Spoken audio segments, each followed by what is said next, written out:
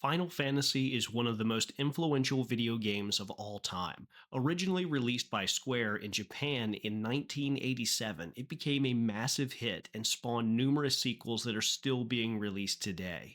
The game was initially titled Fighting Fantasy, but due to a trademark conflict, the name was changed to Final Fantasy. At the time, Square was facing significant financial difficulties, and the word final is believed to reflect the idea that this could be the company's last game. Since its release, Final Fantasy has been remade several times, including the Dawn of Souls edition for the Game Boy Advance and the Pixel remaster. If you're thinking of playing this game, I'd recommend one of those versions. Personally, I chose to play the original NES version to experience it as it was first released. However, the NES version is notorious for its many glitches and outdated mechanics, which can make progress slower and more frustrating. In this video, I not only complete the game, but also collect every item and open every chest. To save time, I've edited out most of the random encounters and kept level grinding to a minimum. I managed to beat the game at level 30. Alright, welcome to my Let's Play of one of the most famous RPGs ever made, the original Final Fantasy game on the original Nintendo Entertainment System. So as legend has it, it's called Final Fantasy because this was supposed to be the final game for this studio.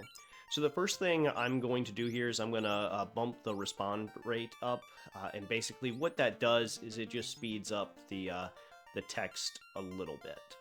Now I'm playing this after just finishing Dragon Warrior, which was the original Dragon Quest game, and there's already a lot of improvements that I'm noticing. So there are many different ways that you can kind of go through this game. You're allowed to have 4 characters, and you can kind of pick whatever classes you want. And each class has its own pros and cons. The fighter is basically like a tank class. He is going to absorb a lot of hits, very high HP. He can attack really good. He can wear just about any armor, use just about any weapon in the game. Very good class. There's actually some people who choose, who can go through this entire game with 3 fighters, because the fighter, if you chose a team of 3 fighters, you could kind of breeze through this game because the class is slightly overpowered. And I'm gonna name my team after the Ninja Turtles, so I'm gonna start off by calling my fighter Leo. After Leonardo from the Ninja Turtles. You can kind of name your characters anything you want, but you're limited by 4 characters. All right, and now for the second character, I'm going to go with a red mage. A red mage is kind of like a jack of all trades kind of character. The magic in the first Final Fantasy game is a little bit underwhelming. It's very difficult to make a team of just mages, but I'm gonna go with the red mage simply because the red mage is like he can attack, he can use spells, but the downside is he's not as powerful as a black mage, but he's more versatile. So that's why I'm gonna go with the red mage here as my second character.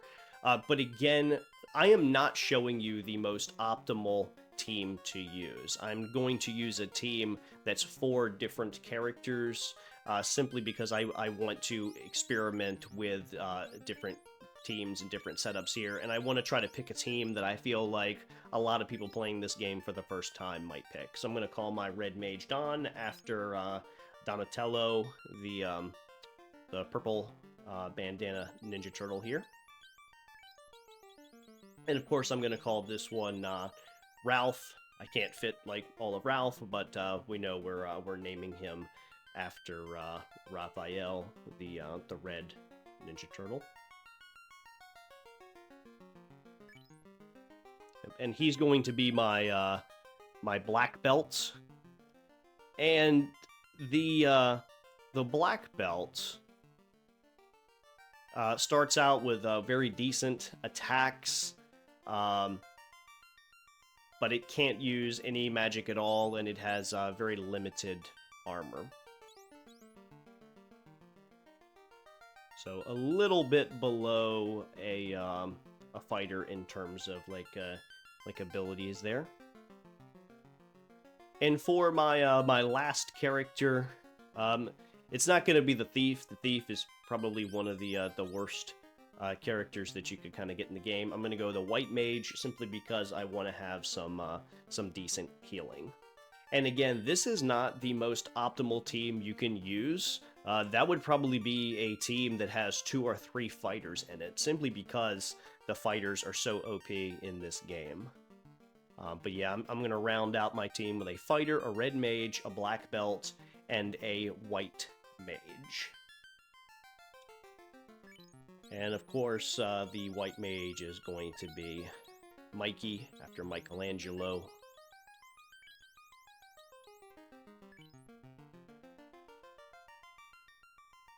Alright, so I've got my team, and take a look at these graphics. I actually kind of like them better than the Dragon Quest Dragon Warrior. And this game, because it's so old, it does have a lot of errors in it. Like, for example, the intelligence stat doesn't really do much at all. All the guards kind of say about the same thing. I'm going to talk to a few people, but there's really not much going on here. The king's looking for us, so we're going to go talk to the king right now. And here's the king. And I love how, unlike Dragon Quest, you don't have to click on the stairs to go up the stairs. You don't have to click on the door to open the door. You can kind of move around. All right, so we're on like the 2nd floor now. Let's check out some things over here. Yeah, so but anyway, we're supposed to rescue the princess. So kind of like just how Dragon Warrior starts off. It's always like the princess that goes missing. You'd think they wouldn't let the princess leave without an army of guards. Let's explore the castle a little bit more. The queen has locked herself inside of this room, but apparently she didn't lock the door very well because we just walked right in. So there's the queen.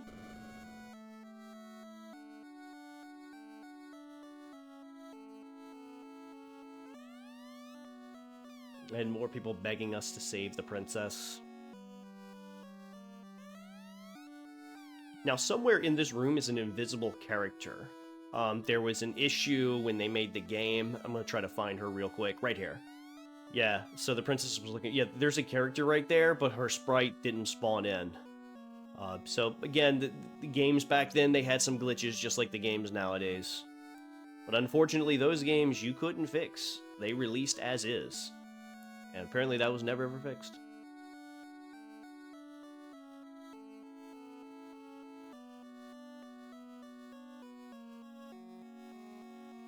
And we'll explore the town outside in a little bit.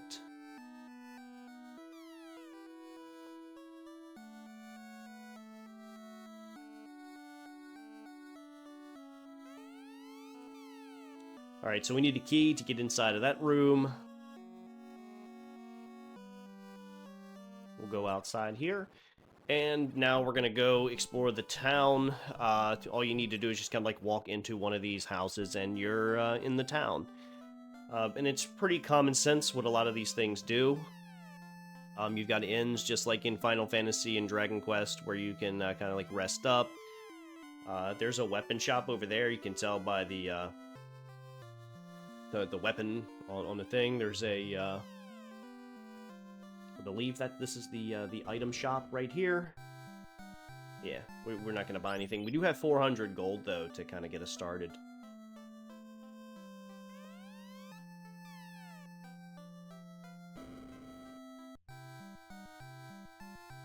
This is the clinic where you can revive characters. If they were to die, it costs a lot of money, though.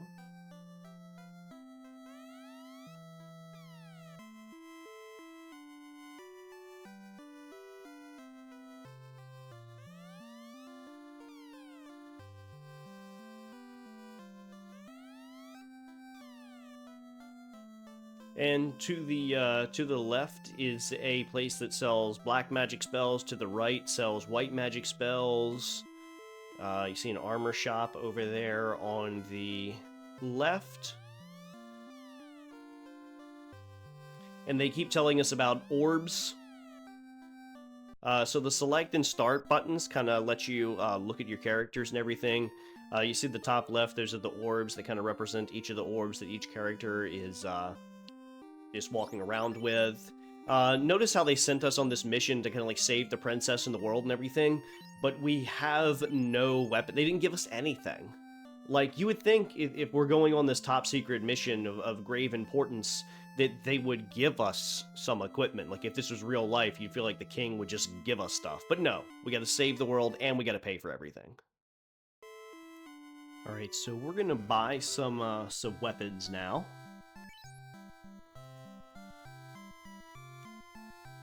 So, first thing, the rapiers. We're gonna get one of those for our fighter. So, like, our lead character there is going to use a rapier, and I believe that I can also purchase one for Don, my red mage.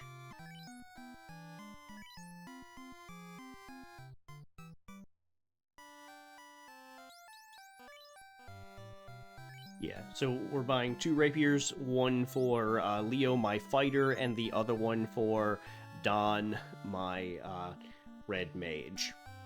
Alright, so now we have to get something for my black belt. We're gonna get the wooden nunchucks and give them to Ralph. And for my white mage, we're gonna give him the iron, which is a hammer. For some reason, white mages in this game wield hammers. But yeah, we're gonna give the white mage a hammer. And now, thinking about this, I should have probably made my black belt Michelangelo, since he uses nunchucks. But oh well. Alright, so we've gotten every single one of our characters a weapon. And you can kind of go in here now and make sure that they're equipped. So yeah, so we're going to equip everything.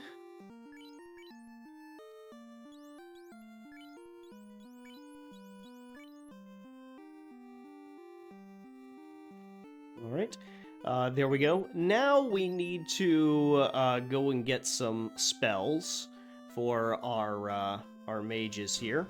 Well, actually, first let's go ahead and get some armor. We're gonna get the chainmail for, let's see here, Leo, our fighter, and we'll also get some chainmail for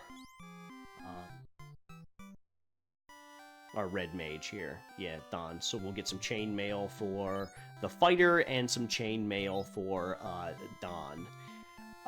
We could get cloth and wooden armor, but what that does is, so the problem, we can equip like cloth and wooden armor to the other characters, but by doing that it reduces their evasion to the point where I don't really think it's worth it right now to give them any armor. And there's different strategies and different thoughts on this, but I am not going to be equipping anything to my black belt or my white mage, at least for right now.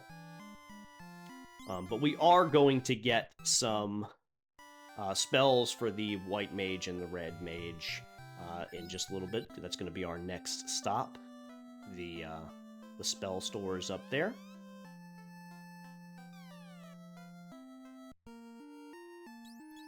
Yeah, but let's first make sure that we equip the armor. Equip the chainmail for Leo and Don, the fighter and the red mage.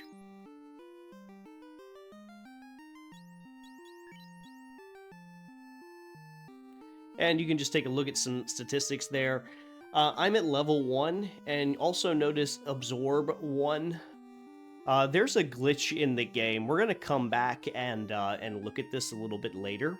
But there is a small glitch in the game where Absorb, as you level up, the Absorb should match whatever level you have. And when it comes to the black belts, that is not actually the case here, and you'll see that a little bit later. And yeah, his evasiveness on there, if you were to put some armor on him, his evasiveness would get decreased a little bit. All right, let's go take a look at some spells. So we'll go and take a look at the White Magic here. So we're going to buy the Cure spell for Michelangelo, my White Mage. Harm is just a like a damage spell. Fog, I don't remember what that does off the top of my head here. Ruse, that makes it so that you can, that increases your evasiveness, so it makes it so that you have a better chance of running away from battle. Right, maybe Fog does something a little bit similar. Alright, so let's get out of there, and now let's go look up some white spells, some white magic spells. I mean some black magic. Yeah, so we're gonna buy the fire spell. We've got the sleep, the lock, the lit spell. We're not gonna worry about any of those for a while, and we've actually just spent the last bit of our money. So the fire spell is the only spell that we're really gonna go after for right now. Now, eventually, I am gonna want my my black mage to know cure, or heal, but for now, of course, we're not gonna worry about that. But we are gonna start to go out and gain some experience here, and start messing around with the battle system. All right, so yeah, so let's go out here. And the battle system in this game is very similar to that of a any kind of RPG. You see, we've got the fire spell there on our red mage. All right, so now we're gonna walk around here. I'm gonna get into a few fights, and then I'm going to do some battling off screen.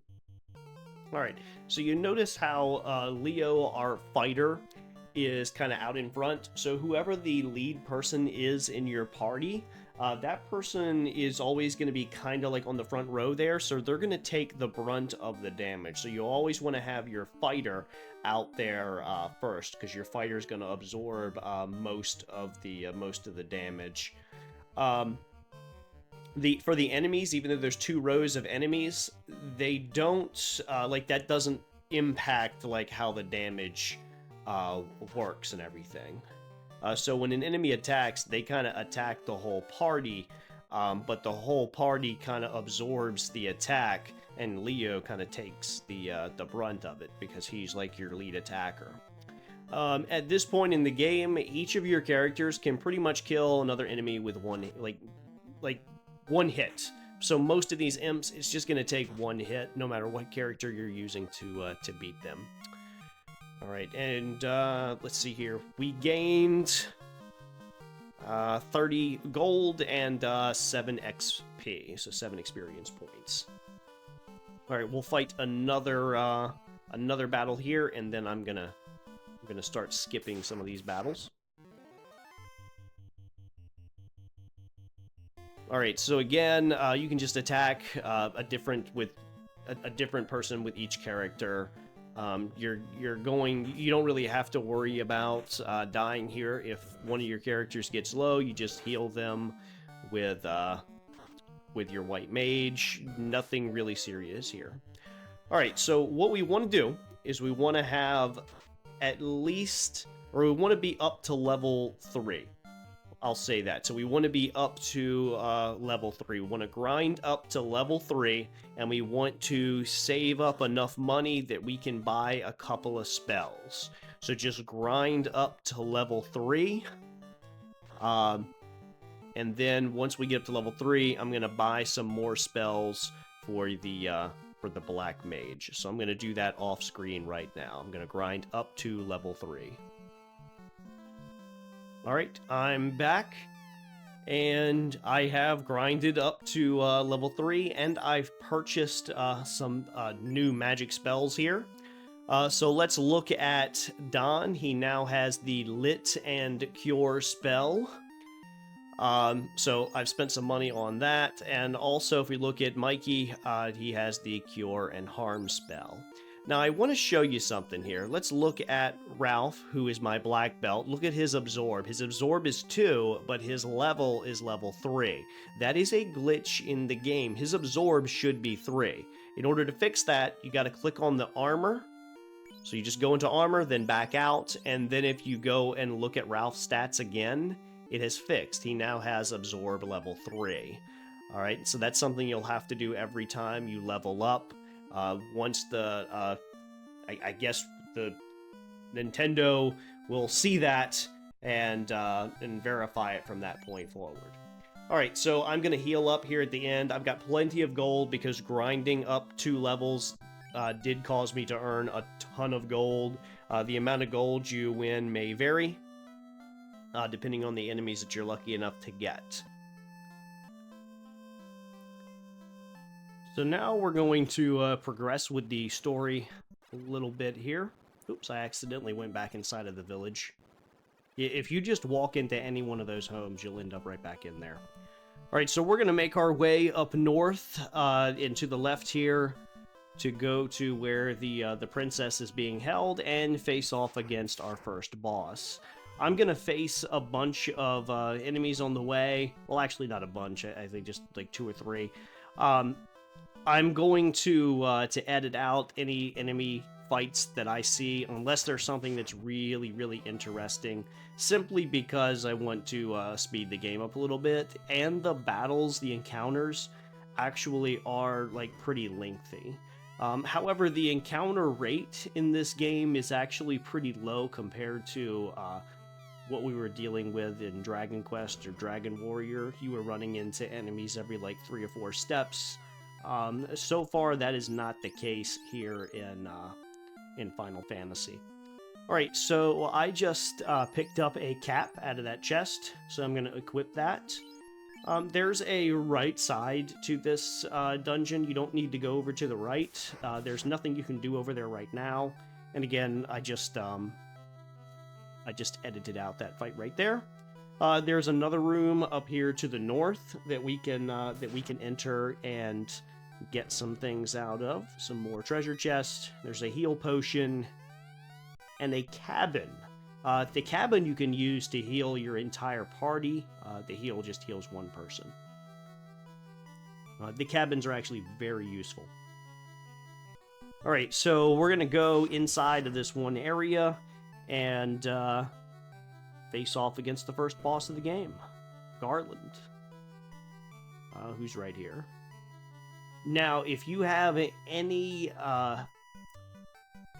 in your party who has, we'll say less than 30 HP, you're probably going to want to heal them up. Like Mike, for example, I need to heal Mike, so I'm actually going to start off with casting Cure on Mike. With your Red Mage, you can use Fire on Garland. But yeah, Mike's going to cast Cure on himself. And then I think it should take 2, possibly 3 turns, depending on our accuracy here. But he is not that tough. With a level 3 party, you should have no problem, as long as nobody gets below 30 HP.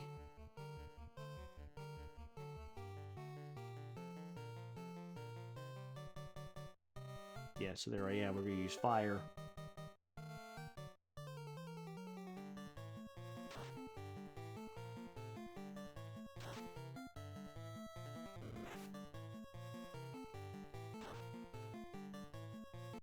Alright, that's it. Alright, so with Garland gone, we can now rescue the princess, who is right behind Garland. I think you can walk through these bats, I'm not sure. I always wait for them to pass, and then I go and wake her, or then I go talk to her. And we are instantly teleported back to the king. So we can talk to the king, and he thanks us, and now he tells us that those magic orbs, we need to activate them. So that's going to be the segue into our next quest here. We can also talk to the princess, and she gives us a loot, which we're not going to need until almost the end of the game. Yeah, by the time you need it, you'll have forgotten all about it. Alright, and she also tells us, hey, get the orbs.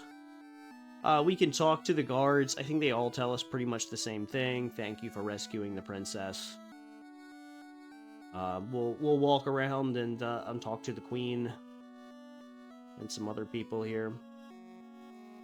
Yeah, here's one of the guards. Yeah, thank you for talking, or thank you for saving the princess. Yeah, let's go downstairs and talk to some more people. Remember, the queen was still locked up in her room. This lady is actually another princess. So she's the princess's sister. So I guess like that's another princess. So I guess like she's the princess that never gets into trouble. And remember, down here was the queen who locked herself away. So let's see what she has to say. Thank you. That's it. Thank you. You'd think she'd make us some cookies or something, but no, just thank you. And up here to these people, yeah, thank you for rescuing the princess. I'm not going to talk to everybody. Here's the invisible lady. She says thank you as well. Yeah, and he just told us that that loot is going to come in handy.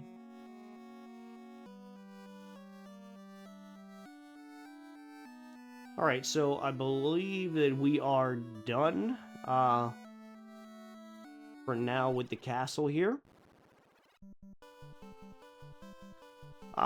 And I guess we can rest up at the inn before making our journey to the next area. Yeah, so let's heal up at the inn.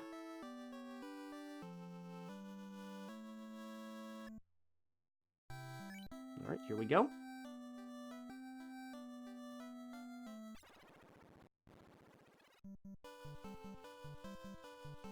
All right, and now we're gonna head north across this bridge. Up here, and something special is going to happen. Boom! And so their journey begins. So everything up to this point has been the prologue. This is the actual beginning of the game.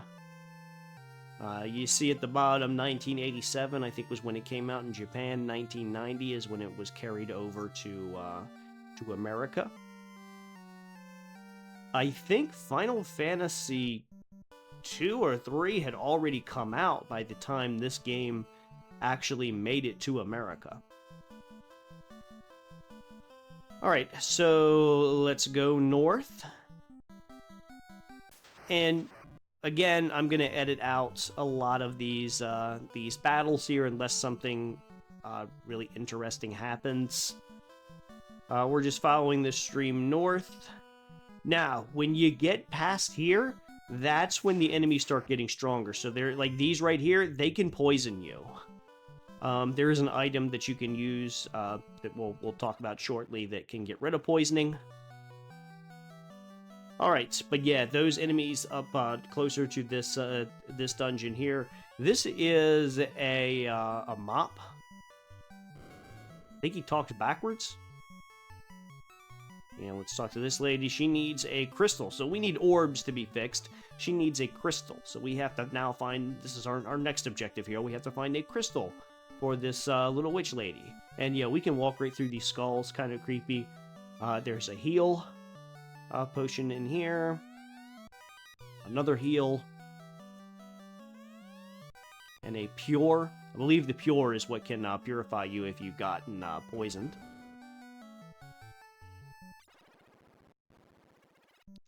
Alright, now we need to get up to level 4. If you hold down B and hit select, it will actually open up a world map, which I thought was kind of cool. I don't think Dragon Quest, Dragon Warrior, the original, had that. But yeah, we're going to level up to level 4. Alright, so I've leveled everyone up to level 4, and I am back at town. I just went into the inn. Now, before we go to our next area, you might want to have a few items, a few heal potions, a pure, which will heal us in case we run into any critters that give poison. Because we are going to encounter some enemies that are slightly stronger than the enemies that we faced so far. I don't anticipate it being that difficult of a journey, but there is always the possibility that we could lose one of our people, especially the White Mage. The White Mage seems to be the one that gets hit the most by enemies because of its low HP stat. Alright, so we're going to go up into the east now. And just like in the past, I'm going to skip over some battles, although there is one battle that I want to show once we get into town. So yeah, I'm going to skip through these.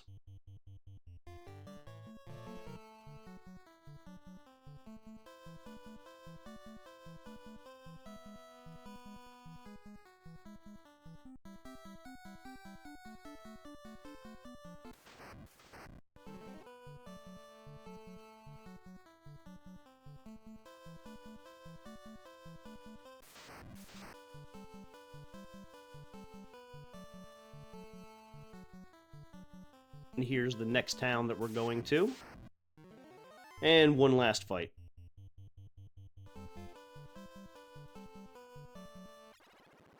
Alright, we do have one battle to fight in here. But yeah, so this is the next town, and there are quite a few things that we want to buy here. Let's talk to this guy. He says, help, but provides no details whatsoever. Yeah, so we're gonna have to figure out what he needs. Town's been invaded by pirates. Okay, so we're gonna have to deal with some pirates here. This is kind of a boss fight, but not really because they're extremely easy. Alright, so this is the pirates.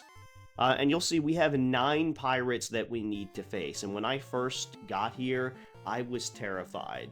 But these pirates are extremely easy. Every single one of them can be killed in pretty much one hit. You don't have to worry about dying unless, for some reason, every pirate just seems to target one character.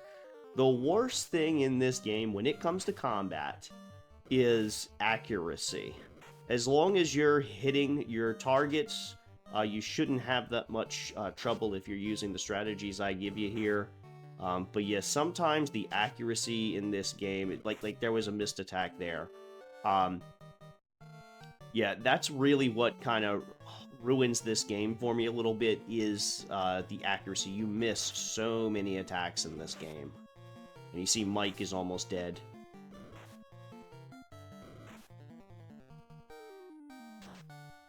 But yeah, every single person can be taken out with pretty much one hit. So yeah, we're down to about one more round, and we'll have all these guys taken out. And they're still going after Mike here. Yeah, here we go.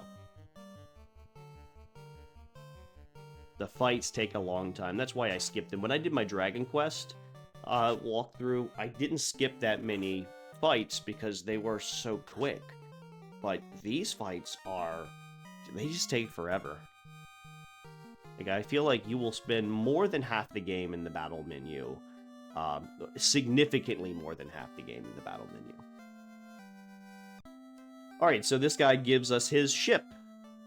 We'll have to figure out where that is a little bit later.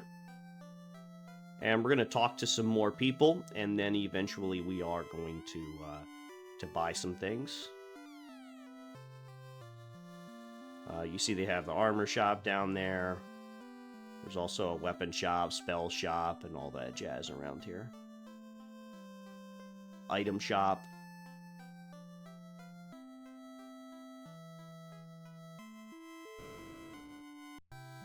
So we're going to go into the armor shop here, and I am going to buy a wooden shield for my fighter. So Leo is going to get a wooden shield.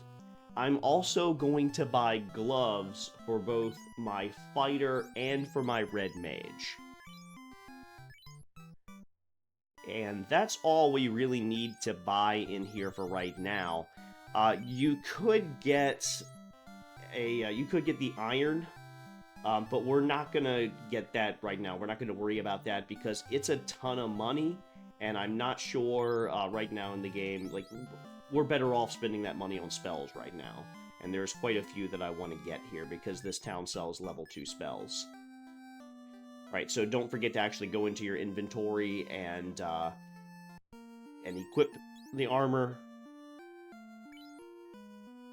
So yeah, so equip the gloves, equip the wooden shield.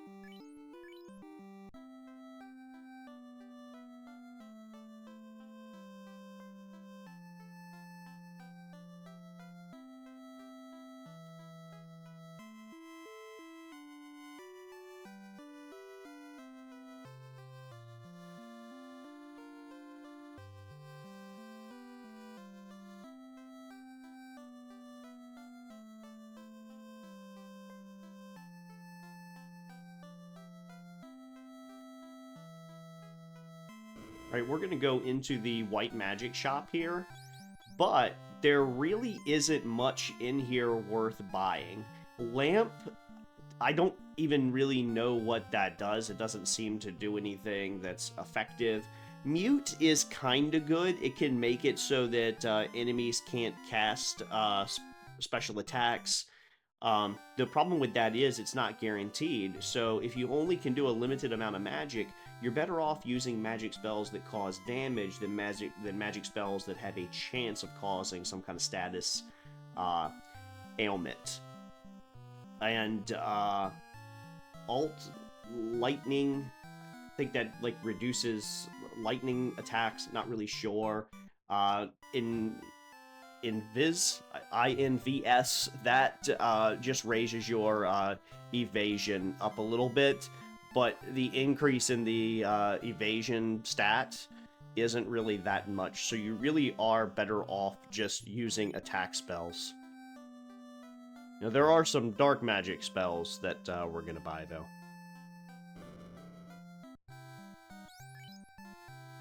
Alright, so the first spell we're going to buy is Ice.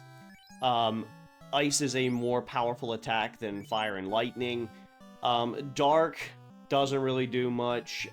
Temper can increase your attack power, but I believe in this version of the game it's kind of glitched. In other versions of Final Fantasy, the game is a lot easier because you can use that temper. And Slow, I believe, halves like the enemy's hit points. But again, you can kill them quicker just by using magic attack spells, not using status ailments. So yeah, in this game, the status ailments don't make a lot of sense when you can use your limited magic spells to inflict damage rather than status. And going into the weapon shop, we're gonna get 2 short swords here. One for the fighter and one for the red mage. And that'll replace our current weapons, which we're going to sell back to make a little bit of our money back. Yeah, so 2 short swords.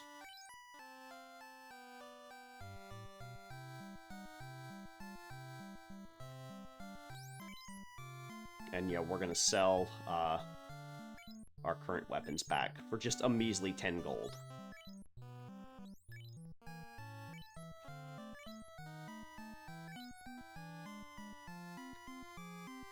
And that's all for right now. Obviously, we don't really have a lot of money to afford the hand axe.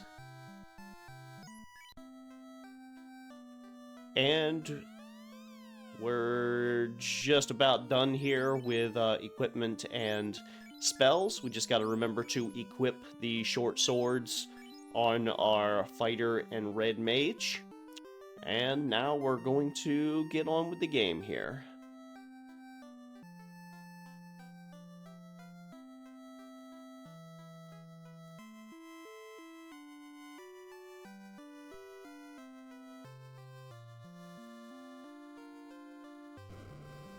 I'm going to take a brief pit stop before I get going just to heal up all my characters. And then we're going to go looking for that boat, because remember we beat the pirates, and now we have access to the pirate ship. So we're going to go take a look at that. Now, in a lot of newer Final Fantasy and Dragon Quest games, you don't get the ship until a little bit later in the game, and then you get an airship at the very end. The enemies in the ocean are extremely strong. I mean, extremely strong. So be very careful. Don't be afraid to run if things look ugly. I want to have about 400 gold by the time I get to the next town that I'm going to, so if you don't have 400 gold by the time you get to this port, you might want to fight some more enemies around here. But you should have close to that amount. Now you see this city looks very similar to the place where we started. I actually so this is the city part, and just like the beginning of the game, there's a city and there's a castle. You can't get to the castle from the city, so if you want to actually go to the castle, you gotta leave the city, then kind of walk around. Oh, there's another port down there. And here we go. Now we're in the castle. So at this point in the game, there are a lot of quests that keep popping up. Like, we gotta find that witch lady's crystal ball that's in the cave. Well, now we have a prince. So in this town, the prince is asleep. There's some spell that's been cast on him where he is now asleep. So we have to find a way to wake the prince up. See, here's the prince that's asleep. And apparently he's been asleep for 5 years, and we need a herb to wake him up. So essentially what we're going to have to do is do a quest to get something, to get a crystal, to get something, to get a herb. So basically it's just like, I don't even know what you call like the old game back in the day, but you give something to someone to get something else, to then give to someone else to get something else, to then give to this guy. I mean, all the quests kind of like at this point of the game have like a chain reaction.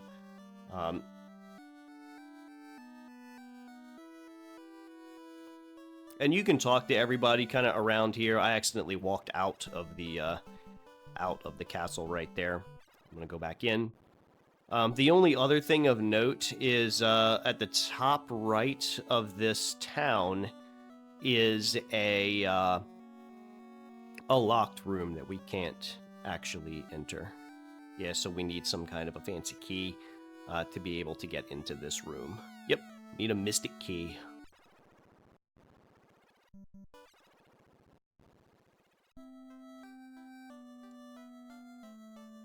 Now, first stop's going to be the weapon shop here. You'll see I've got plenty of money. You need to have about 400, I believe. I'm going to buy the iron nunchucks for my black belt. And I'm going to sell the nunchucks that he currently has, which are the wooden nunchucks. And we want to make sure that we equip them. There we go.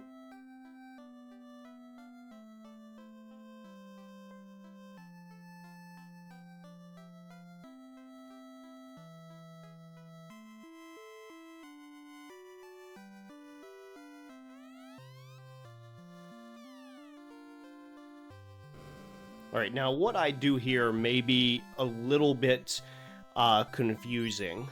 I need to buy some stuff, but currently my fighter can't hold anything else. So yeah, I'm gonna buy the so I bought the wooden helmet for my fighter, but I also want to make sure that he has the iron shield. Basically, just make sure, if you're following along with me, that your armor looks like this.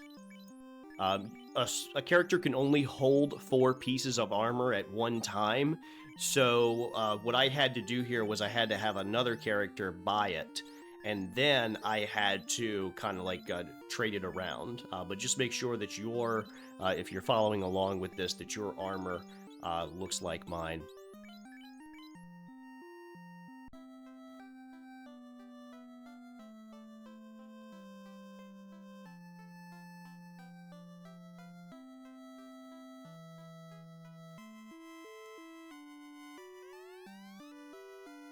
All right, I'm going to talk to some more people here. I believe we're just about done with this town for right now. We're going to have to make another stop somewhere else, though.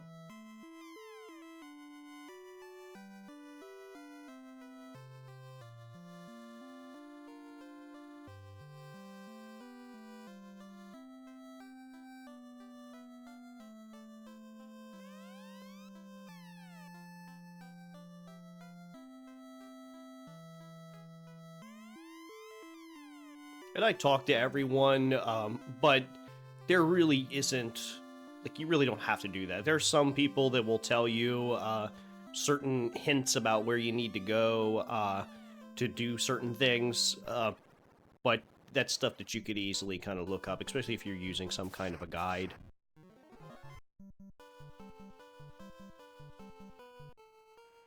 Now, again, remember that the monsters that you face out here on the ocean are a lot harder than things you might have faced earlier.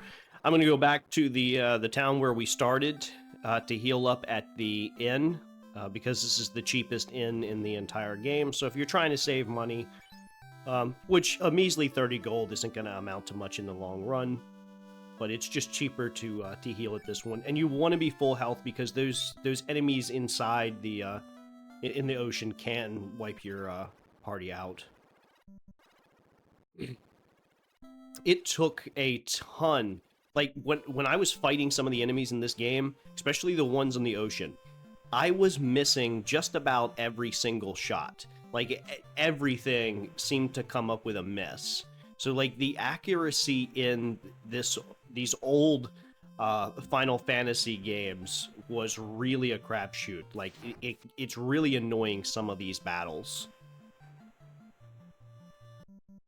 All right, so now we need to go to the left here. I did level up to level 5, and if you go to status on my black belt, you'll see his absorb is 4. If I open up the armor screen and go back, now his absorb is 5. So you got to remember to do that every time a character level up, or every time you level up. Go into that armor screen, and it'll fix that glitch. Alright, so the place we want to go is down a little bit farther south here.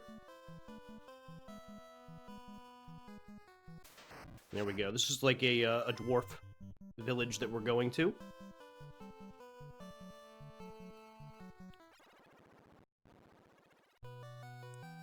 And I'm going to talk to a lot of people. We've got a chest here that we can open up to give us quite a bit of money, 575 gold. I think that's a little bit random. Yeah, there's another 400 and something in there. I think the actual numbers you get are slightly random. Alright, so now we know that the crystal, so we need the crystal to give back to get the herb that's going to cure the Prince of Blindness. I believe that's the gist of the plot here. The dwarves just look so creepy. You can talk to everybody in the town, but you know where to go and what to do. You don't really need to talk to these people.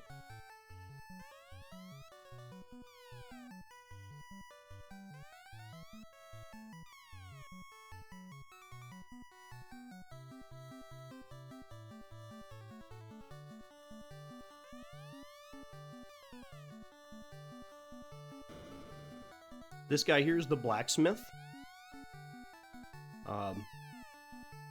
He can make a very powerful weapon for you. I'll be coming back and talking to him eventually.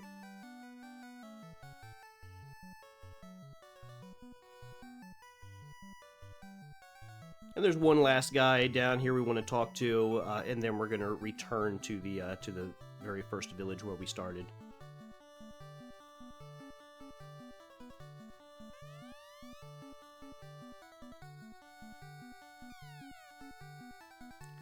All right, so I'm going to go back to our very first town and over at the item shop.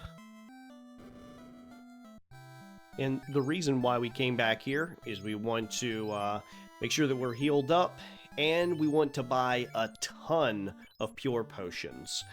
Because where we're going next, there's some enemies that can poison us, and inns don't heal poison. So like if you stay in an inn, it will not heal you. So really the only way to kind of get healed at least at this point in the game, if you have poison, is to use one of the pure potions. So we want to stock up on those. And again, we're going to face some very tough enemies on the voyage over there. Yeah, so I've got 9 total pure potions. I think on the journey, I think I only actually ended up needing 2. But you really want to have them just in case. You might even want to get a few extra heals. Also, let's take a look at my fighter. He's up to level 5 now. Hit percentage. So if you've noticed, I've been missing a ton of attacks. The hit percent there does not that's not actually your accuracy. That's like the chance of you getting 2 hits. So your characters can get an extra hit. And that hit percentage is like their percent chance of getting an extra hit, not their actual like level of accuracy. Just in general, this game just overall has like horrible accuracy, like all characters seem to. Okay, so we're gonna head over with the ship and everything to Elflin, but we're not actually going to go into Elflin. So yeah, so let's get out of here. Let me go get the ship. Yeah, so we're gonna go to that Elflin town where the prince is asleep. But instead of actually going into the town, we're gonna go to another castle. We're gonna go visit the king. So the prince is there. We're gonna go see the king, who's kind of like north west of that castle, or northwest of the prince in Elflin, and he's gonna give us some more tasks that we need to actually do. Yeah, and I ended up going the wrong direction here. If you don't have a map, like, directly in front of you when you first start playing... There it is. There's the port right to the left. Okay, and the town of Elflin is right down south. We're going to loop around it. And I ran into the enemy appearance rate here, or the encounter rate, is really high. Yep, we're going to loop around and then go up north. And the king is up here. And we're going through this, we're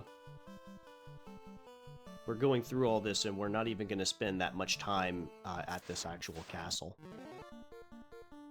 Yep, he's on the other side of that river. And those esps, those snakes, they can poison you. That's where I ended up having to need a lot of those pure potions. Right, there's the castle. Okay, we're here. And the only thing really to do here is just to talk to the king. So we're going to go up and just have a couple words with him, and he's going to send us on another mission. It's like everything in this game, when we go somewhere, it's like, oh yeah, you got to bring this. There's no, like, resolving anything. It's just every place we go to, every guy we talk to, he just sends us on another quest to get something. Alright, so we gotta get, he's been double-crossed. We gotta get the crown. Alright, so I'm gonna go back to Elflin. Okay, so now we have a lot of work ahead of us. We need to grind all the way up to level 10, and then in this town of Elflin, we need to buy all of these things. So be prepared to spend a couple of hours grinding. So yeah, so just southwest of this area, is a kind of good grinding spot, just like a little bit of the ways down south of this town. But this is going to cost several thousands of gold. So yeah, and you're going to have plenty. By the time you grind all the way up to level 10, you should have plenty of gold to actually purchase this stuff. I would start buying things in the order I have here on this list. So once you get, I think the silver swords are like 4,000 each. So once you get like 8,000, buy those silver swords and make things a little bit easier for you. Buy another heal spell. Yeah, buy the Cure 2 spell. Notice I have 99 heal potions. That's the max you can carry. Alright, that took me about 2 hours to do. But I believe that that's going to be the most grinding we'll ever do at one time. And you see, I've bought all of the spells for my my Red Mage that were on my list.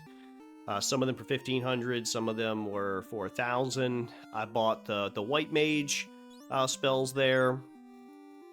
And if we look at weapons, we've got silver swords for the fighter and the Red Mage. I also sold Ralph's nunchucks that he had, because at this point in the game, Ralph is really effective with no weapon at all. So the black belt doesn't need a weapon.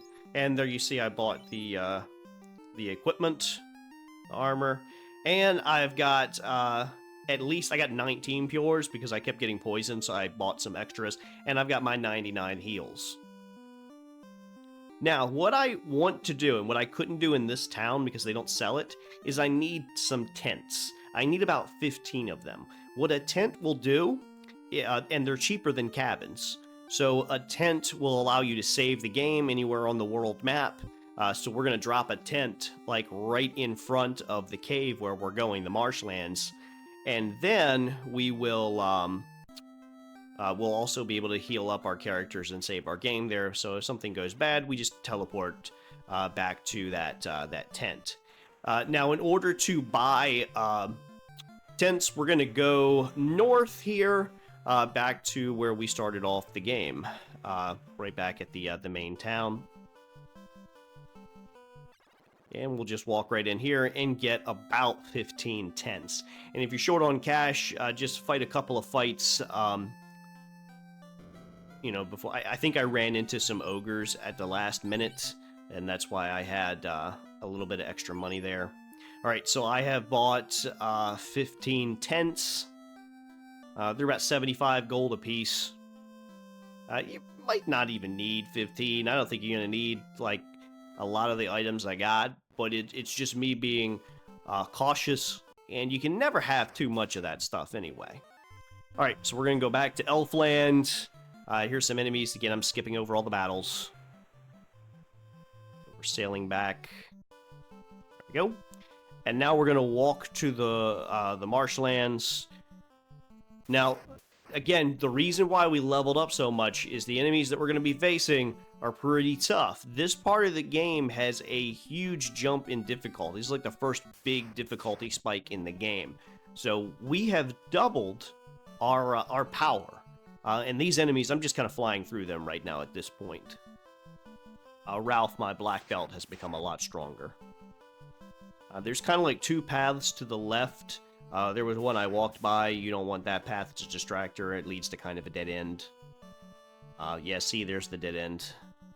Yeah, so you want the second path, and you want to head south, and you'll see the hole. That's where we're going. Right here. Now, we're also going to need, first of all, to drop a tent right out here. And the tent, again, it's going to heal us up a little bit. Just a little bit of health. The tent doesn't give you a lot of health, but it does allow you to create a save point, which is helpful. Now, if you're playing like I am on an emulator, it really doesn't matter that much. And I assume most people playing this game this day and age would probably be using some kind of emulation. But back then, if you wanted to save right there, you needed that tent. Alright, now you'll see that there are two paths that we can go. The path to the south is where we ultimately want to go. However, the path to the north is going to allow us to get some money and some items. Items not really that important, but I'm going to show you where everything is anyway. There's some enemies that will poison you, so that's why we brought along those pure potions. So you see I got poisoned by those enemies there. The bats that you see, they're not really a threat. At least I don't think they are. They never attacked me. Yeah, and it's a straightforward path that we're going. Not much to it. Again, those enemies right there can poison you. I'd recommend using some magic on them. You have to be selective about your magic. Because you want your magic to kind of like last you as a last resort if you get into tough spots. So don't like... I mean, I figure at this point in the game, you probably realize that the mages are not that powerful strictly because they can only use their magic a limited number of times. So you have to be very selective. Now, their spells are powerful, but the biggest downside is that limitation, only being able to use those spells a select number of times. And you saw us pick up an item there. I think it was like a dagger. We don't really need that. This has some money in it. That's always useful.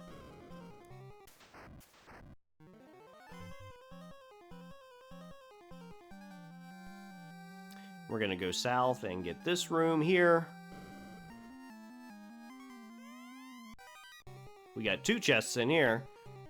Short sword, which we don't really need. And then here is some 620 gold. Which again, you always need gold. Never turn away money.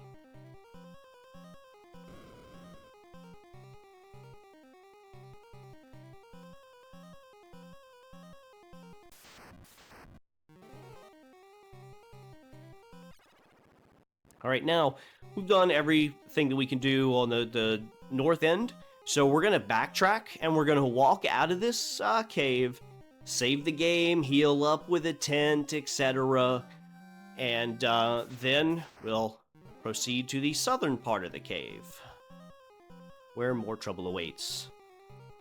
I think I just skipped over a section there, but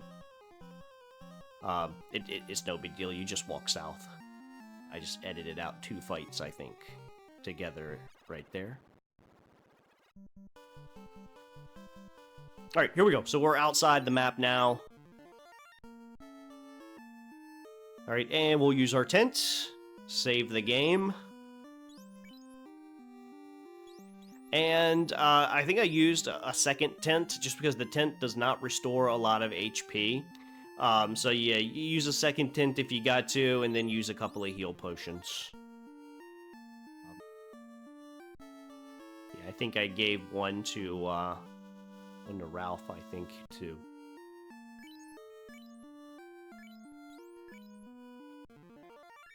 Yeah, so we're gonna give a heal potion to, yeah, Ralph. The heals and the tents do not restore a lot of HP. That's why we had to buy so many. Right, now, let's go back down into the tunnel and head to the southern end of the cave.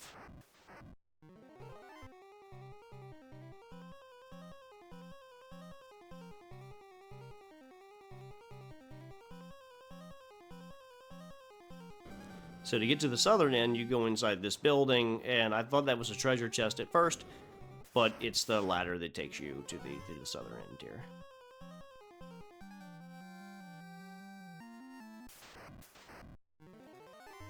Alright, this building on the left there, you don't need to go inside. There's nothing of value there. This one we need to go into just to get around, and there's the stairs that take us to the next area. So we're on the bottom floor now, and there's a very, very important item that we're here to get, and it's not this.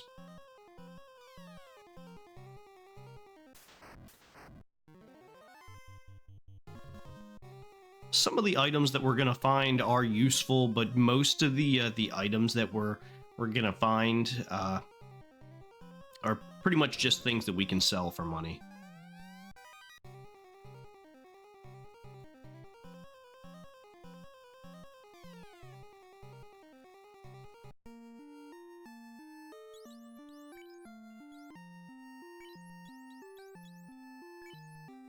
We can, however, do something with this copper ring. What we want to do is give it to Mike, the White Mage, and have him equip it.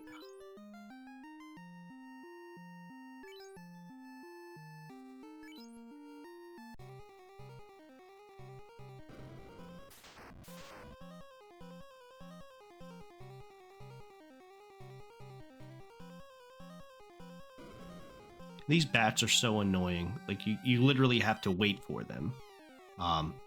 We have a house, which can heal us. It's like a better version of the tent. And there's nothing in that other box, or the other treasure chest.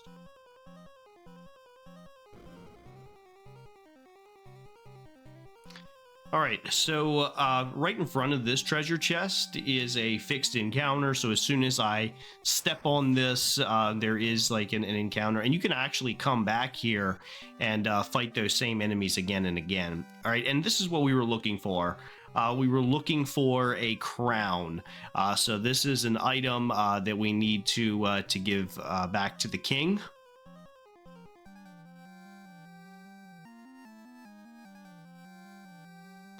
So we're gonna need to head to the elf castle and take that item to the king. But we do need to get some more chests first before we leave. We got 385 gold here.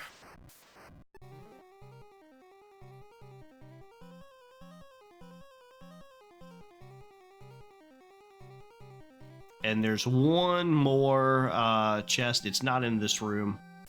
I believe it's in the room right above it. Right here, I think. Yep. There we go. And it's just some more money. All right. So now we need to go back to the elf castle and give the crown to the or the Northwestern Keep, I think is the name of it. We need to go and give this back to the king, the crown back to the king, so that we can advance the plot here. We're going to all those little side quests and main quests that we've gotten the past couple of or the past like half hour. We're about to solve all of those rather quickly. All right, so I'm out of the marsh cave, and I'm going to use a tent to heal up a little bit and save here.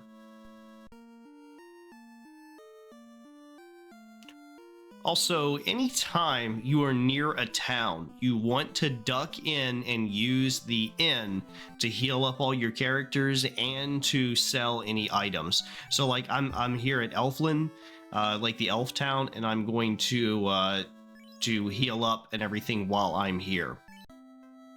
Anytime you come to a town, you want to do that, like replenish any items.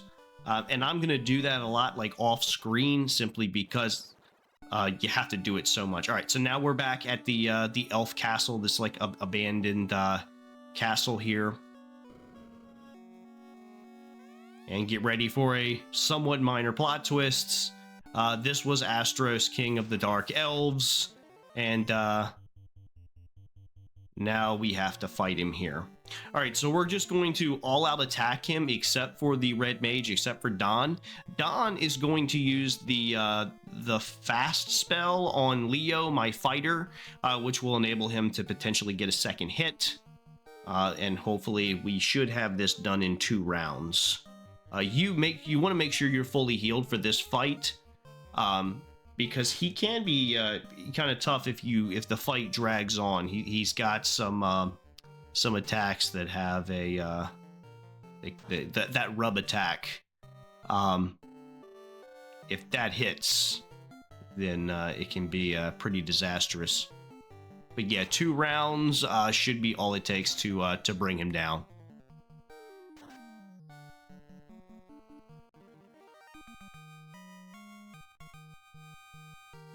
And there we go.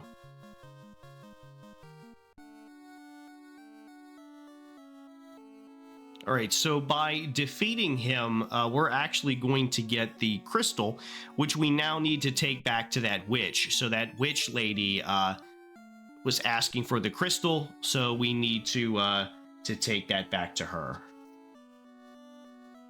Matoya's Cave, I think, is the name of that place. All right, so we're gonna take our little boats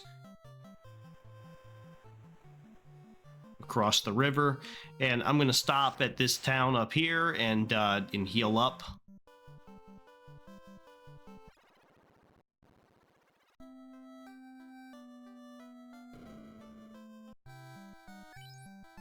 And again, anytime you come by a town, or by a town, you want to heal up. You want to sell any armor that you're not using, any armor that you don't have equipped. You want to sell that stuff, so that, because if you don't sell that armor, if you don't sell those weapons, eventually it kind of like just fills up in the yeah, you see. So anything that's like not equipped, you can go ahead and sell that stuff. Same thing with like the armor. Anything that's like not equipped, we're not using, there's no need to have it in your inventory, so just go ahead and sell it. All right, so now we're back on the boat. We're heading up north, and we're going to go underneath of this bridge. It looks like you can't go under the bridge, but you can. So the boat will sail under the bridge, and we can use this to take us up to Matoya's cave, which is up north there. All right, so we're in her cave, and now we got to give the witch her crystal ball back.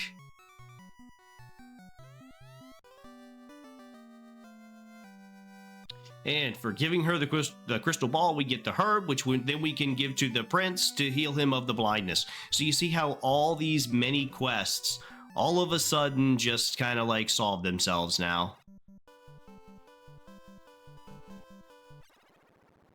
All right, so we're done. Now we're going back to Elfheim, and we're gonna give the herb to the prince's mom, I guess the queen, so that way he can be healed. Yep, so he's sleeping, and now he's going to wake up. So he's not blind, he's just sleeping. Now, in exchange for doing that, we get another really good item that we need. The Mystic Key. So now we can open all these locked doors. So throughout the game, we've been finding rooms that have been locked and we couldn't get into. Now we can get into those rooms. So now we have to do a bunch of backtracking. This is why when you play this game, you really need to have a map available, like that you can pull up so that you can remember how to get to things. Like on another, like an actual like map, either from like the Nintendo Power Guide, or from somewhere online, an actual like overworld map. All right, so from these, from all of this, we get the silver there. We're gonna give that to Mike, because that's stronger than his iron hammer there.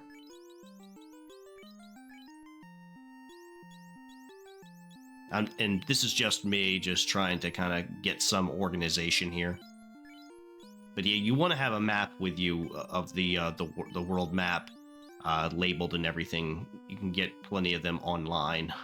Just kind of like have it nearby or on your phone or something when you're playing this game, just so you know kind of like where to go. And yeah, I'm just going to switch this around. So give the copper to Leo. And then we can sell that extra pair of gloves.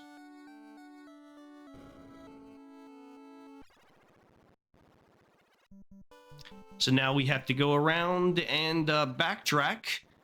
And basically... oh yeah, now, again, as I said, you want to sell everything that you can. So yeah, that's what I'm going to do now. I'm going to go around and sell everything that I don't need and buy a bunch of stuff.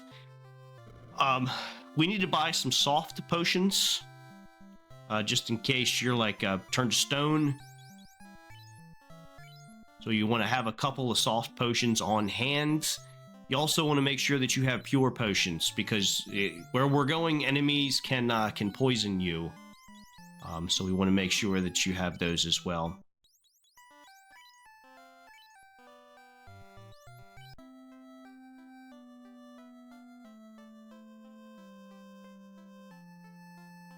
All right, and again, sell any items while we're here that you don't need.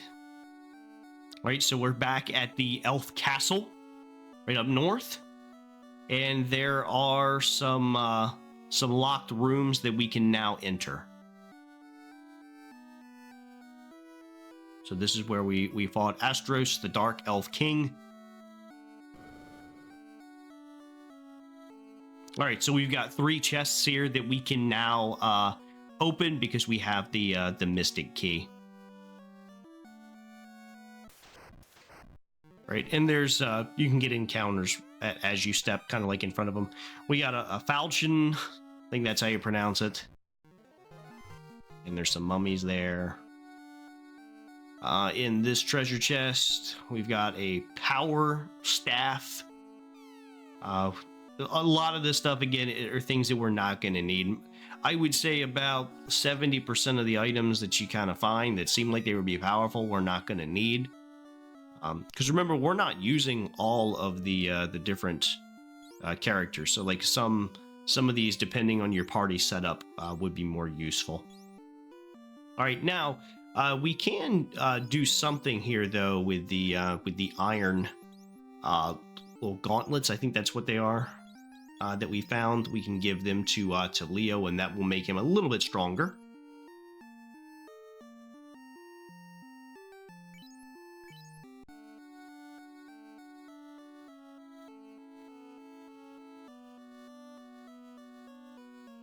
And that should be everything in the elf castle here.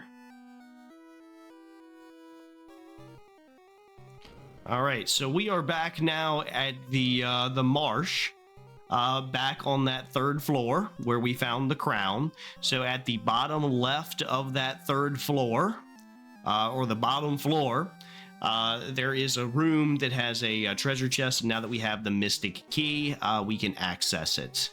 All right, and inside the treasure chest, we've got like a silver ring. And we'll go ahead and look at that here.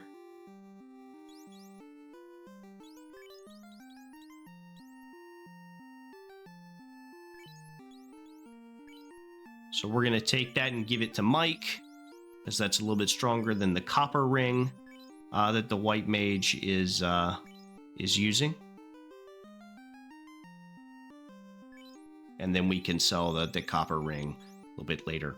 Also, my characters have like leveled up here. You've got Ralph, who's level 12 now, along with Leo.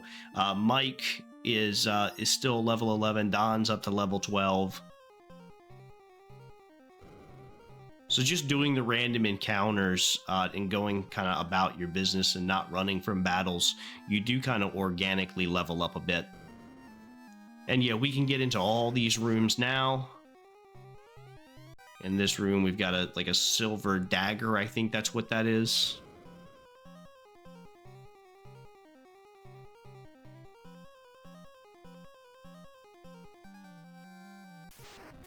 And there's some more. And I had to, Don got poisoned, so he kind of messed up my part. I hate how the game does that. Like, so anytime you get a character that gets poisoned, the game just kind of shuffles your party around.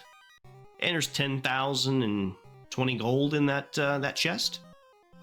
Yeah, it's kind of annoying. I feel like a lot of people that are like Final Fantasy fans that play these games a lot stay away from the NES version simply because it just hasn't aged well in regards to like how the layout works. There's so many quality of life improvements that have come in future iterations of this.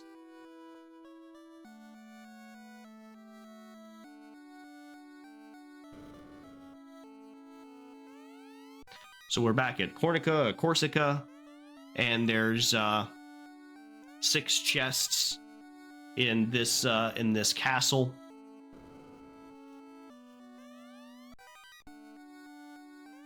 Again, most of the items in here are things that we're not going to need, but we are going to need this TNT. They've got explosives in the castle. The dwarves need the TNT. That's the TNT that the dwarf in the dwarf cave was asking for.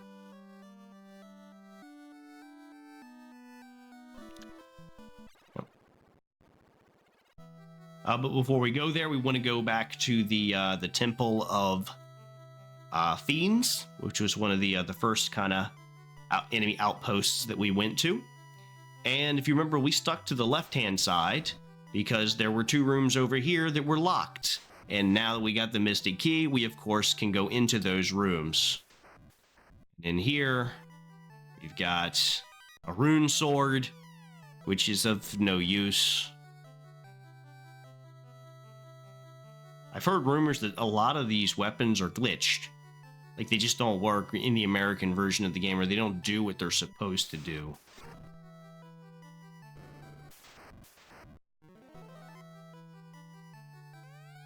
And here there's a wear sword. And a soft potion. Alright, now we can go to the dwarf cave and turn in that TNT.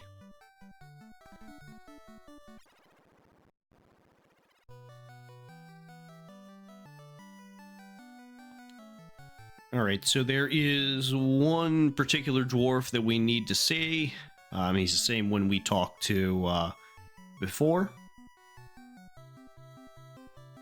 And by handing in this TNT, the dwarves are going to basically make a canal for us to use to be able to cross over to the other part of the map.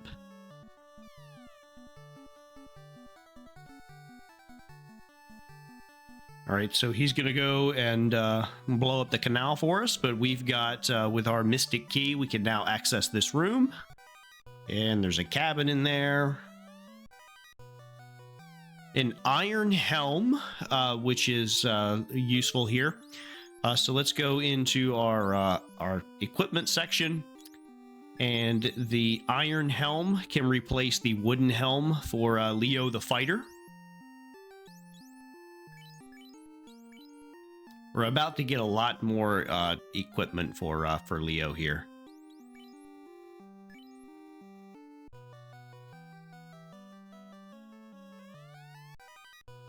A dragon sword, which is not useful in our party setup. I believe that that's a good weapon for a thief. Silver, wooden. Silver, more silver here. We can use that.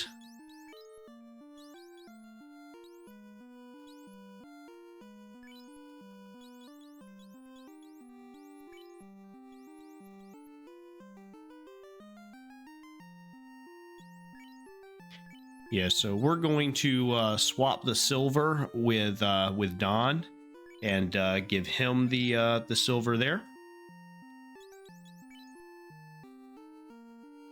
And you'll notice I've got quite a lot of things that can be sold. So as soon as we're done with the cave here, the dwarf cave, we're going to go and sell like a lot of this stuff. Yeah, so I've just stopped by at Cornelia, and I've sold all the weapons and all the armor that I didn't need. And now we're going to take our ship. We're going to leave Cornelia, and we're going to head through the canal that the dwarves have built. So we're just going to head west from Cornelia, and we'll come to this patch of land here, head up, and right here, the dwarves have used the TNT to kind of blow a hole for us, and we can now go to a little area called Melmond, a little town. I think it's called Melmond. I think that's how you pronounce it. And we're going to talk to a ton of people around here just to kind of get the backstory of what's going on. But the people, like, it's not really that important that you talk to everyone if you have a guide. I mean, if you're playing this like originally back in like the late 80s when it came out, then of course you would need to actually talk to the people to know where to go. But essentially we're going to need to go to the Earth Cave in a few minutes. But if you just talk to these people, they'll kind of tell you basically that that's what you need to do. They also talk about vampires.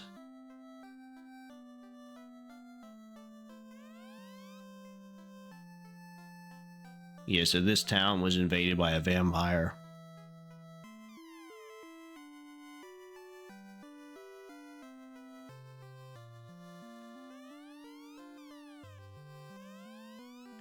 And yeah, so the Earth Cave is going to be our next like big destination, but we've got a few things that we need to take care of first before going there. We're gonna do some shopping at this town and another town. And this guy just tells us where the Earth Cave is relative to this town.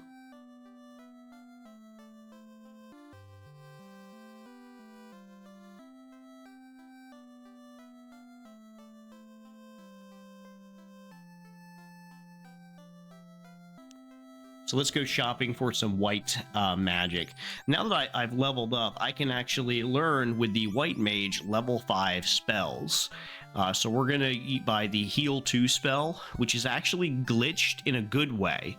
If you use the Heal 2, I want to say in combat, it functions as a Heal 3, or maybe it's out of combat. Well, in some situations, the Heal 2 spell can function as an overpowered Heal 3 spell.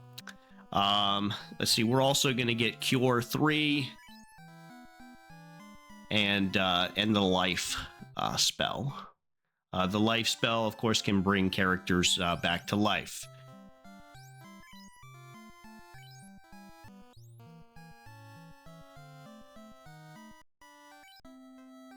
This is why you want to be selling your old equipment so that you can afford to buy all of this stuff. All the money, like it all counts now. And our Red Mage, we're not gonna buy anything for him yet because I don't believe he can actually use level 5 spells yet. But at some point, it might be worth like investing in some things.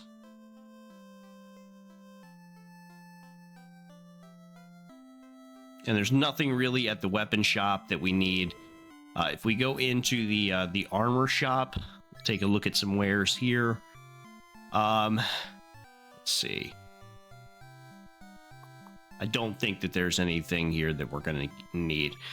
When we go to the next town, we'll definitely need to buy some stuff.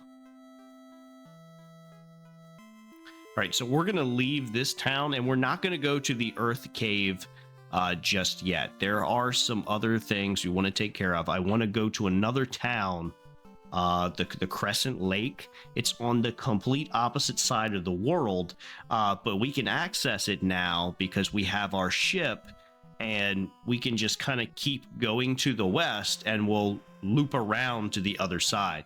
Yeah, so we're going to go down south a little bit until we get right underneath of this peninsula right here. So I'm going to go south just a little bit more here. And now I'm going to start heading west some more. And eventually I will make it to the complete other side of the map. And we'll come to a place called Crescent Lake, where we'll be able to buy some more, some better armor for our fighter.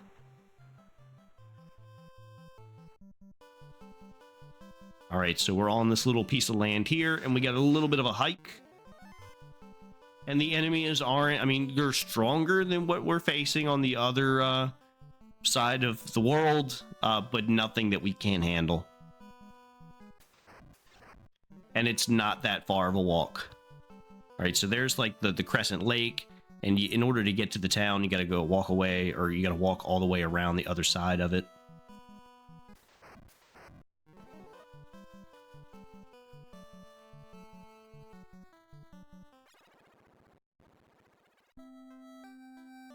All right, here we are, and we're going to go directly to the armor shop because there are quite a bunch of things that we want to buy and sell here. First of all, we want to sell everything except the iron chainmail, the iron body armor. So we want to sell the iron shield, the iron gloves, the iron helmet. We're just going to keep like the iron body armor. And we're going to upgrade all of his equipment to silver stuff. Yeah, so the silver body armor, it's not worth the investment. We're not going to get that, but we're going to get the shield, the helmet, the gloves, and the buckler we're going to buy for somebody else. But yeah, we just want to buy everything for Leo right now, our fighter.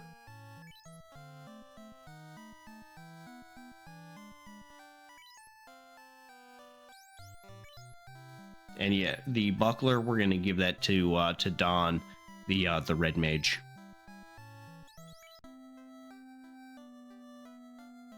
And now we'll hook everything up.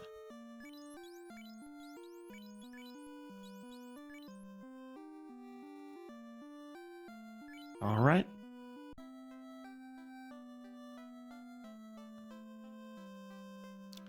And we'll talk to a couple of people here, but nobody really has anything good to say. But there is something really cool going on here in this town, just off to the east. There's like a kind of cult thing going on here. We'll heal up at the end.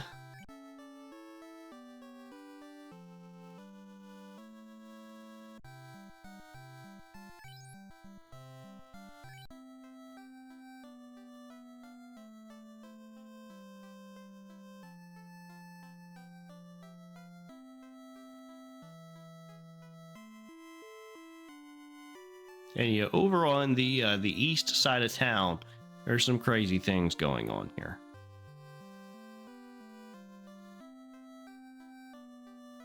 So these guys tell you a little bit more information about the orbs that we need to collect. Yeah, there's some kind of prophecy that has drawn these people here. The 4 fiends have seized the orbs.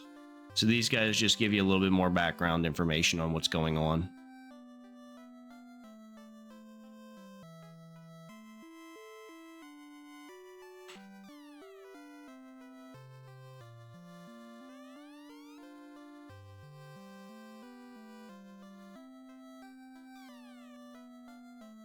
And we're going to the Earth Cave first. So probably looking at the Earth Orb as our first orb.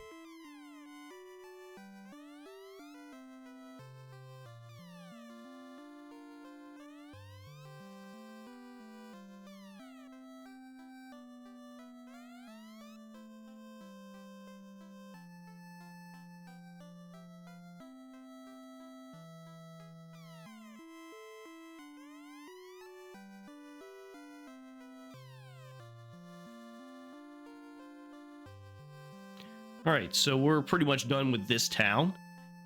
We're gonna make our way back to Melmond, and then we're going to ultimately go to the Earth Cave.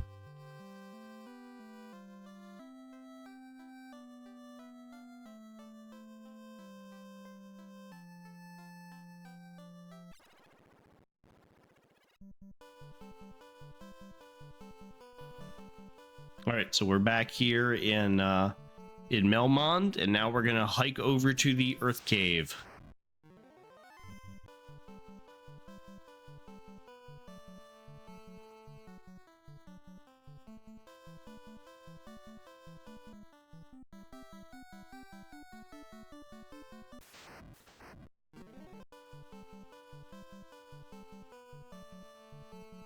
And there's the entrance right down there. And I'm gonna heal up right at the front here using a tent.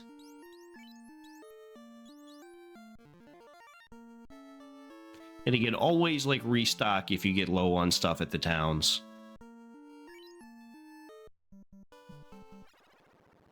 And here we are.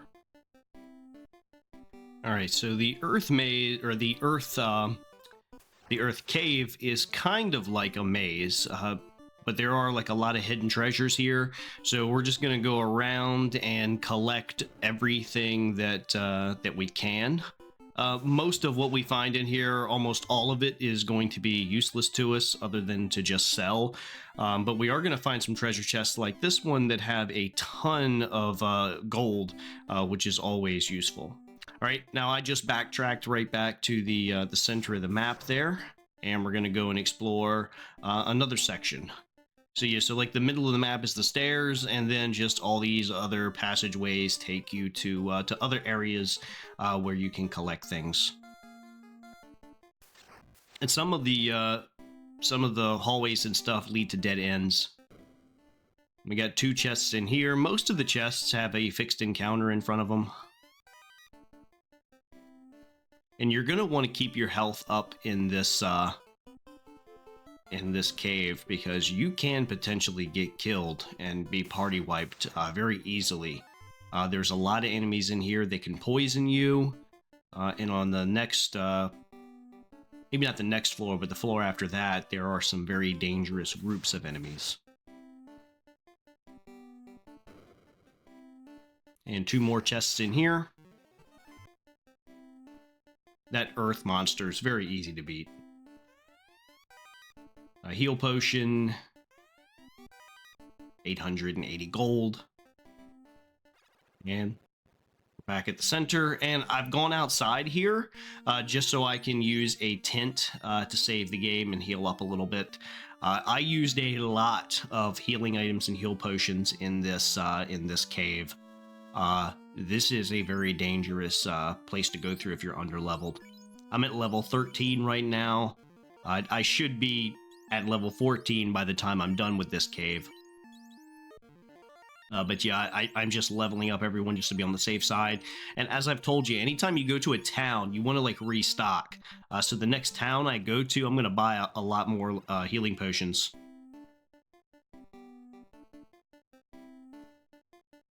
And those soft potions that we bought earlier might come in handy.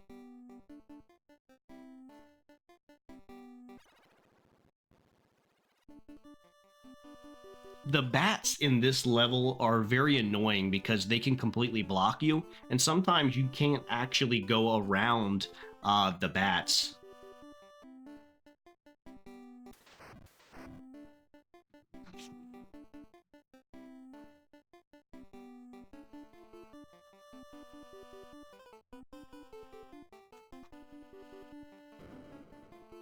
And this place has 3 treasure chests in it. A coral sword, which not useful at all. We can sell that later.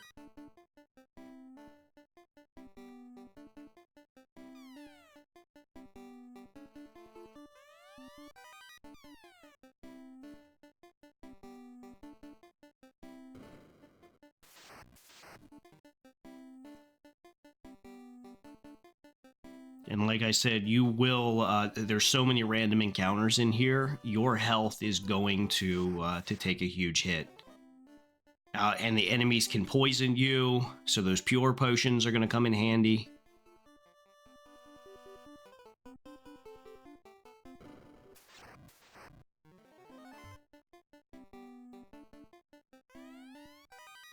$5,000 gold, so we're getting pretty rich by going through here. We're going to afford to buy some good stuff.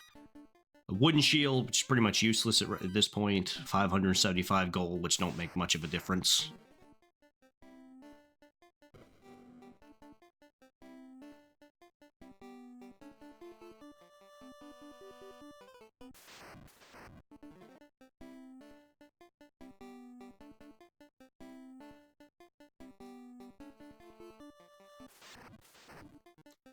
And we're moving to the bottom layer of the cave now, where the vampire boss is. This is the most dangerous part of the cave because the enemies will attack you in groups, and there's also enemies that can turn you to stone. So if you get turned to stone, you need to use that soft, the soft potion, which will make it so you're not stone anymore. Enemies can constantly poison you here. The fire spell, a lot of if you have like a group of undead enemies, your red mages or black mages fire spell 2 can take out a group of them. Or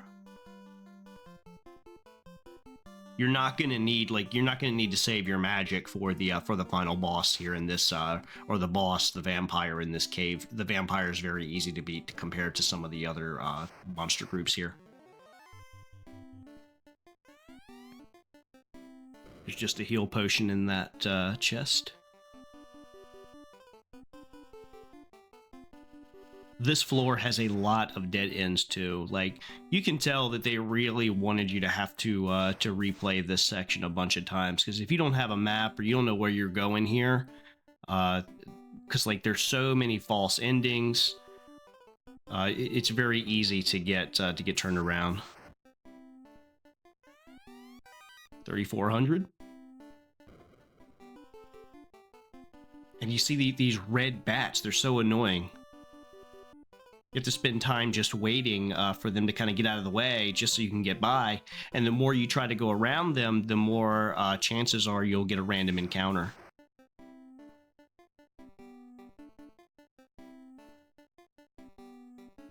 There's a lot of false rooms that don't actually have anything in them. This one does, though. There's a lot of earth monsters that protect those chests. And look, there's a bat as soon as we walk right out. All right, this room up here has the boss for the area, the vampire that we've been hearing about. He's not that strong, just hit him with a bunch of physical attacks, and that's it. 2 or 3 rounds of physical attacks, and that's all you really need. Just make sure your party's healed up a little bit, everybody above like 150 at least. And they paralyzed me, stunned me. That's why, if you didn't get stunned, you could probably take me out into 2 turns easy. Might take me 3 simply because I had a character get paralyzed. But he's not that strong. You know, Ralph is close to dying though, but it'll be okay.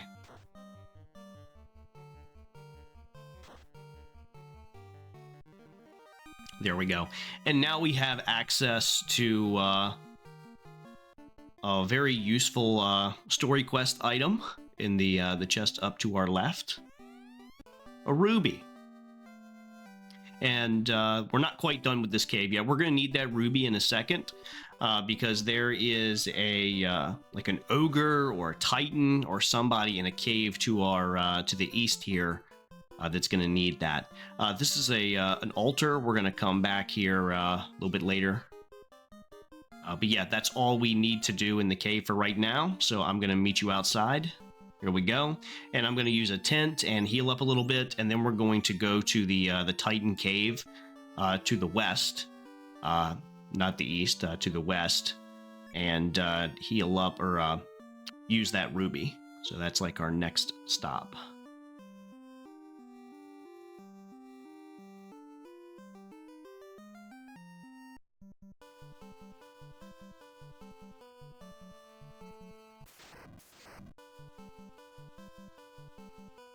Yeah, so we're going to go to the west and then up north and kind of around to the left here. And we should see the cave. All right, there we go. See, if you tried to go to this cave without the ruby, then there would be a man blocking your path. But now that we have the ruby, we can give it to this ogre creature right up here, or this titan, and he's going to make it so that we can walk by him now. Yep, he likes the ruby. He eats the rubies, and now we can get by him now, and we can progress on.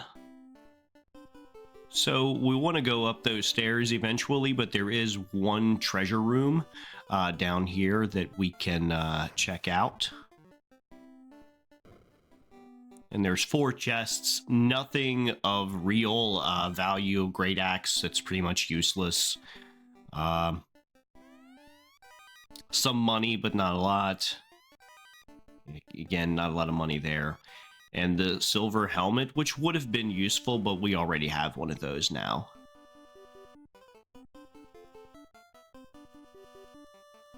And we want to sell that extra armor and weapons the first chance we get. Alright, so there's another cave entrance down at the bottom, where we're going to meet a man who's going to give us an item that will allow us to go back to where the vampire was and access a hidden stairwell.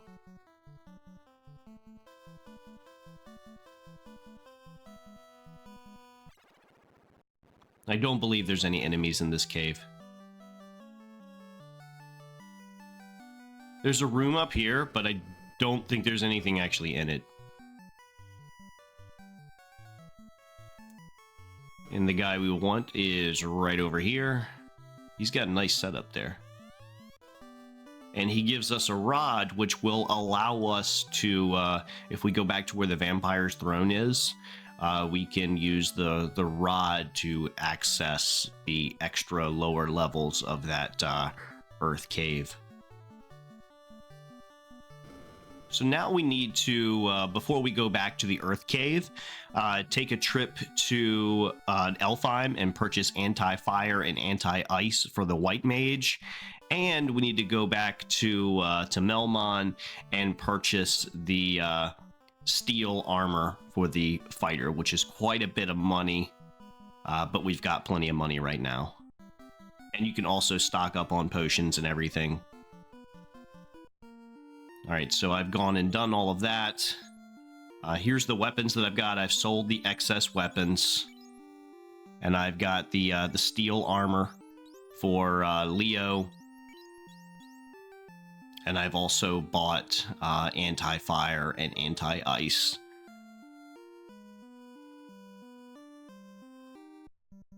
All right, and I'm back at the Earth Cave. So we're going to go into the Earth Cave now. Back to the throne room and use the rod to access the throne. And this does take quite a bit of time to actually, because we've gone, I believe this is the 3rd floor. We're going to go 2 more floors. So we want to make sure that you have plenty of healing items because you are going to need those. The boss battle isn't that tough though. So we use the rod on the throne there, which then gives us access to this hidden passageway. And before going on, we want to make sure that we open up a few treasure chests. And again, most of these treasure chests have fixed encounters in front of them. 3,400 gold, so you're going to have a ton of money. So even if you buy the steel armor, you'll get all that money back by the time you're done with this cave. Another 5,000 right there. 1,500, not counting what you're collecting just from beating these enemies.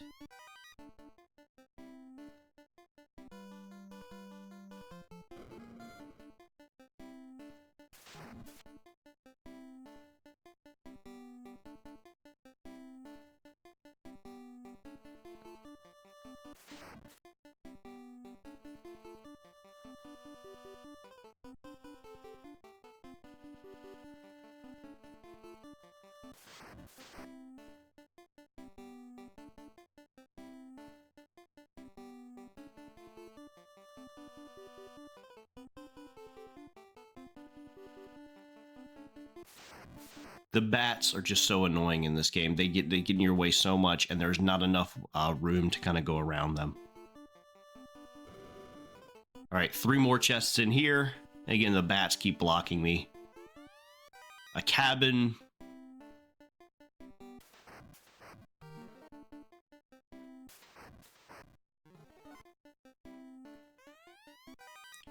$1,200. So far, it's not even worth coming down here. And a silver shield, which at this point we don't really need anymore.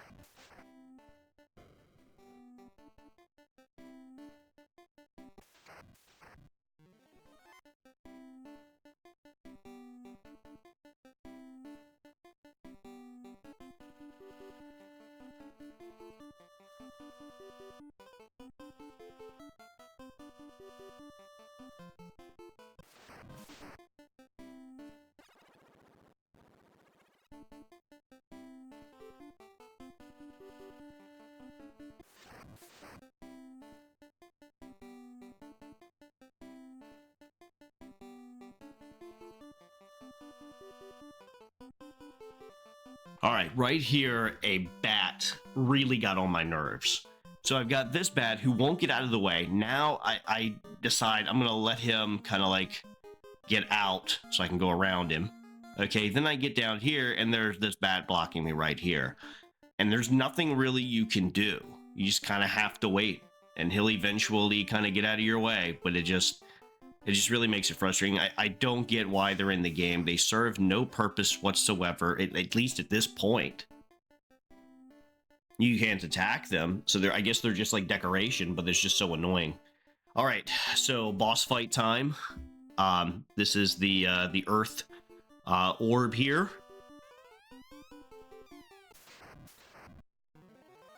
So we should be able to beat this boss in 2 or 3 rounds.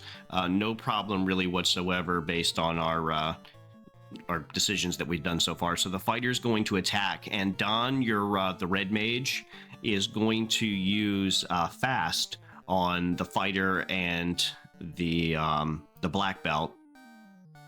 Yeah, so you attack with your attackers, and then he's going to use anti-ice to protect me from Lich's attacks.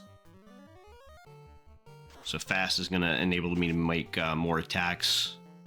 Yeah, so he uses ice moves, so that anti-ice is important. That's why we bought that.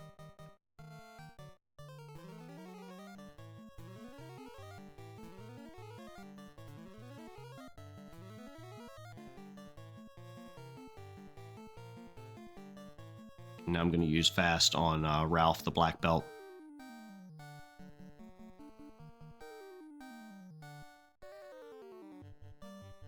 And I'm going to use heal just in case, because I want to make sure that I'm not going to get wiped out here. He put me asleep, but it's no big deal. At this point, I've got this.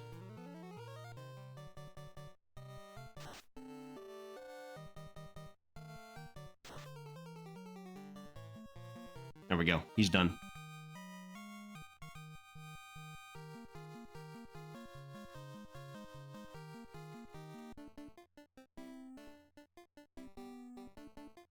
All right, so now we have the Earth Orb, so we're going to use the Earth Orb over here. And now we've got one of the 4 orbs taken care of.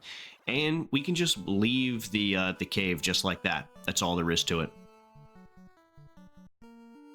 And you see we have that orb there now. I'm going to use a tent just to save the game here.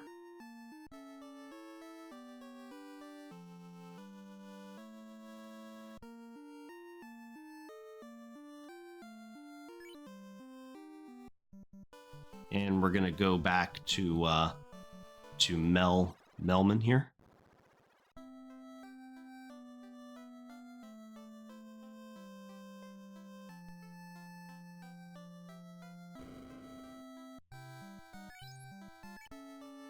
And we'll rest up at the inn.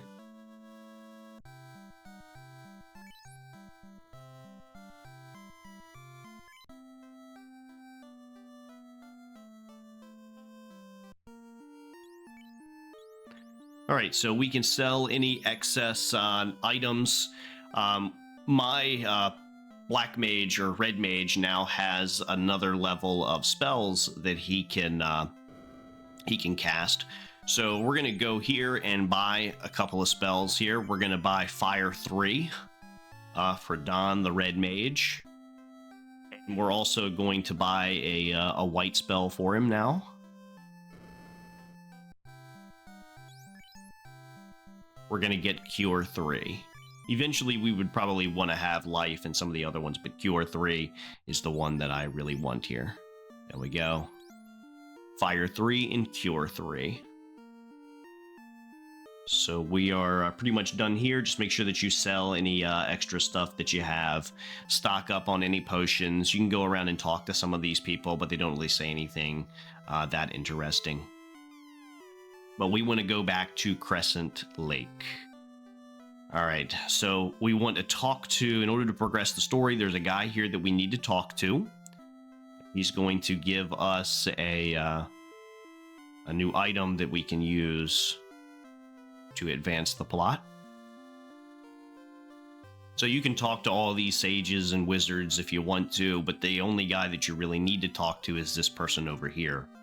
He tells us where to go, and he gives us a canoe so we can get there. So a canoe is like a modified boat. So now those little river passageways, we can just cross those. And also the canoe you have with you at all times. It's not like the boat where you have to remember where you parked it or where you anchored it. I could have just left the town right there.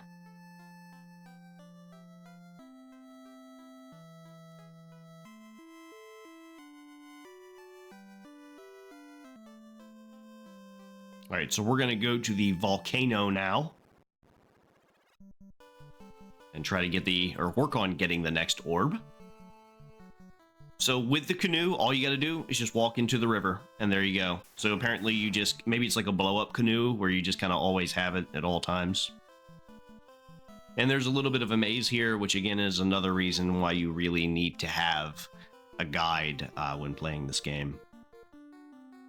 And we're getting, we've probably seen at this point, probably about 75% of the world map. So I feel like it's bigger than Dragon Warrior, the first Dragon Quest game, but not that big overall.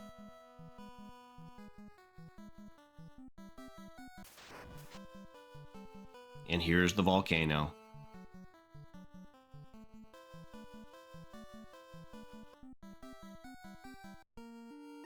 And we're going to use a tent just to kind of make a save point right in front of the volcano and heal up a little bit.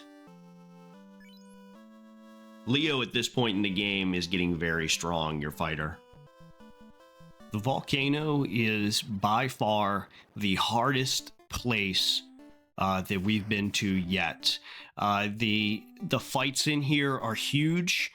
If you come across, I think they're called red gorgiles, you want to run away. In fact, don't be afraid to run away from a lot of fights in here, because you can always do kind of like what I started to do in this volcano when my health started to go down.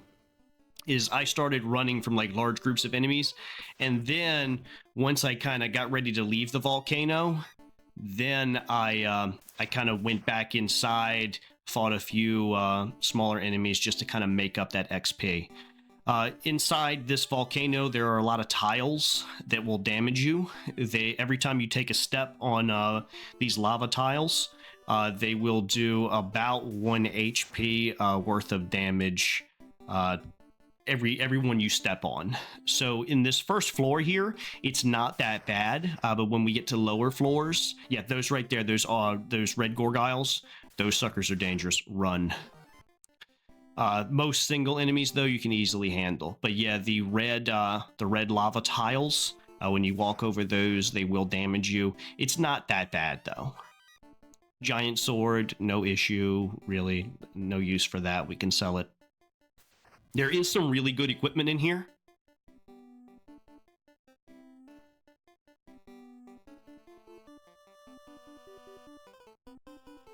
But yeah, don't be afraid to run away. You can always kind of grind up in this cave a little bit later, kind of like on the first floor, to kind of make up for any fights you ran away from. But you don't want to get you can die here in this cave if you're not, or in this volcano if you're not paying attention.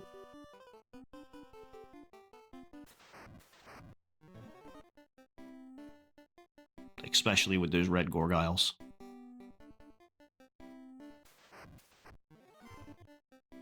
Alright, I actually forgot to get that chest, but I went back later on the way out and got it. All it is just a couple hundred gold. It's not really anything. It's that big of a deal. Make sure you open all these chests. It is a treasure trove down here. And also, there's a lot of dead ends in this cave.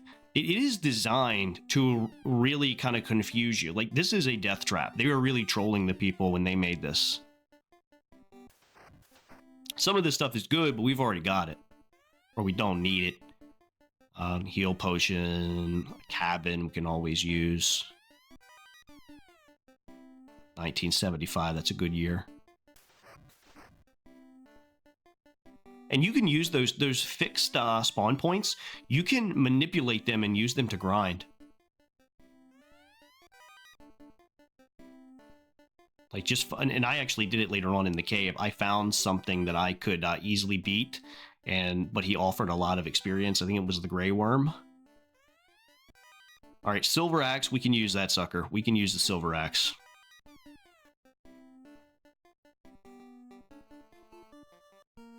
So yeah, we're gonna give the Silver Axe to Leo the fighter. It's a little bit better than the current weapon that he has.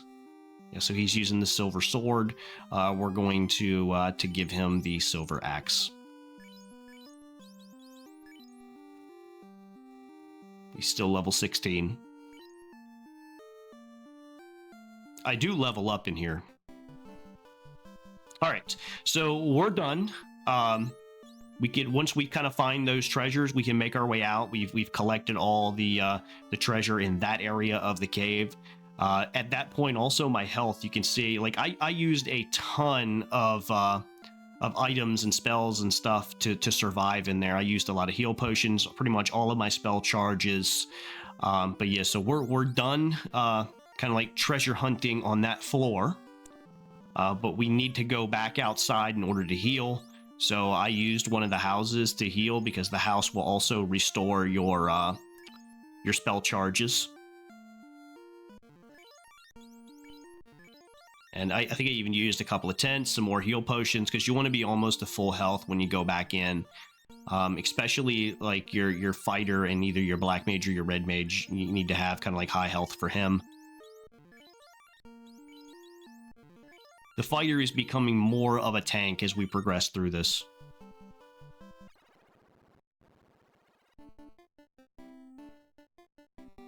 All right, now, so we've done all the treasure hunting in that one area. So now we can just bypass it and go straight to the next floor. So all that stuff above us, we've already been there. And there's still quite a bit of treasure hunting to do here. But the enemy encounters are a little bit less. I feel like they're not as bad. I didn't run into as many red Gorgiles. Yeah, the ogres and stuff aren't that bad. You see the screen flashing there? That's because of the tiles that we're walking over. If you're just walking over a few, it's not that big of a deal. But when you start walking over a lot, like I was doing there, the damage can really start to add up. Like by the time I get out of this room, I'm probably going to have to heal myself.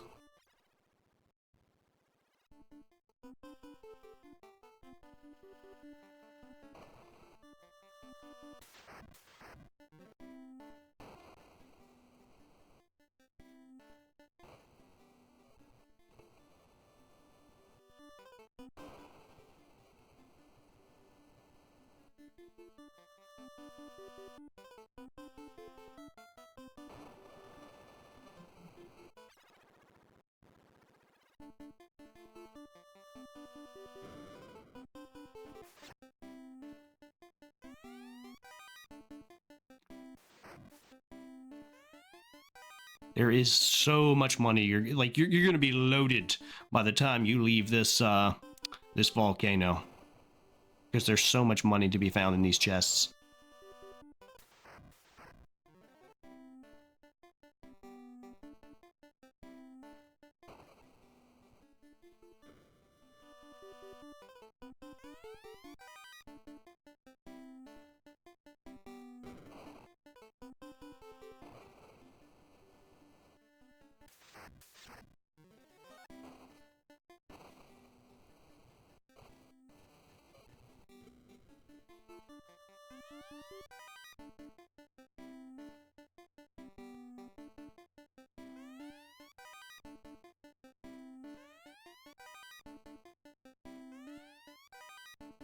There's an ice sword. So the ice sword, we're going to give that to Don. It'll replace his silver sword.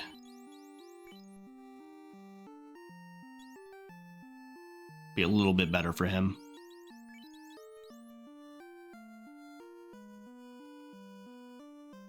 And I'm just looking at the stats there of Ralph the Black Belt, trying to see how close we are to leveling up again.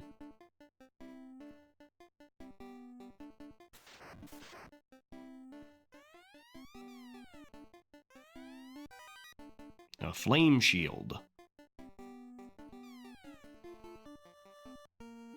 So the flame shield we are going to use. We're going to give that to Leo, our fighter. So you do find quite a bit of good equipment in this volcano.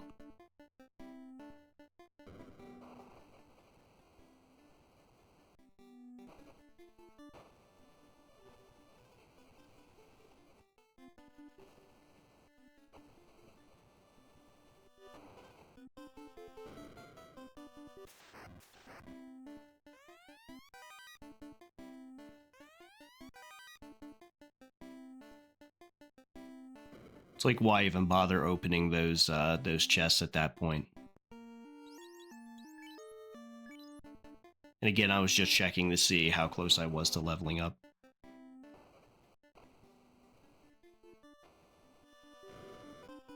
Now, inside of here, there's nothing in the chest over on the right.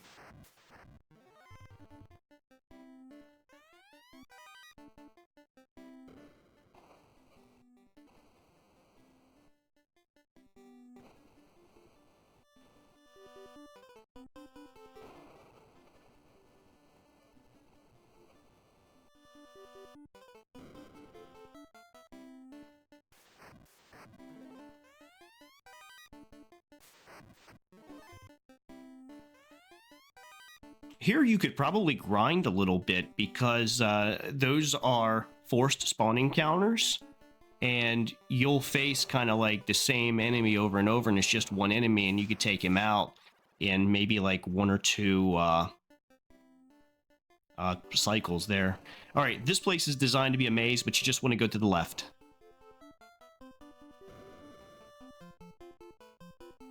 All right, down here is the most powerful opponent that we've faced so far. So guarding that chest, he's not a boss, but it's a red dragon, and it's the most powerful kind of like, I guess, semi-boss that we faced. And you can run into him, but you want to be almost full health before facing this guy. So of course you want to, your attackers, your physical attackers, have them attack. But with the White Mage, you want to use anti-fire.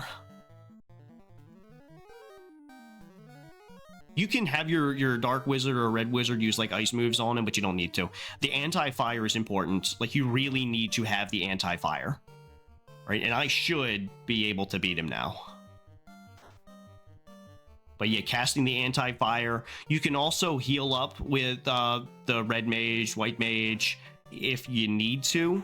But as long as you got that anti-fire and everybody else is attacking him, you should be able to do it pretty quickly. Yeah, there we go. And you get quite a bit of experience for that. And he was guarding something that was pretty good. Yeah, there we go. I started to level up here. So level 17, I think for most characters. I don't know if everyone leveled up.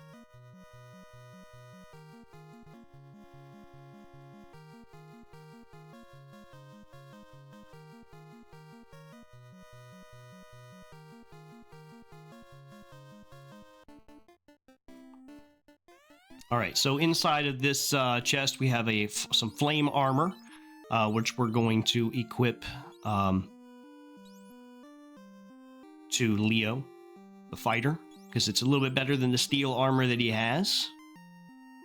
And you see, I'm almost filled up now, so I really need to go sell this stuff, which luckily will be done here shortly, and we'll get that opportunity. But this is why you always sell your stuff before you come out on these big trips, because you'll run out of room if you don't. We are almost to the Fiend. We're getting close.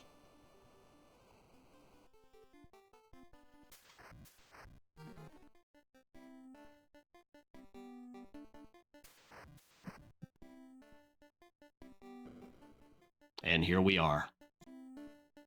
So if you don't know what you're doing, carry can be pretty tough.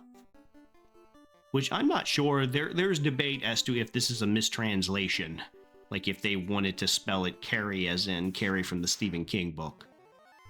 But you want to attack with your attackers. And Don, I'm going to have him use fast to beef up my attackers.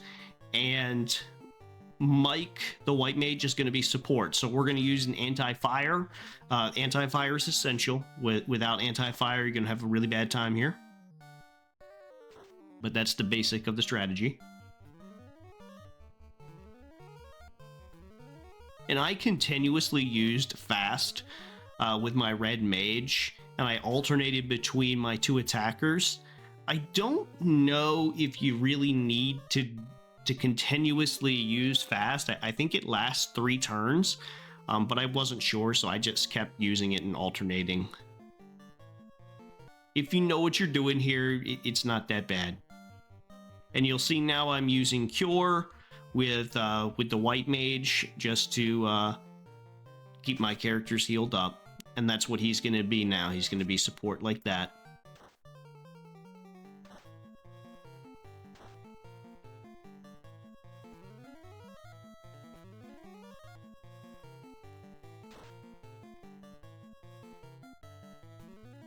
And he should be getting very close here.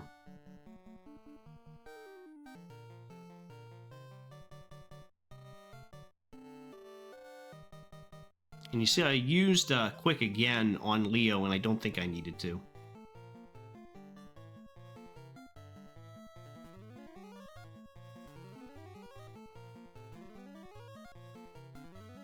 Yeah, see, it's ineffective.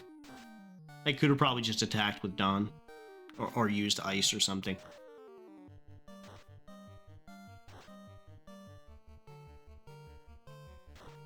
But we're close to having him finished off here. Yep, he's gone.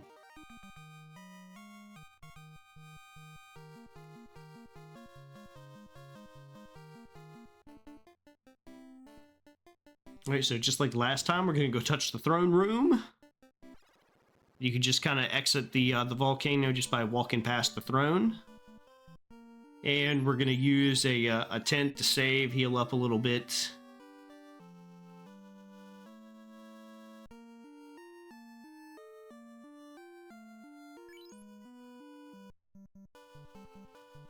Alright, and we're going to go back in town to the lake.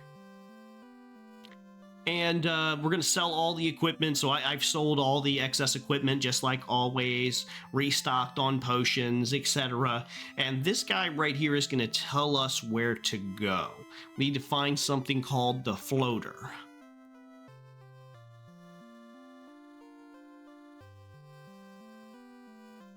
So our next objective is to go to the ice cave. And we're going to look for the floater, which is eventually going to start us on a multi-part quest. Well, I guess this is the start of a multi-part quest that's going to get us the airship. So we got to go back to our boat, which should be parked still over here.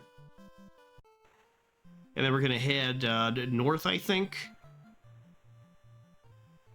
And we'll eventually reach the ice cave. Now, before we get to the ice cave, you need to make sure that you are prepared. So definitely back at that last town, make sure that you've restocked on potions and everything. And right over here, if you notice, you can get off the boat and you can just get right in the canoe and keep paddling. And we've got like a maze here. But the ice cave that we're coming up on is the hardest part of the game so far that we've come to. So when you're going through here, if you're about my level or a little bit, well, you shouldn't even attempt it unless you're at least like my level.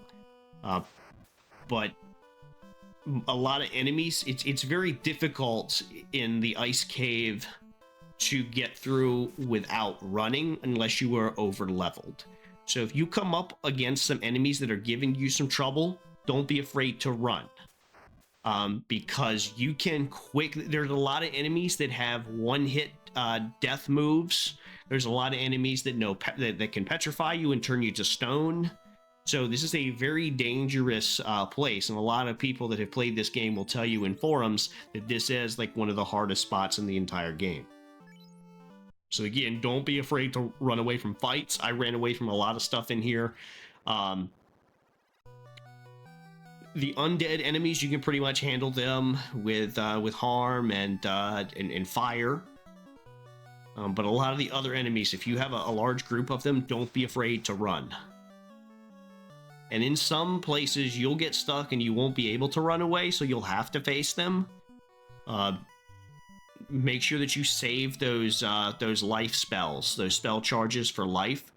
Just in case you need to use them, you probably will have at least one or two people die in this cave. The cave does not have anywhere near as much treasure as the fire cave, and it's mostly straightforward. There are a couple of annoying things that they do here, but it's not that bad. And that path just loops around back. Like, here's a part of the cave that exists for no reason, if you ask me. Like, why couldn't it just take you right there? But there are some goodies in here. And just like the fire cave, we're going to try, or the volcano, we're going to try to get all of them.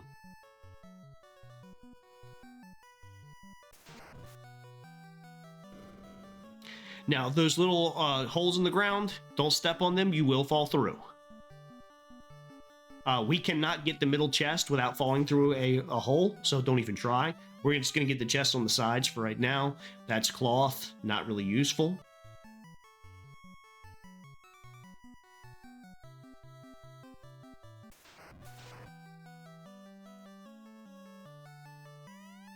This is the flame sword, which we're actually going to equip. Yeah, so we're going to equip that to Leo the Fighter instead of the silver axe.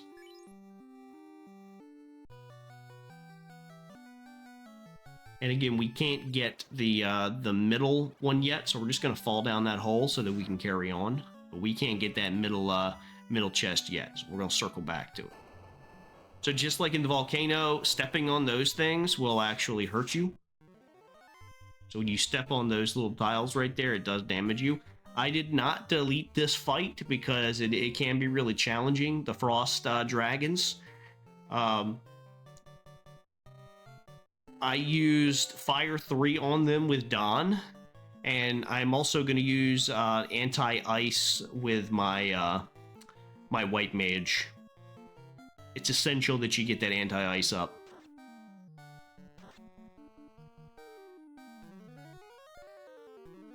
Now, you can either face these guys, you can run into 2 of these guys at one time, or you can only run into 1 at one time. It's totally random. Sometimes you'll get a pair of these dragons, sometimes you'll get them just together, or sometimes you'll get one alone. And they give a decent amount of HP, or XP, I mean.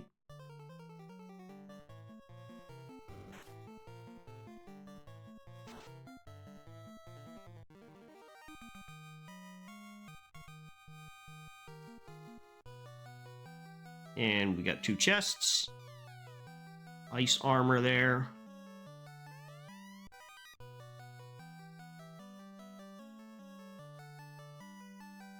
And we're actually going to equip that ice armor. So we're going to swap the flame armor with the ice armor here. Yes, we're going to swap the flame armor with the ice armor. Again, this is why it's important to sell all your stuff before you, like, every time you're done with one of these dungeons and stuff, at the very next town, make sure that you sell things. And I've been getting paranoid about, there you see, that's the ice, that's damaging me. When the screen goes like that, it shows you that the ice is damaging me. I think it's 1 HP every step, just like with the lava that you step on.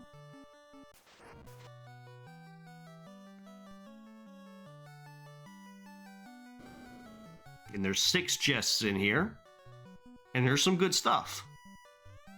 There's 7,000 gold.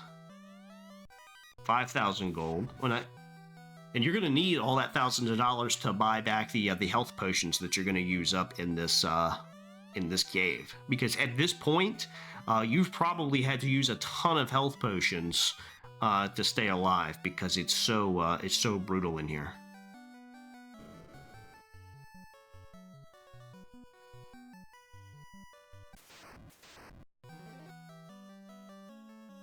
The groups of the undead enemies, again, aren't that bad because you can use fire and harm on them to take them out pretty quickly.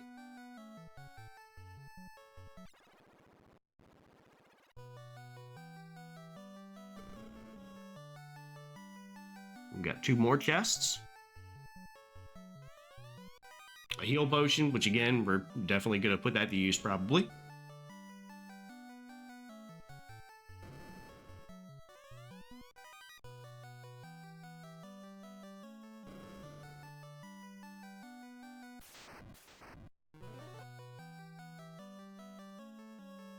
Also, sometimes you'll find in this cave that you can't run away from certain enemies, so you have to fight them. 9,000 gold, a tent, which we can use. So the stairs up to the top right there will take you out of the cave, but we want to fall down this hole because Inside this treasure chest is a device that we desperately need. This is a boss fight for the cave for facing off against the Eye. I kept this fight included, but basically there's not that much of a strategy to it. You just go all out on him and use your mage just to heal if needed.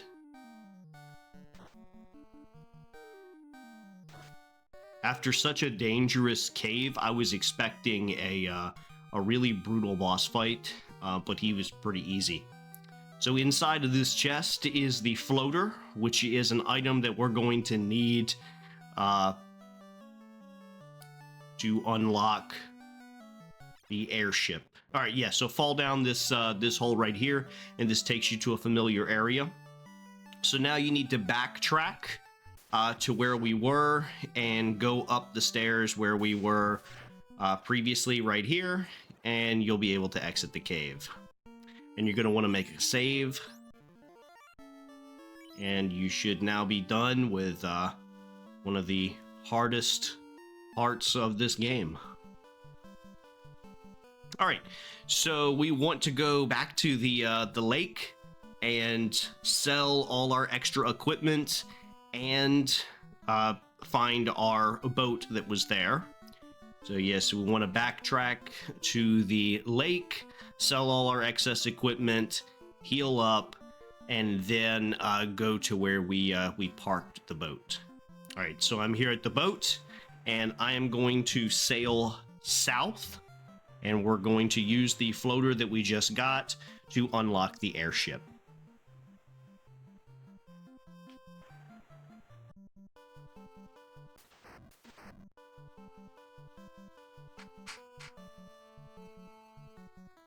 So right here in this desert, you want to walk kind of right into the middle. I actually don't think you have to be directly in the middle. I think as long as you're just standing in the desert, this will work. Then we want to go into item and click on the floater. And this will cause the magic airship to rise right out of the ground. And now with this airship, you can access the entire map, and you don't run into any random enemies while traveling. So this is going to make getting around a lot easier. The problem with this airship, though, is landing. You can only land on flat, pure green area. And the first place that we're going to go to is up north, because the only way you can access like the northern continent is kind of with this airship. So we're going to fly up north, and I'll show you on the map when we get there where I'm going. We want to fly all the way up north until we kind of get to this desert area, and then start heading to the left westward. And we're looking for little islands that have holes in them, like this one. All right, that's not the one we want to go to first, though.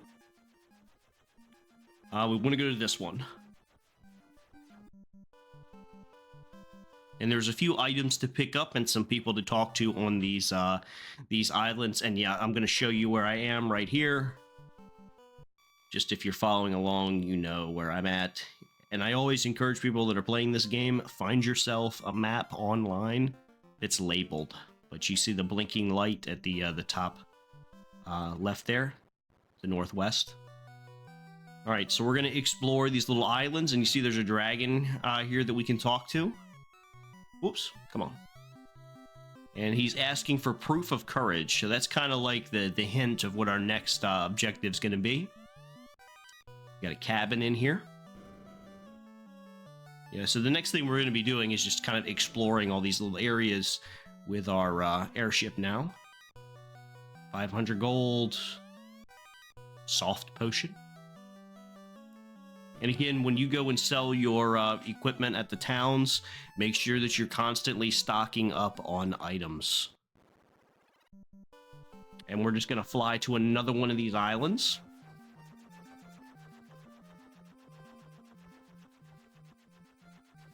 Like this one. And see what happened there? So you have to be on really flat land in order for it to work. And sometimes it's very annoying. And you can run into random encounters on the grassy area, but not in these tunnels. There's no random encounters in here.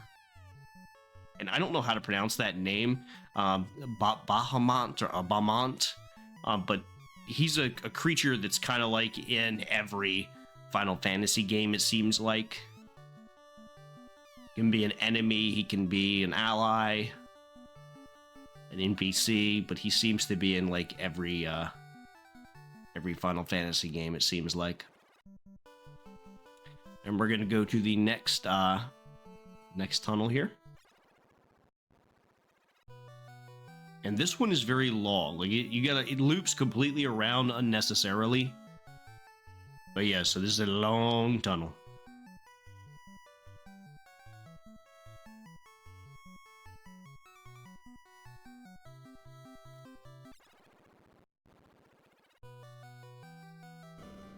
And yeah, we're still not there yet. This is kind of like Bahamut's throne room here. And that's him right there. King himself. And this isn't the boss fight. And he is now going to ask for the proof of courage. So our next objective is to find this proof of courage. And I'm not going to walk all the way back. I'm going to fast forward past this section here because it's such a long ways away. So even though we know that we have to find some courage or something, some kind of symbol of courage for the Dragon King guy, Bahamut, we still want to explore some more of these Dragon Islands here because there are some loot, and we're going to be getting some very, very good items really soon. So here's another dragon to talk to. So he kind of tells us where we can find our proof of courage, little castle. We'll be going there shortly. There's more dragons here and some interesting chests.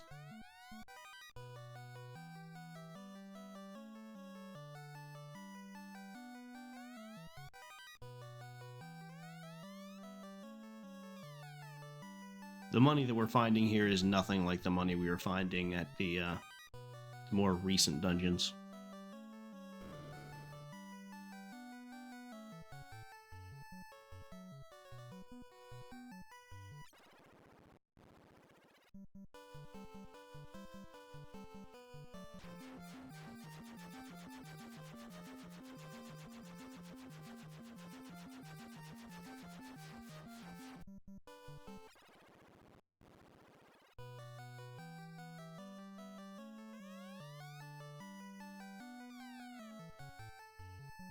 And there's nothing in this one.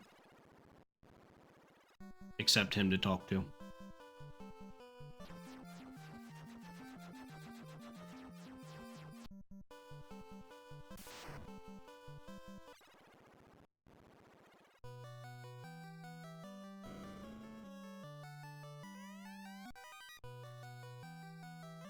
All that money is going to come in handy very soon.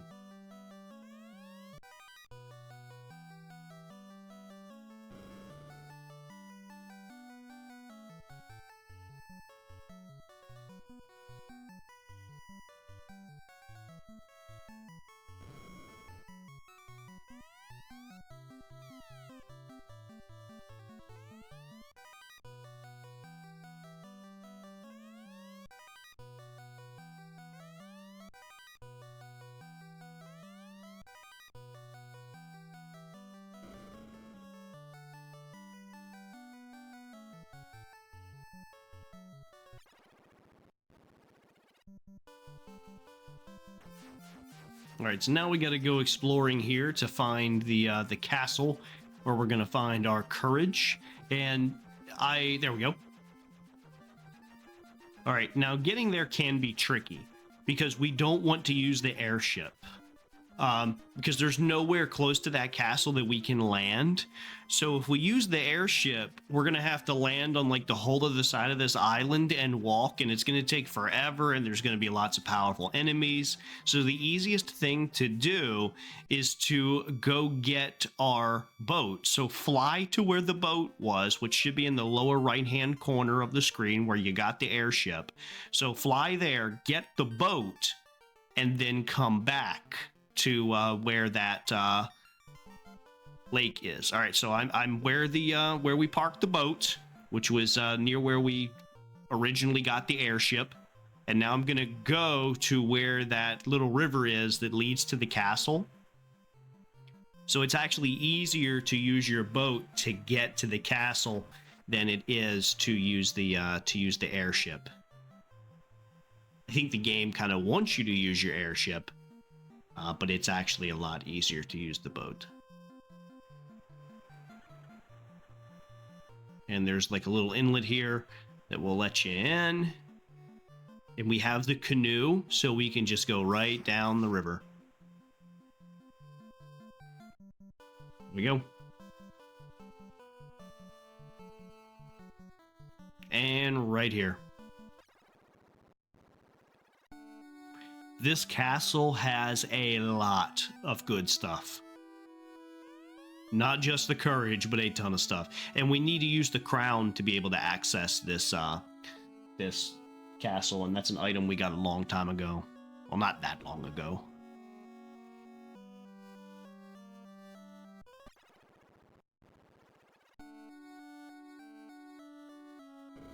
All right, so there's no doors, but when you touch these pillars will teleport you to other places here in the castle. You have to be really careful though, because if you touch the random encounters here, there's a lot of enemies that can turn you into stone, but hopefully you've got some soft potions.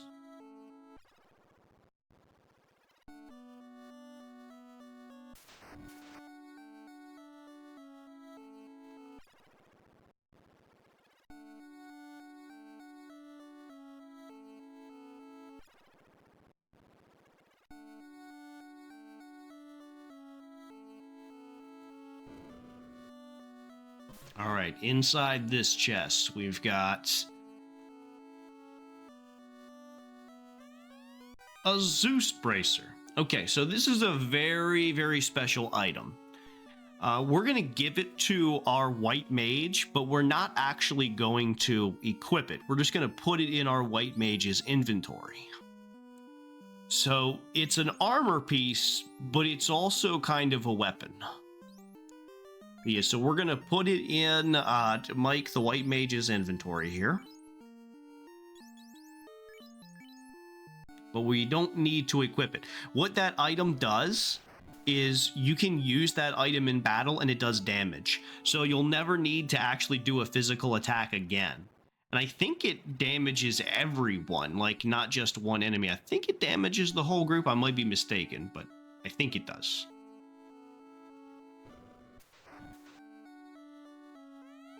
And in here we have a heal staff, which this we're actually going to equip. And this is an item that you can, so like you can use this item instead of, and remember, instead of clicking attack, you go to item, like you're going to use an item, and you use the heal staff, and the heal staff will heal anyone you use it on. It's like casting a heal spell for free.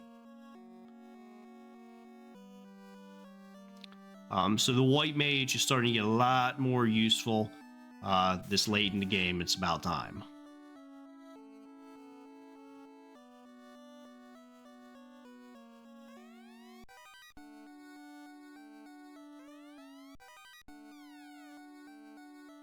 And the Ice Sword, we're going to equip that, I think on our fighter. Yeah, so we gave the other Ice Sword to the Red Mage, but now we're going to equip the second Ice Sword that we have onto our fighter here. And we got a gold armor piece.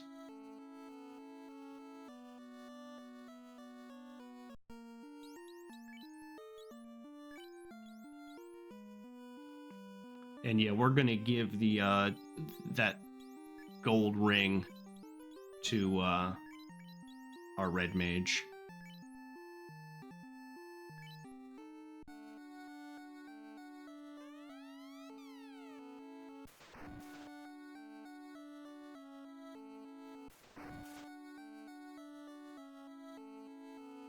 There's even more chests.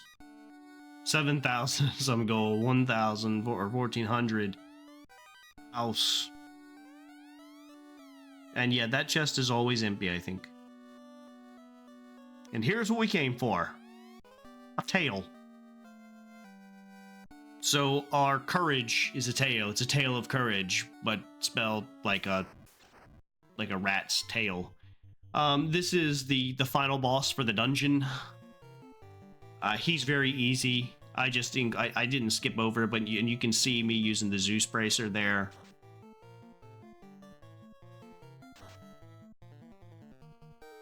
I think I take him out in 1 or 2 rounds. He's not strong at all. Yeah. And we're about to get even stronger. Yeah, everybody leveled up here. We're at level 19.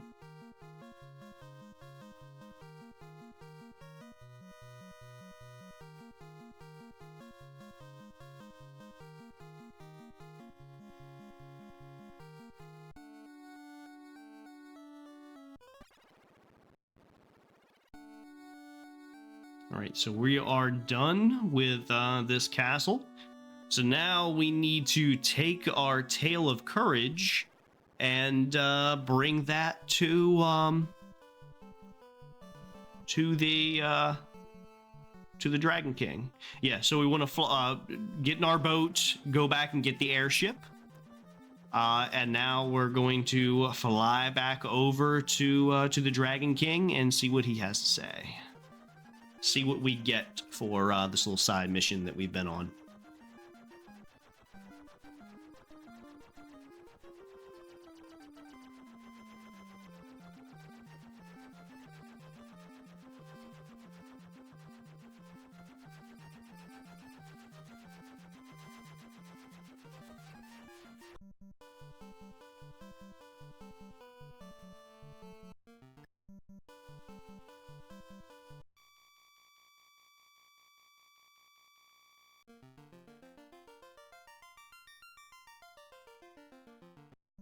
All right, I just showed you there where I am, just in case you don't remember.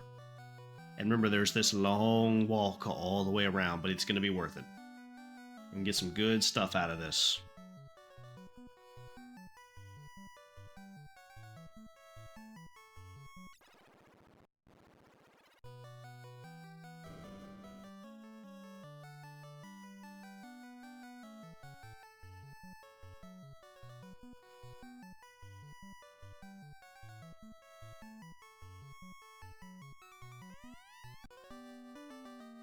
Alright, so by giving him the tail, our characters now go up a class. They basically like evolve, kinda. So you see now where all our characters look like adults. And if you look into them, I don't have a fighter anymore, I have a knight. So Leo is now a knight.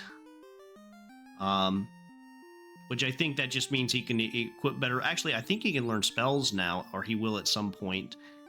We have a red wizard instead of a red mage, who can now learn higher level white spells and black spells, black magic and white magic. The master doesn't really change that much from black belt to master, and the white wizard can learn some higher level spells now. All right, so I'm going to do some stuff off screen.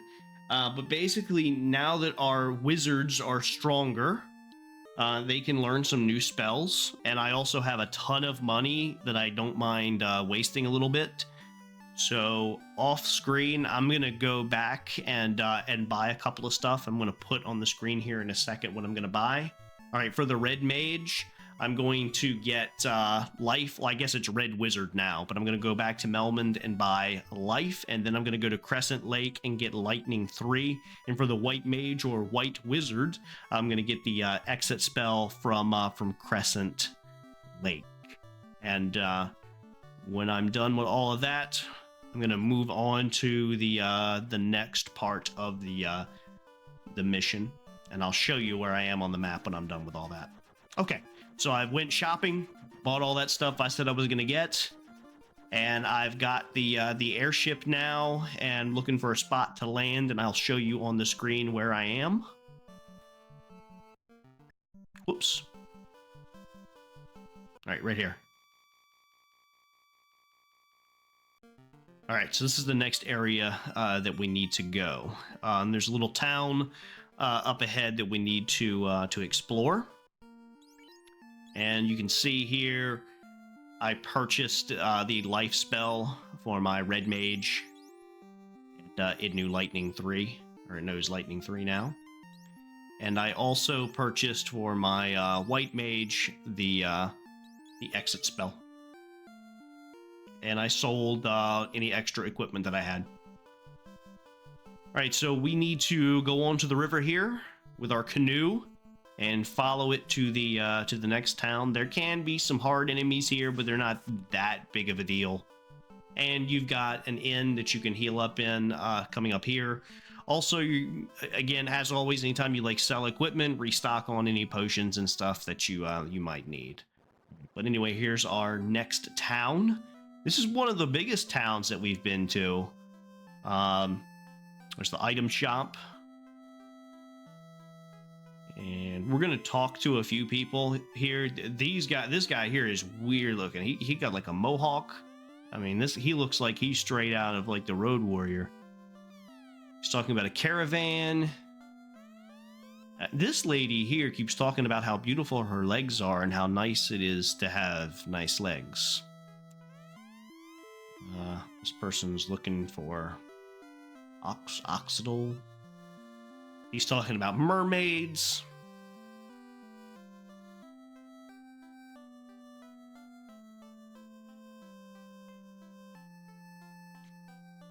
And you can talk to some more people, but it's not really necessary. We do want to go and check out things here. In the White Magic shop, we want to buy Heal 3.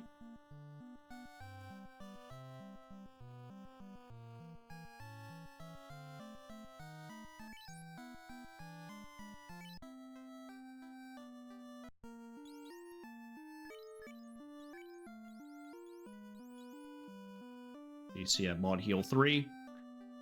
In the Black Magic shop, there's some stuff, but we're not really gonna invest in anything right now. I also want to show off one of the largest inns in the game. The place is huge.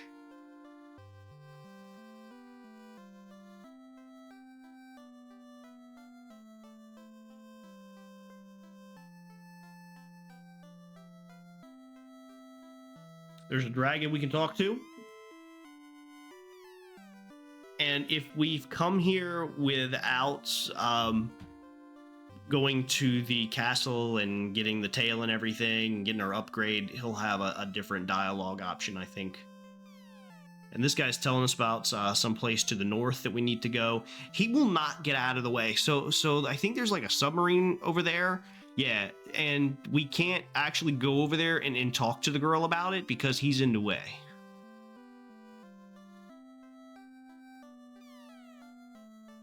And I kind of waited and walked around for him to move, and he never ended up moving. So I just kind of gave up, and I just left the town right here. Well, we'll deal with the submarine stuff later.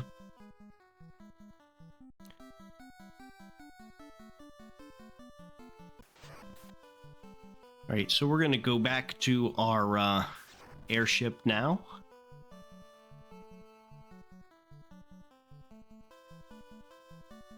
There is another town that we need to visit here.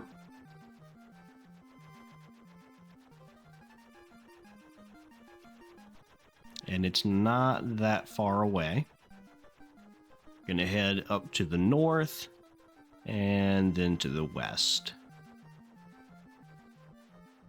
And it's this little town kind of in the middle of this mountain. So the only way you can get to this town is with the airship.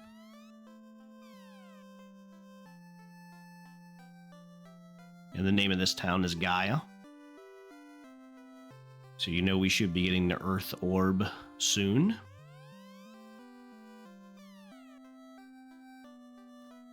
The Black Magic Shop doesn't really have anything that we need right now. But we are going to circle back and get some white magic.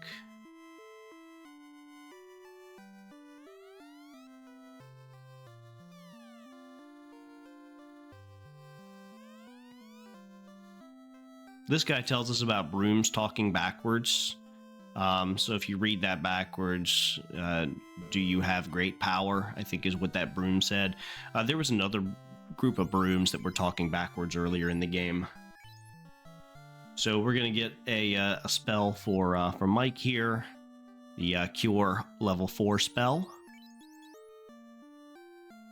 At this point in the game, we're not going to fool around too much with harm, so we're not going to worry about that. I'm just making sure I bought it.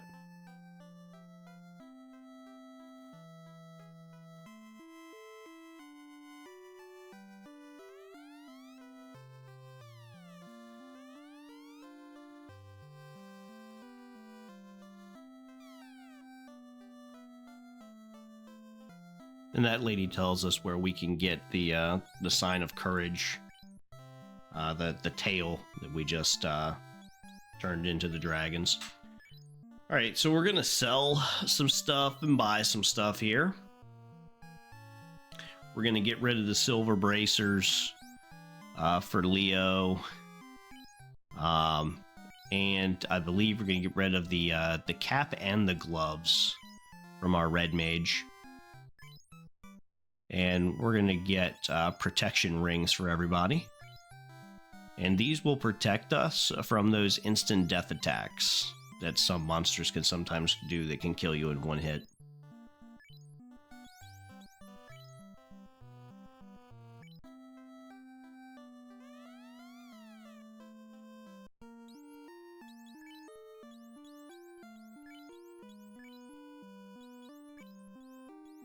I'm just going to go and make sure everything is equipped here. Yeah, so we're going to equip the protection rings.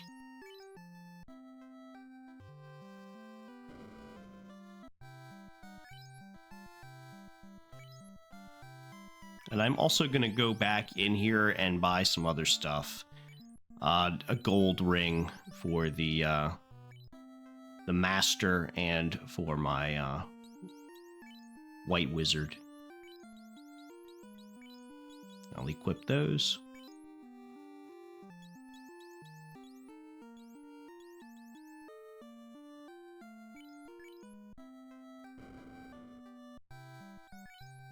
And I'm also going to sell the cap, the buckler, and the silver ring that Mike has. So for Don, for the red mage or the red wizard, the cap and the buckler at this point, it's not really that big of a deal. We'd be better off just having those empty slots so that when we come across a piece of armor, we can pick it up.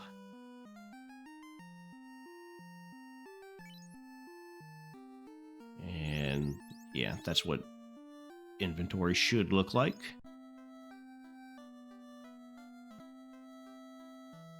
And the master can now absorb at 32. That's the benefit of putting those items on him, the black belt.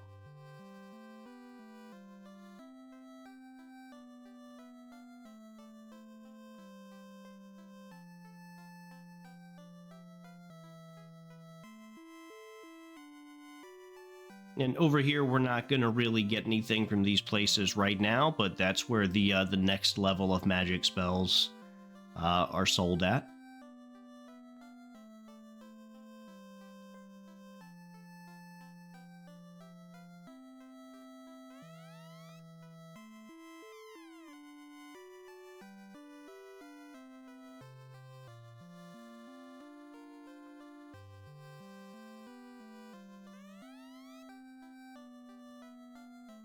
All right, so we need to talk to this guy up here.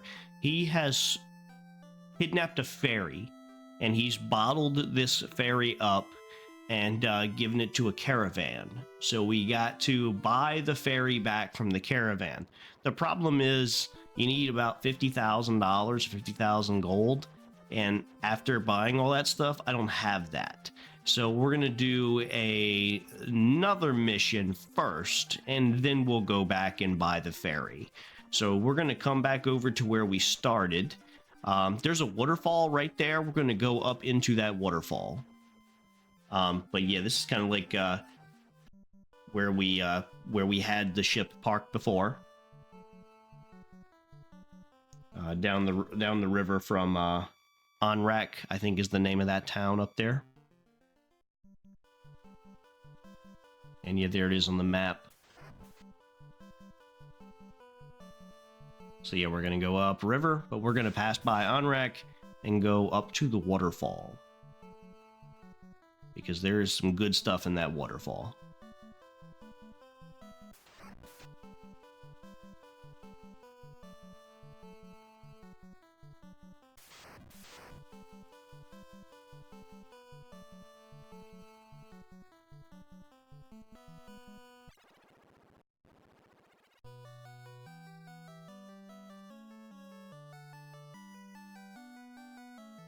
And you can actually use a tent while you're on the canoe if you wanted to save your game. But I'm not really that worried here.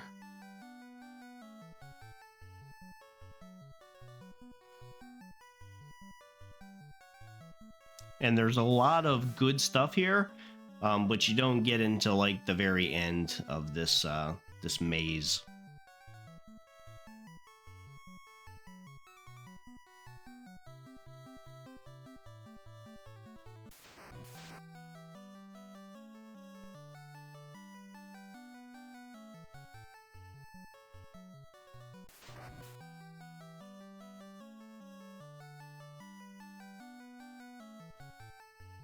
Any enemies around here should not be a problem.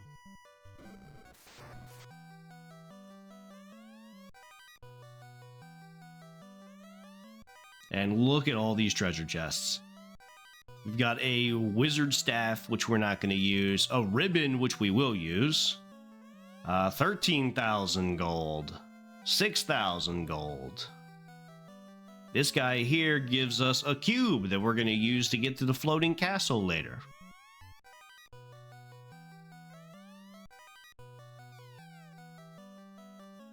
And 5,000 gold. And that's a sword, so the defense is actually a sword. So the ribbon, we're going to give that to Mike. And what a ribbon does is it pretty much protects you from just about any status ailment. Ribbons are essential items in Final Fantasy, especially in the earlier games, for beating like final bosses and hidden bosses. I was just messing around there trying to make sure that I actually opened that box. And yeah, so we're going to give the defense sword to our fighter. So he's going to be using the defense sword now.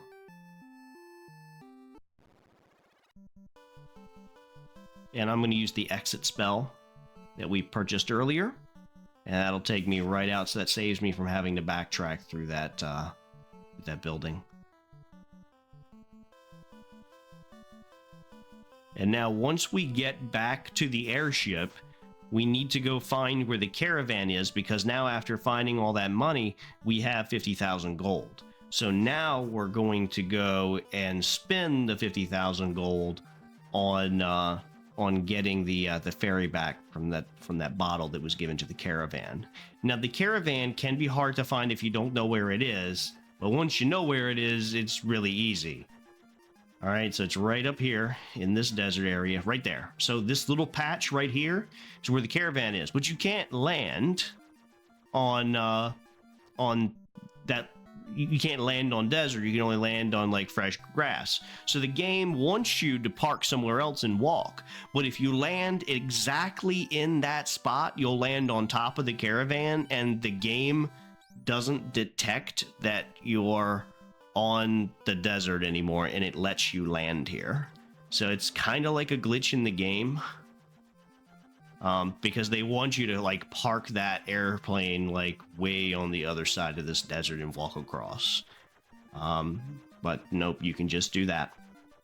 All right, now we need to go back to Gaia and release the fairy into a fairy fountain, just like we're playing Legend of Zelda.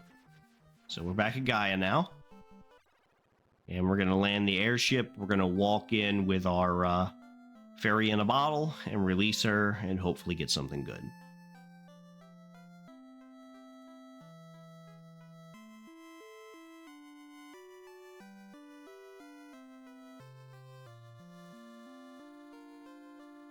And it's kind of a long walk around.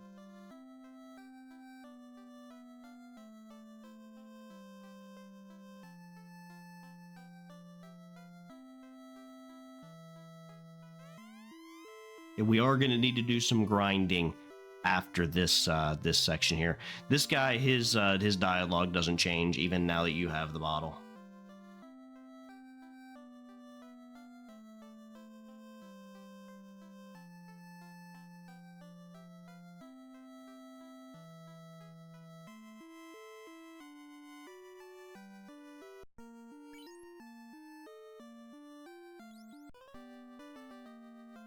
All right, so I'm going to release the fairy into the lake there.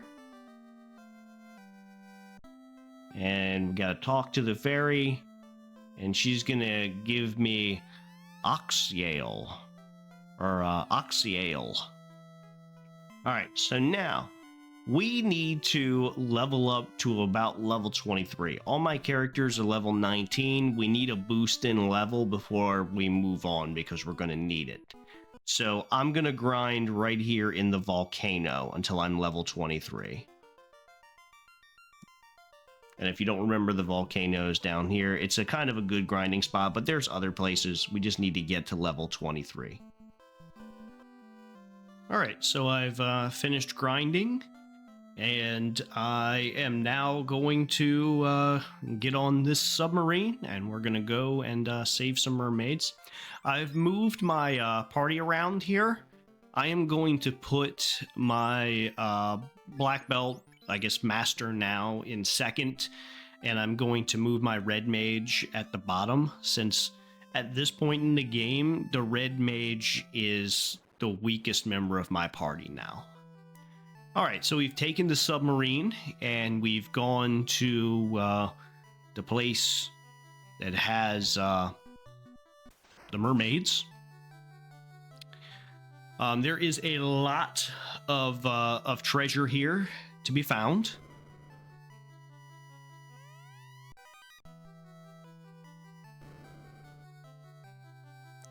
Some of this treasure is actually like really good and useful stuff.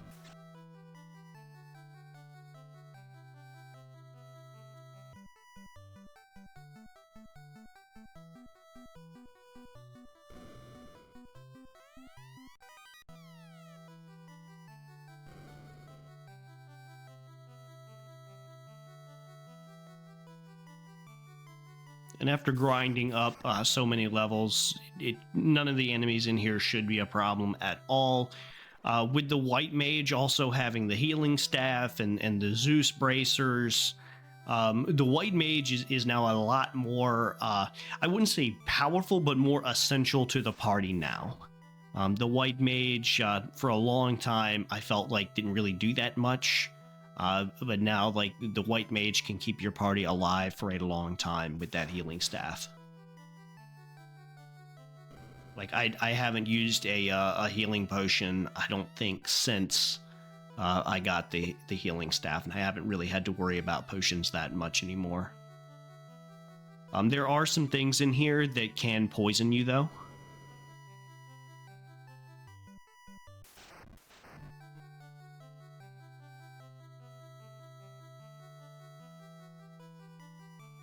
And this place is a maze.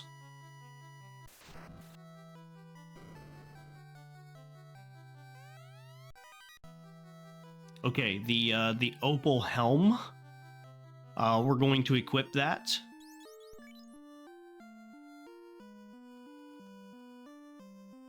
Let's see. We're gonna get rid of the ice helm and trade that for the opal helm. We're gonna have a lot of equipment later on. Like our equipment is going to fill up. We're at a point in the game where we're going to get so much good equipment that we're gonna probably have to drop some equipment here soon. But we're also getting to a point in the game where we've got more money than we're probably ever going to need. Because there's so much money in this underground cave here.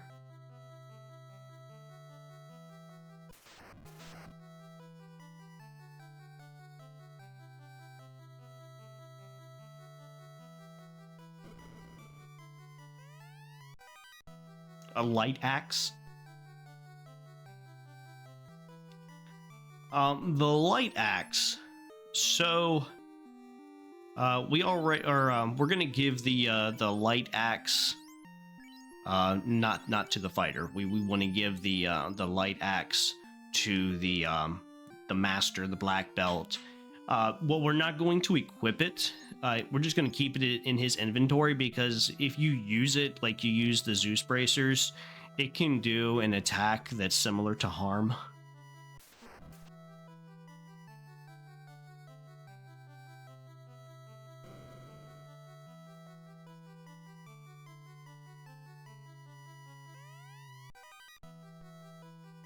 And the mage staff.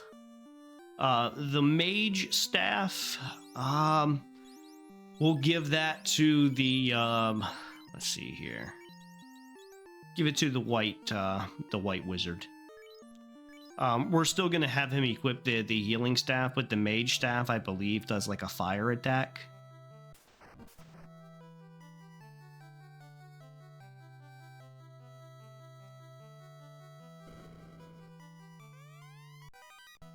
Look at that, 12,000 gold in just that one container there.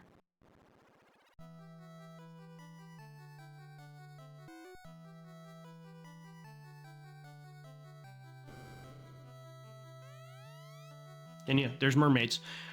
So I don't think there's any more random encounters on this floor. Like, I think on this particular floor, we're done with random encounters, and we just have to kind of go through and open up all of the chests.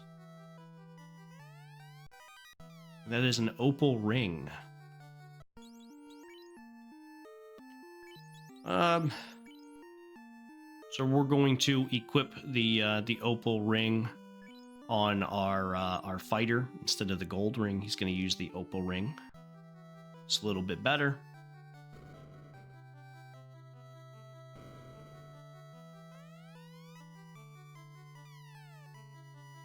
And I'm just talking to all the mermaids, but they don't really say anything useful.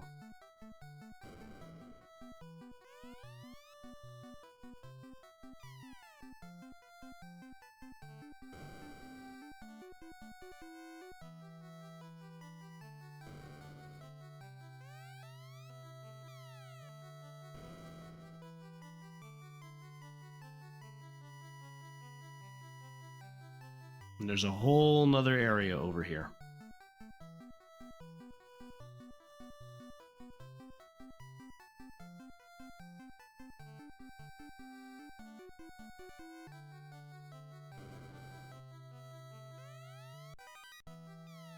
An opal helm. So we had the opal armor, and now we have the opal helm. I think I called it the opal helm earlier, but it's the opal armor. We're gonna get rid of the silver helm and swap it with the opal helm. And you can sell all this stuff, this extra stuff here, but you're not gonna need to worry about money anymore at this point in the game. Just every random encounter. Oh, there we go. That is a very useful item, a slab. Okay, that's gonna give us some very good, or that's gonna help us with some side questing here. We have to give the slab to someone. And that slab will allow us to translate some writing.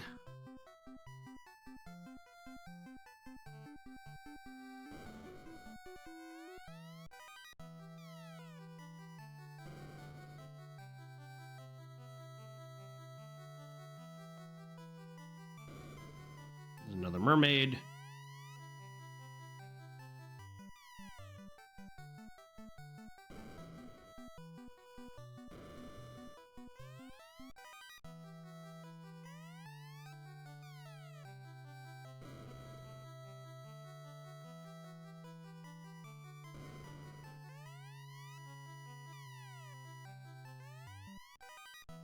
$10,000 gold. And then there's just 10 gold in that. It's like, why even bother having that chest there? There's 5,000. Yeah, I hated how they put, like, useless stuff in some of these chests. Like, I can understand if they make you go out of your way to get one just to kind of, like, make fun of you and trick you in the game. But there was no point in that chest being there. There's one chest next to it that has a ton of money, and that one has barely anything. It's like, why even bother putting it there? Okay, so we are completely maxed out in our inventory, and we need to drop some stuff. So we'll drop this this silver helm here, and that will enable us to pick up whatever this is. And it is an opal shield, which you already know. We're gonna have to equip to someone here. So let's see here. We're gonna want to get rid of the flame shield, I think. Yeah, and swap it with the opal shield. Yeah, we're not going to give him the opal bracers because the protect ring at this point is way more important for him.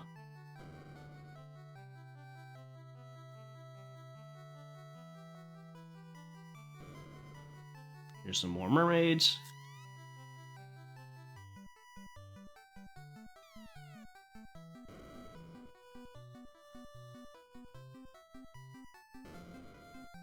Yeah, so the final boss in this area is the Kraken.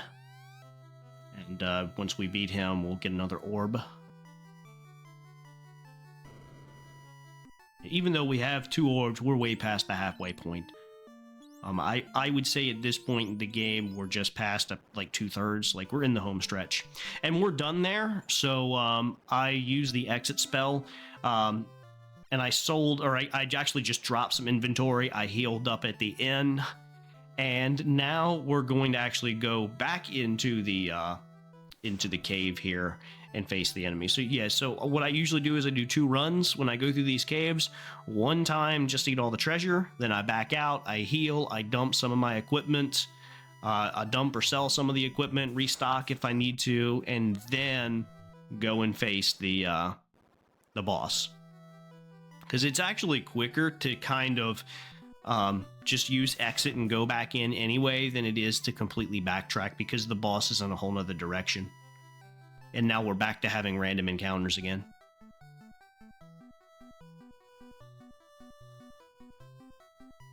And there's still some more goodies to get in here.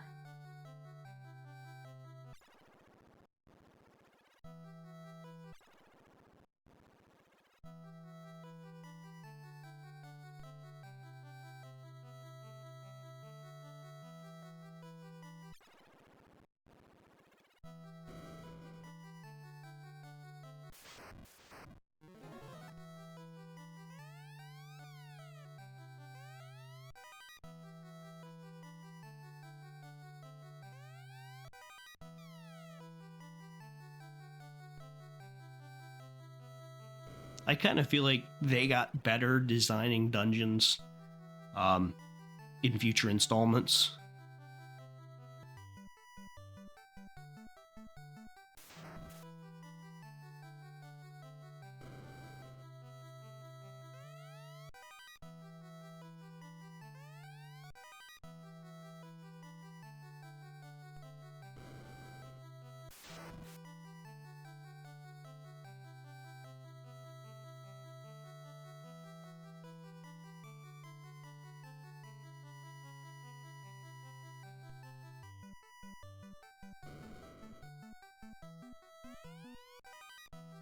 Yeah, so much gold. So much gold. And we are going to spend some of this this gold shortly after we get out of here. A power bracer.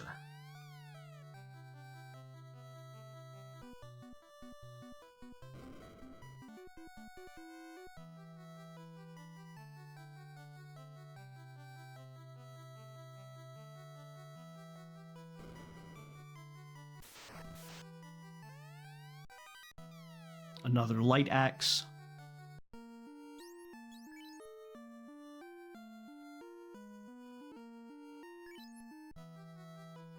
Yeah, so we're gonna keep that. So our fighter has the light axe.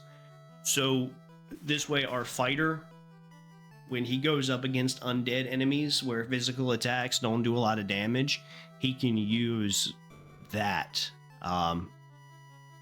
to attack multiple enemies at the same time. Ooh, another ribbon. And again, ribbons are the best accessory in the game because it protects you from pretty much all status ailments. So I believe the ribbon. Let's see here. We want to give the ribbon. We give the ribbon to our red mage because it's important to keep your mages alive so that they can heal you if you need it.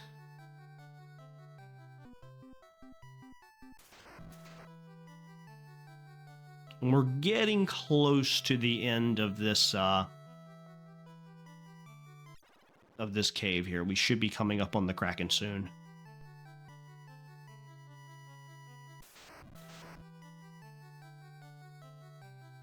And we are going to need to do some more grinding after we're done with this.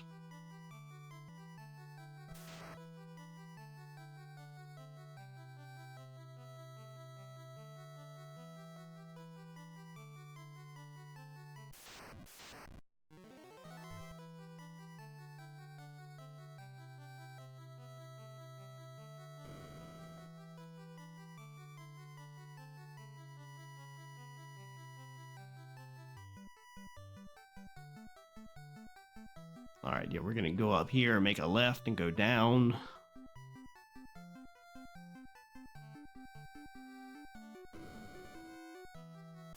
And I think the Kraken is in the next room.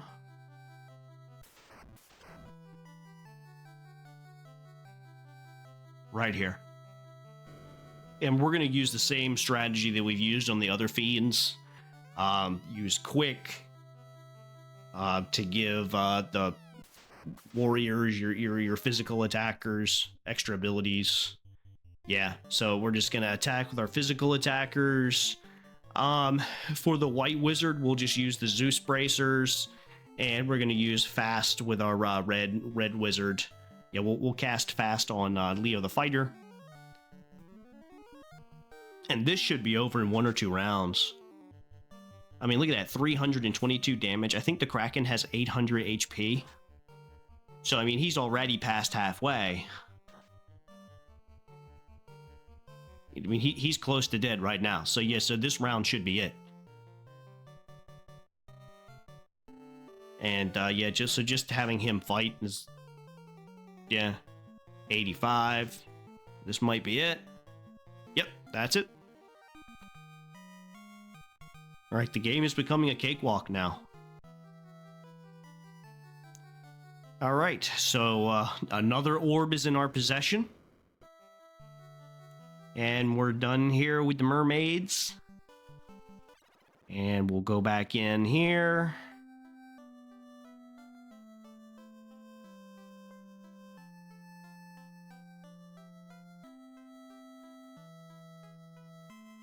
And I'm just going to heal up here in the inn.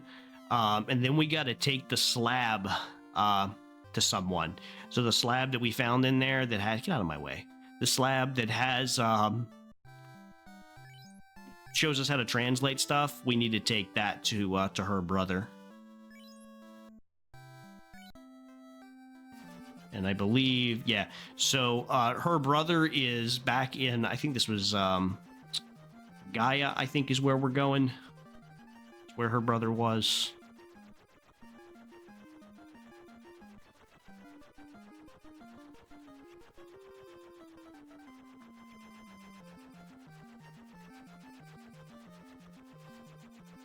Or no, her brother's not in Gaia. He's right here. I can't remember the name of this town, actually. But I'll bring it up on the map.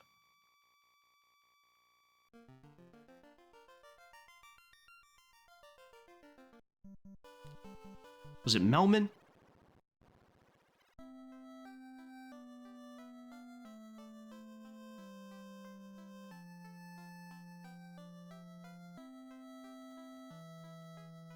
But her brother's like right over here.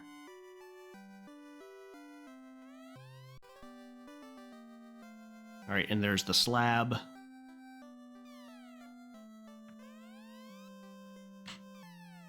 All right, so that progresses the story a little bit more.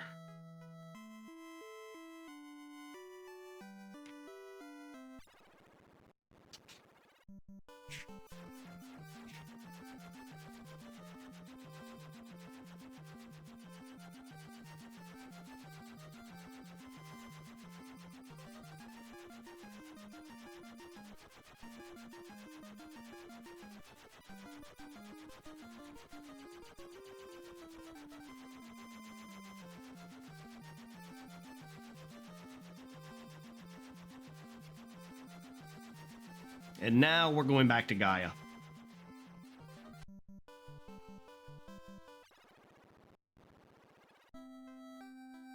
And we've come back here because I'm gonna buy some magic.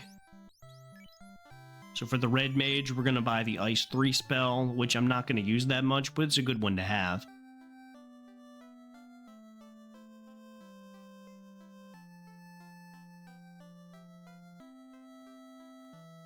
And if you remember, there was another magic shop up here that sold even higher level spells.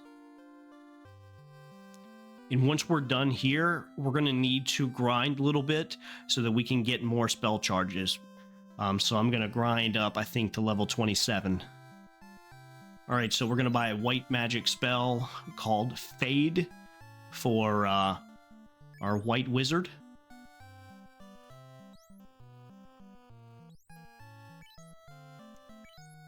But in order to use these upper level spells, we're going to need some charges. So that's why I'm going to need to grind to level up. So I'm at level 24 now. I'm going to grind up to level 26. Yeah, to level 24. And yeah, I'm just verifying that I do have the ice spell. And I've also got... Yeah, I also had the fade spell. But you said I've got no spell charges for that. So that's why we need to grind to get some spell charges. So I'm going to go back to the volcano to grind. That's been my most successful grinding spot. Yep. So yeah, and with the healing staff, you should be able to stay alive for a long time. All right, I have finished level grinding. And I got up to level 27. I think I said I was only going to go up to level 26, but I ended up going all the way up to level 27. And just so you can see on the map, that's where I am right now. We have to do a very long walk with some very tough enemies around here to get to this next town. And there is not an inn in this town. So make sure that you are fully healed before coming this way, because there's no way to heal you up when you get here. And if you try coming to this town before you turn the slab in to the scientist, you're not going to be able to understand what anybody in the town is actually saying to you. So you have to kind of complete that mission before you come here. All right, so all these little angel people. I go around and talk to pretty much everybody, but there's only like, I think like 2 people you actually really need to talk to here. They're just kind of, for the most part, telling us stuff that we already know.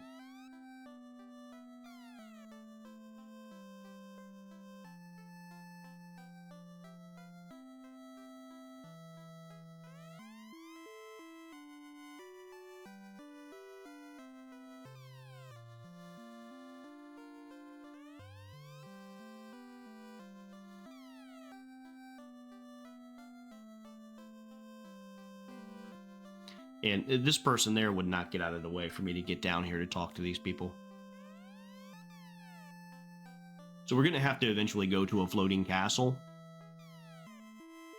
Oop, get out of my way. There we go. And we're also talking about robots. We will meet a robot in the future.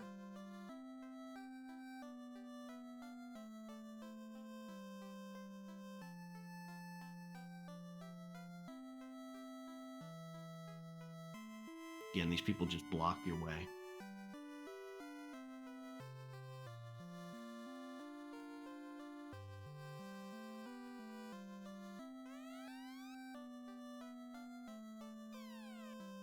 So to get to the floating castle, we got to go to the top of the Mirage Tower. So we're eventually going to make our way there.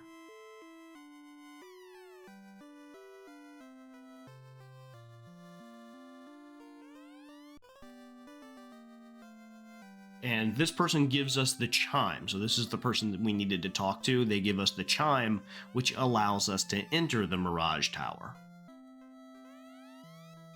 Come on, turn around. Oh, oh. And Tiamat is the next boss we're going to have to face. Tiamat is in a lot of other Final Fantasy games as like a summon or a hidden boss.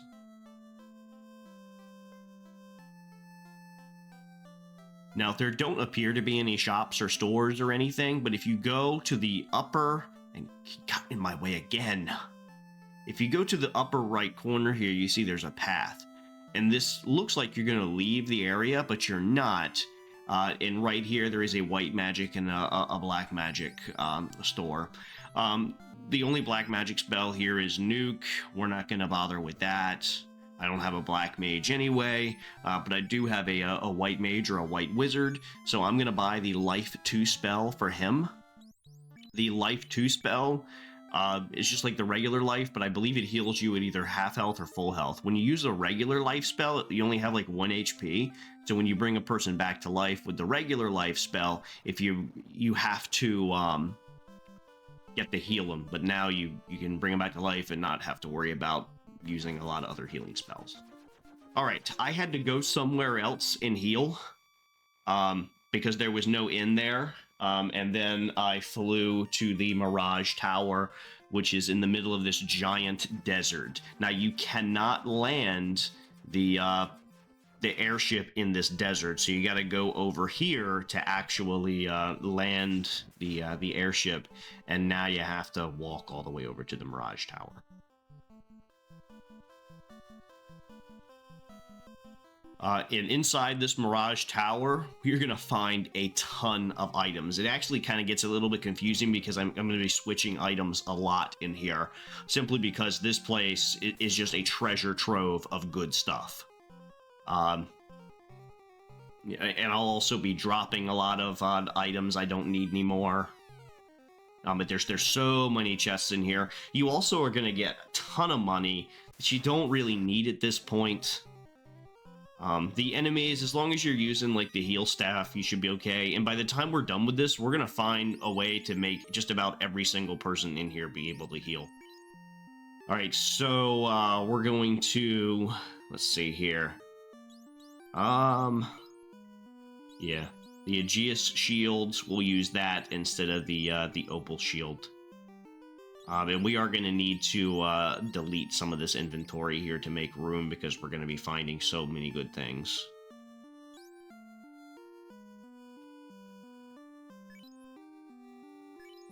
So no power bracers. And yeah, the Opal bracers, don't need them anymore. And the Opal shield.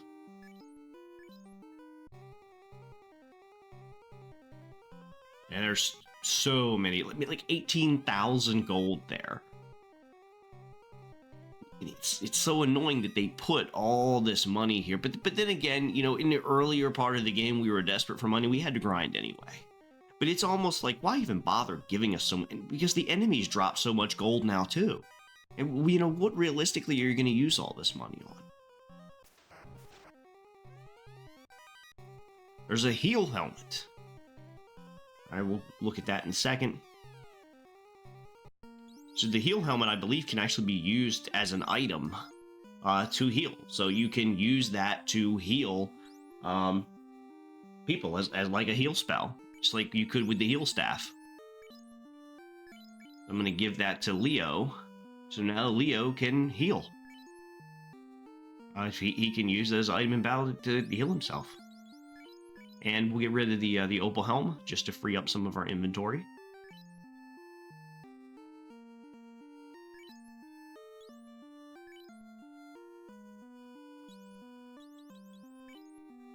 And I'm going to use the exit spell because I've gotten everything I need on that particular floor.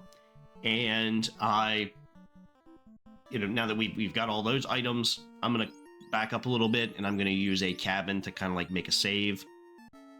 And then we're going to go the rest of the way.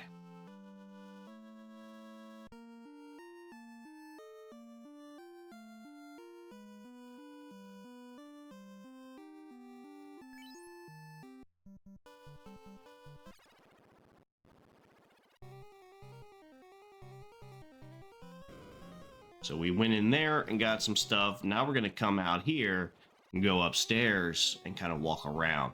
So we have to basically walk around the entire perimeter of this room to kind of get everything that we need here.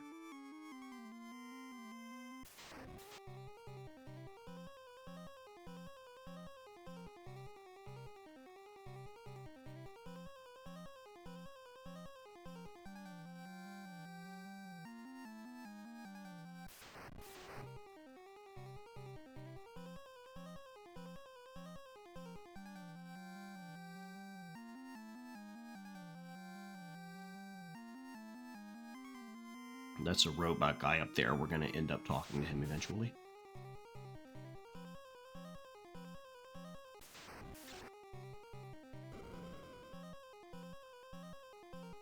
All right, so there's a ton of good stuff in here.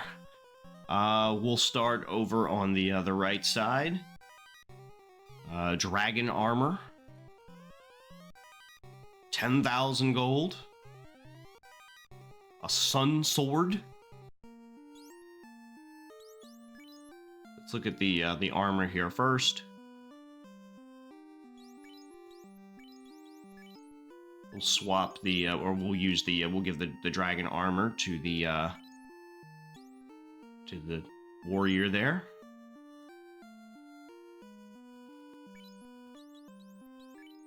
I could probably drop the opal armor, but I didn't.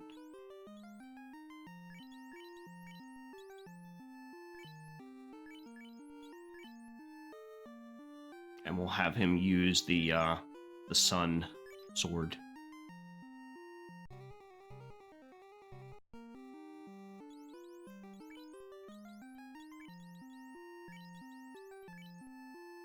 And we'll give that defense sword that the warrior was holding to our red mage.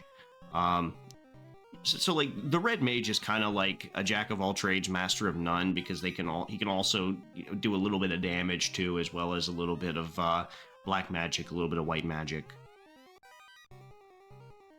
But yeah, at this point in the game, he's just kind of like a support fighter.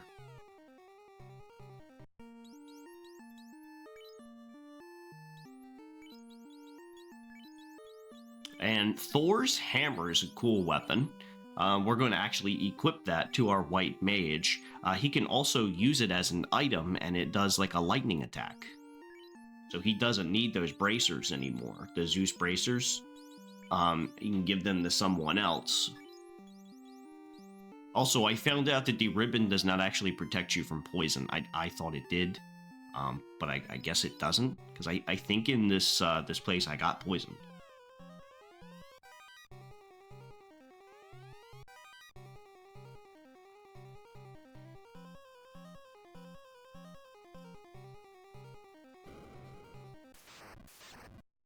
So now we need to make our way up to the robot.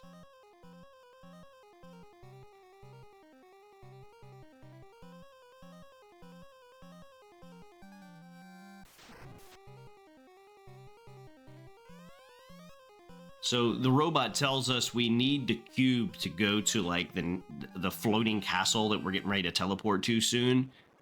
So if we got here without the cube, we'd be kind of stuck. So that robot is the game's way of telling us, hey, you've come too far. You need to turn around. You need to go back to like the mermaid cave. You need to go get that cube. I kept the blue dragon fight in because that's kind of like the mini sub boss here for this area.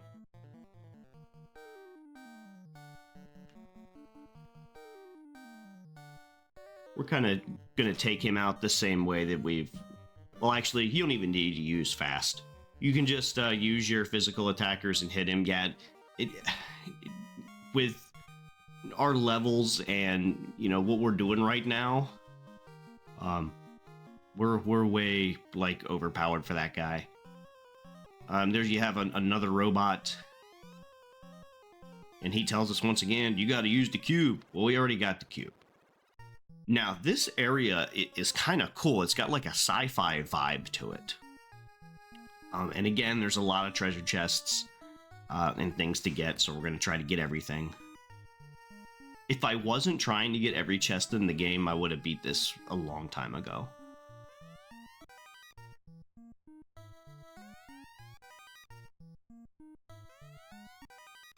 Another protection ring. We don't need them at this point. We've already bought the ones that we need. A heal helm.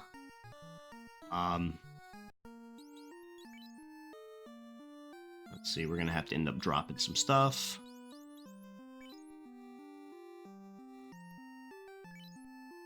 Give the heal helm to Ralph, the master. Now everyone in here has something that they can use to heal them. Like, everyone in here has some kind of thing that they can use to heal themselves.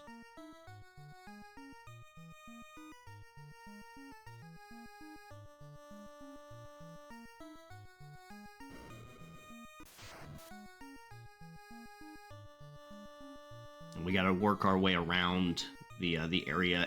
The whole place is like a circle. Just gonna go around to every area and collect everything.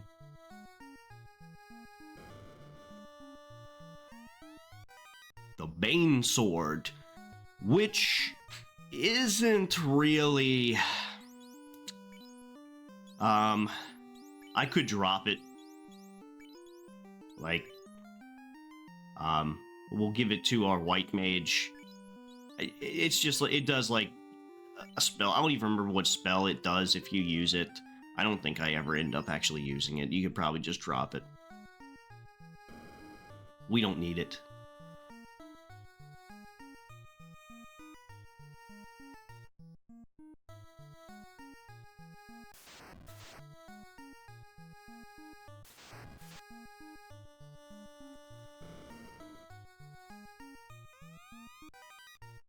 More gold, more gold, more gold, and a heal spell. So nothing really worth coming in this room for.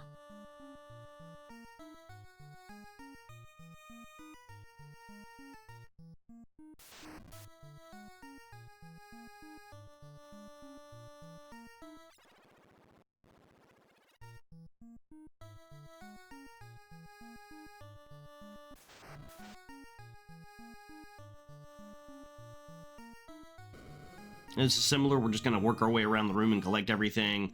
An opal bracer. I don't think we need that. Yeah. We don't need the protection ring. That was the extra protection ring. It wasn't the one that was equipped to him. It was the extra one that we had.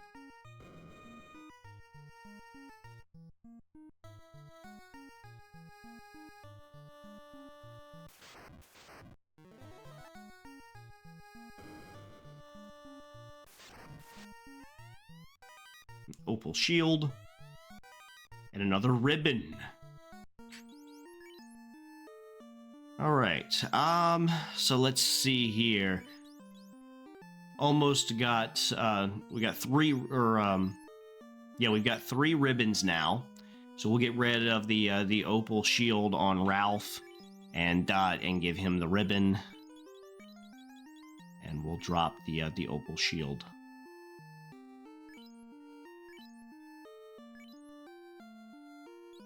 So now we have 3 characters that have ribbons.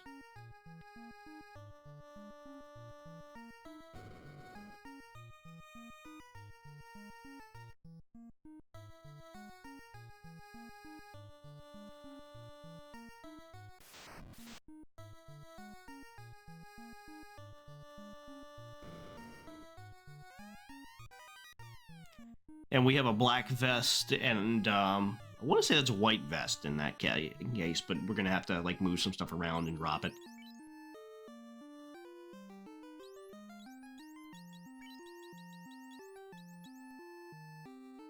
All right, so I'm gonna give the black vest to my my red mage, and I believe it does a fire spell.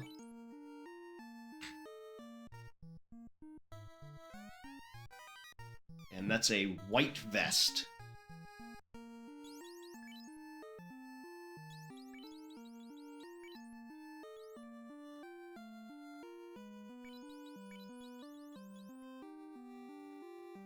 And we'll equip that, and yeah, we'll get rid of the gold ring. You can see, now at this point in the game, you really got to get a little bit strategic, because you don't know, so like, there's only a limited way that you, well, there's a limited way that you can set up your characters because they have 4 armor slots, but there's so many armors to choose from now because these armors and weapons have these secondary effects. So this is where the game gets really strategic.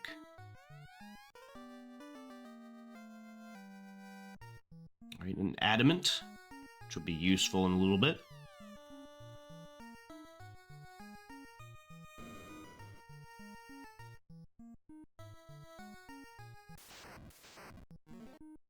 Almost done with this area.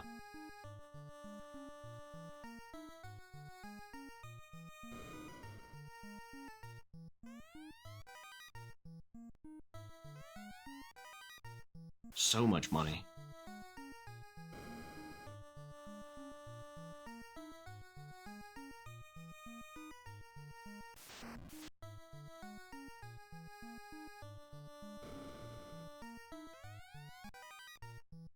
And a silver helm, which is useless at this point in the game.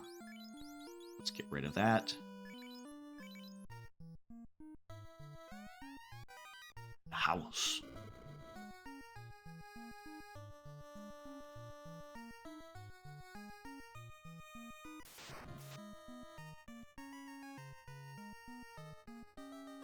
So we've been to every area on this floor, so it's time to move on to the next one. You see another robot there. We're going to talk to him in a little bit.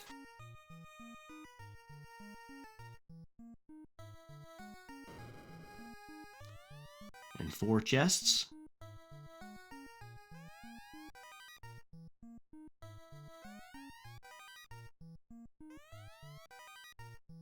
We're not going to need the protect ring, so we're just going to drop that.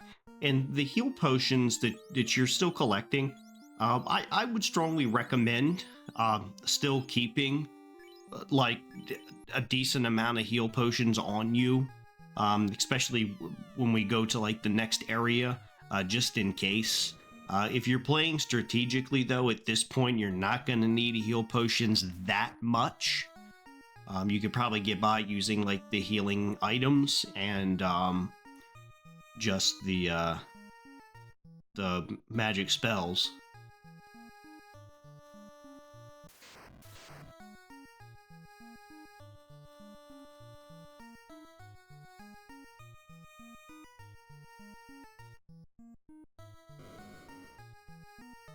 Okay, you want to open the bottom chest last. The bottom chest's on the left last. Because there is a cloth here, and we want to throw away the cloth.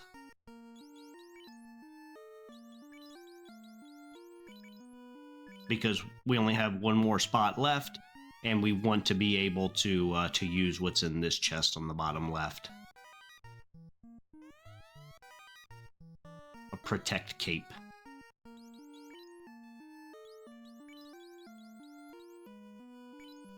And yeah, we're going to equip that to our white mage.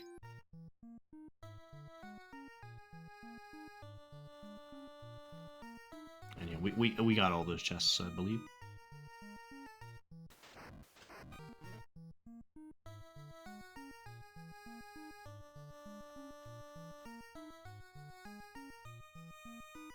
I'm also going to talk to this robot, and he tells us to look out the window. That little hole in the wall there is supposed to be the window.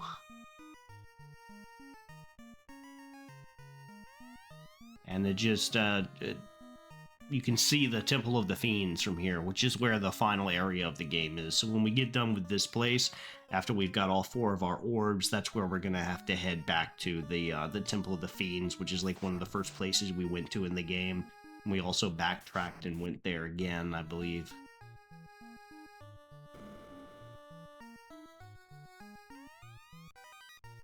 Soft potions.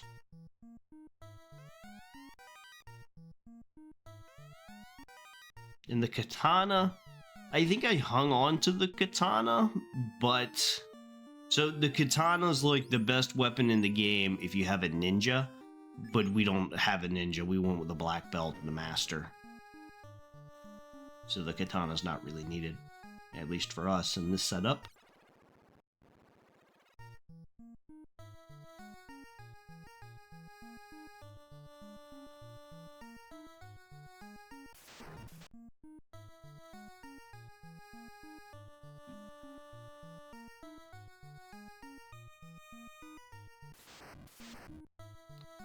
I'm using the Nintendo Power magazine to help me through this area, or to help me throughout the entire game. And the map in the Nintendo Power magazine, I believe, is not correct for this area, or the area that I was just in. There is a possibility you could run into a super boss here on this bridge. I think his name is War Machine. There's like a 2.5–4%, somewhere between 2 and 4% chance. I didn't get him though, but he's pretty strong but doable. He's stronger than the boss we're getting ready to fight here, Tiamat. But he's fairly doable.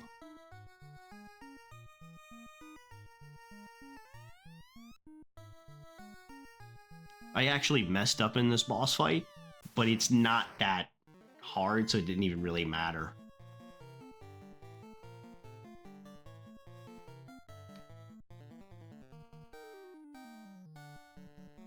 So where I messed up is actually right here. I used the Bane sword.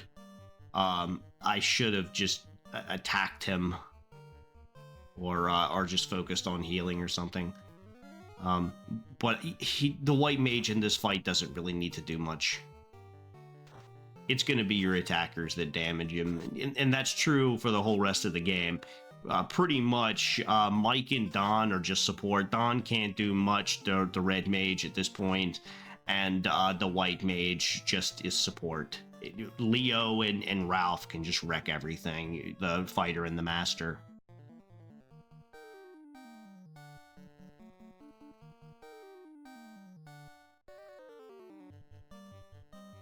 Yeah, Thor's hammer was a better choice, but still not that great.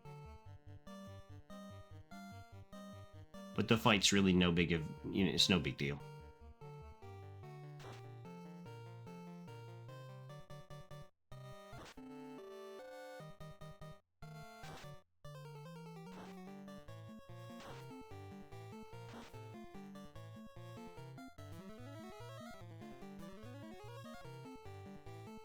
And this should be wrapping up shortly. In fact, I just went all out on him here because I was getting tired of waiting.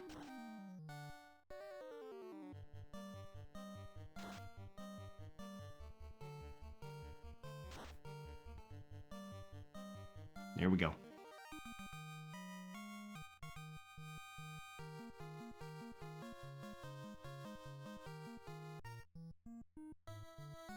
Alright, so we just walk over here like we've done with the other fiends after we've beaten them. And we're good to go. Alright, we need to make our way back to the airship and go talk to those sages at Crescent Lake. So Crescent Lake is going to be the next destination. It's on the bottom right of the map near where the boat is. You kind of want to go around to like the corner, the lower right-hand corner, look for the boat. And when you find the boat, it's up a little bit farther into the left. It's the place that's surrounded, or that's like literally like in a lake. Like there it is right there. So there's the boat, and there it is. Just land right here. And we're just going to go talk to the sages, and the sages will kind of tell us about time travel and where to go from here. Oops, I went the wrong way. You can't kind of wrap around that house, I don't think.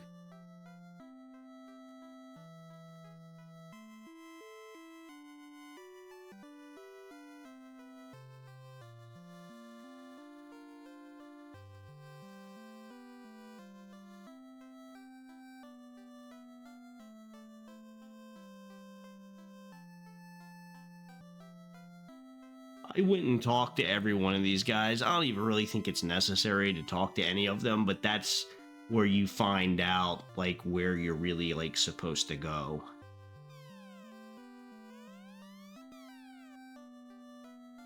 The Temple of the Fiends. Yeah, so basically, the enemy that we need to defeat is, like, 2,000 years into the past. And we gotta go to the temple to beat him. There's some kind of time loop thing going on here.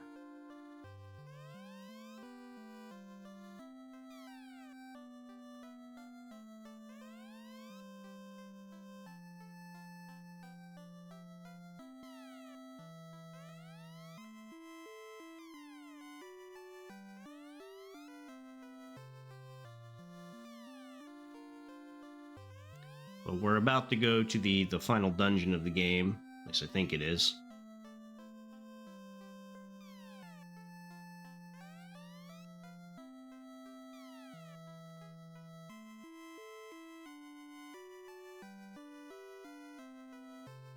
Alright, so we're going to go to the Temple of the Fiends now.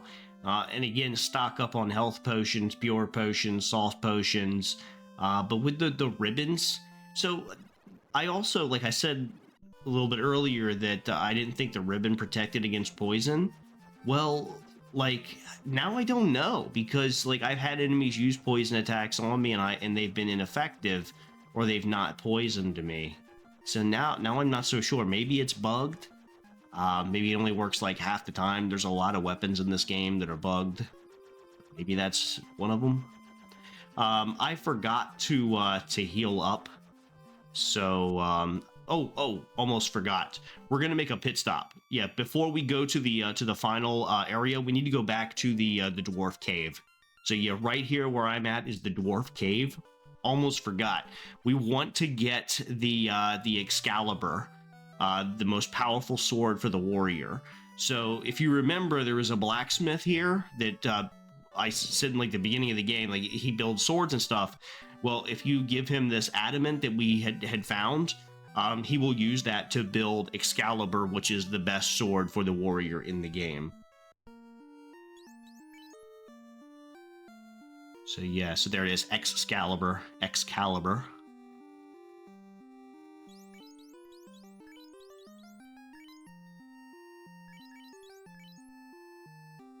All right, and I'm also gonna get rid of. I'm gonna drop just to clean my inventory up here.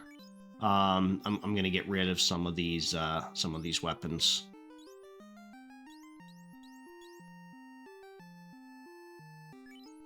Like the ice sword, we're not gonna need. The Bane sword, which didn't come in handy at all, like I thought it was.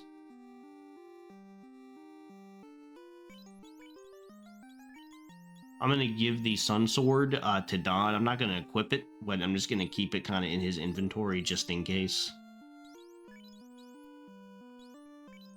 The Vorpal we'll get rid of. I could probably get rid of the Katana too.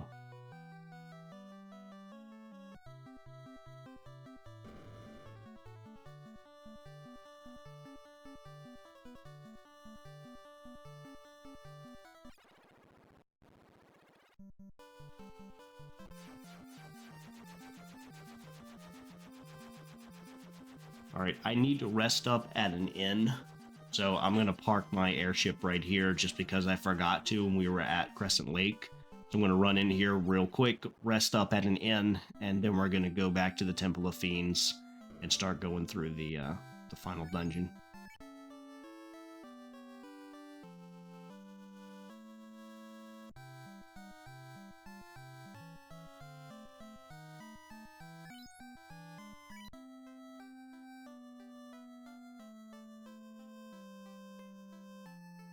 Oh, come on, lady.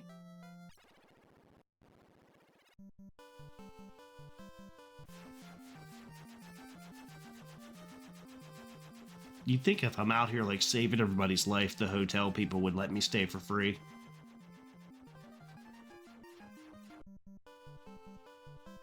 Alright, here we go. I paced myself going through here. Each fight that I was in, I tried to have my white wizard constantly using the healing staff, even if I didn't need to be healed, just as a precaution. You can talk to the bats if you want, they actually say stuff. But here we go, over here. We put the orbs on top of this thing, and now we can kind of teleport to where we need to go.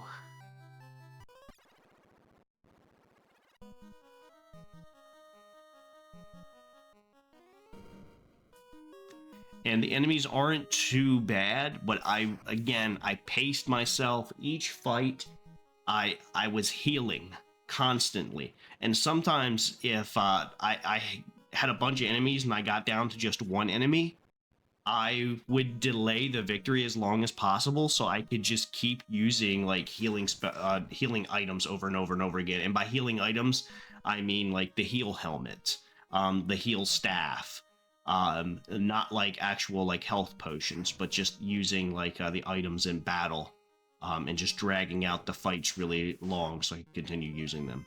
All right, so here's kind of like a mini boss here, the Phantom. No, not seriously at all. This is no big deal. Which again, there you see me using the White Mage to heal up, even though I don't really need it. It was rare that any of my characters drop below 200 HP in here. I think I'm at level 28 right now. I will probably beat the game at level 29. I don't think I'm going to be able to get up to level 30 by the time this is done, maybe level 29. And there's 2 chests in here. 45,000. 65,000.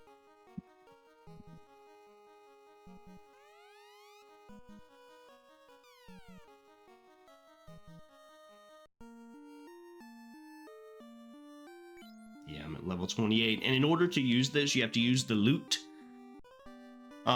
Which is an item we've had for a long time. So you use the loot.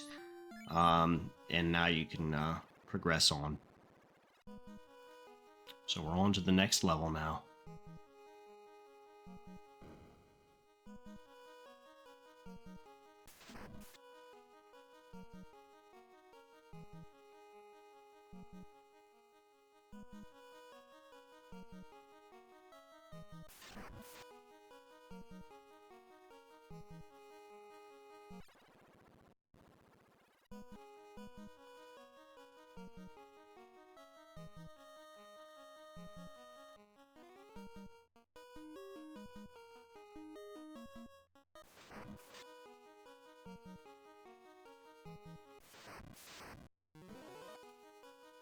Alright, and we're going to be coming up on another, a pretty difficult boss fight, to be honest, in a little bit.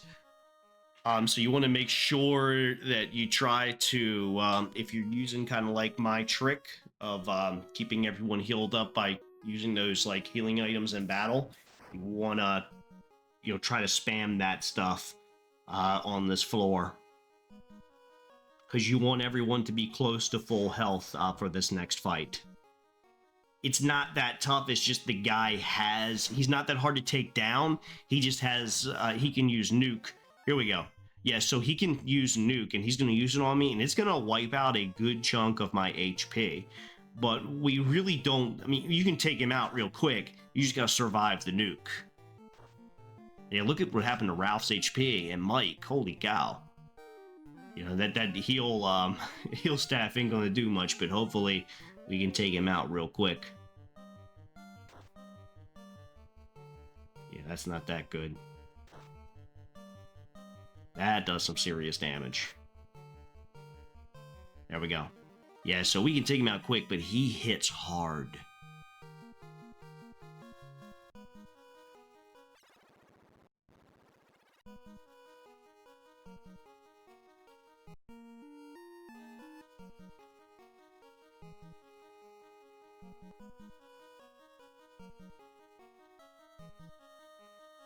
Now there's still a couple more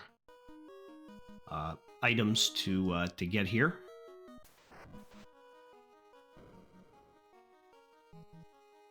Again, some of them pretty useful. And the more I think about it, the more I realize it just makes absolutely no sense for there to be money in this in this dungeon, because by the time you don't get a chance to spend it. Like, this is the end of the game. And by the time you get here to get the money, you're probably not going to go back out to spend it. All right, so I have to make room to open this chest. Now, what I'm doing here is may seem silly, but when I made this video, I wanted to open every single chest. So we're going to drop a protect ring and pick up a protect ring. Because I wanted to 100% this game. I wanted to do every single thing possible. I guess the only thing I technically didn't do was fight the hidden boss, but that was only because I never ran into him. And he's just a random spawn. But it's not like he's invincible, especially when you're at, you know, level 29 here.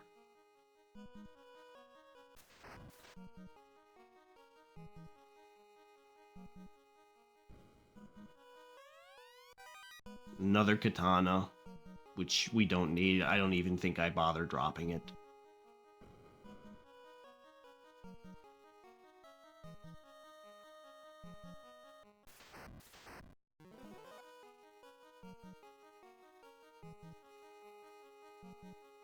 And again, remember my strategy is that I am using my healing items in battle to avoid having to use potions or spells to heal.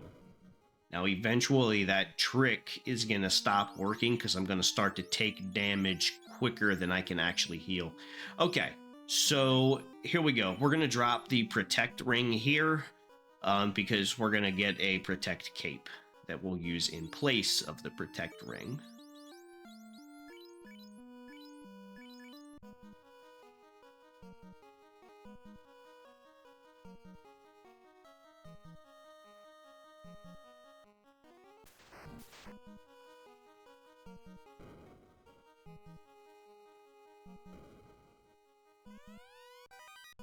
There's 26,000 gold, which we'll never be able to spend. Because, yeah, like, old Final Fantasy games, and I can't remember if this continues into the future, but I know that, like, the older Final Fantasy games, when you beat the final boss, you got the end. Like, the end would come up on the screen, and that was it. There was no, like, post-game. There was no New Game Plus. So, why give us gold and that type of stuff in the final dungeon? Alright, so here's the next boss. He's easier to beat than the last one. I just fight and I use the white suit there. And what that does is that makes it so that you can dodge easier. It improves your evasion, I believe. Yeah, the white armor, the white shirt, white suit, whatever that is. Yeah, it makes it easier to dodge attacks.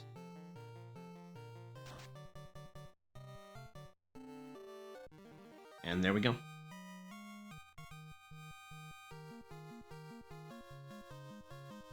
And also, as I got farther into this dungeon, I realized I thought I would beat this game at level 30. I mean, at level 29, and I realized I was getting very close to level 30 because you get so much experience from walking around. There's a little cut there from where I was like healing up and stuff. But yeah, you get so much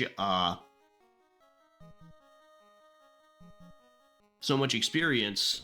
I mean, if you wanted to, you could probably grind up to level 31 or 32. But for me, like level 30 was like more than enough to handle the final boss. But yeah, I will get up to level 30. And as I got closer to it, I started running from different battles. Like if it was like a huge battle with multiple people. Oh, and here we go. Another boss fight. The Kraken. Same kind of strategy. We'll use like the white shirt there to improve everybody's dodge. The red mage, the red wizard will use fast on the fighters. 2 rounds were done. I mean, it's, you know, Ralph was really struggling with his HP, my master, but it's no big deal. I did end up having to use a lot of heal potions around this point. But I could have just used healing spells, because I don't think in the final boss I ended up needing to heal at all.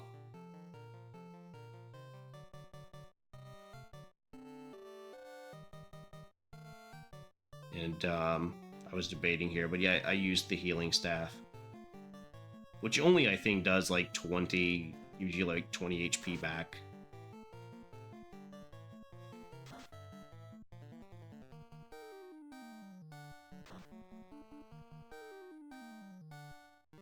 There we go.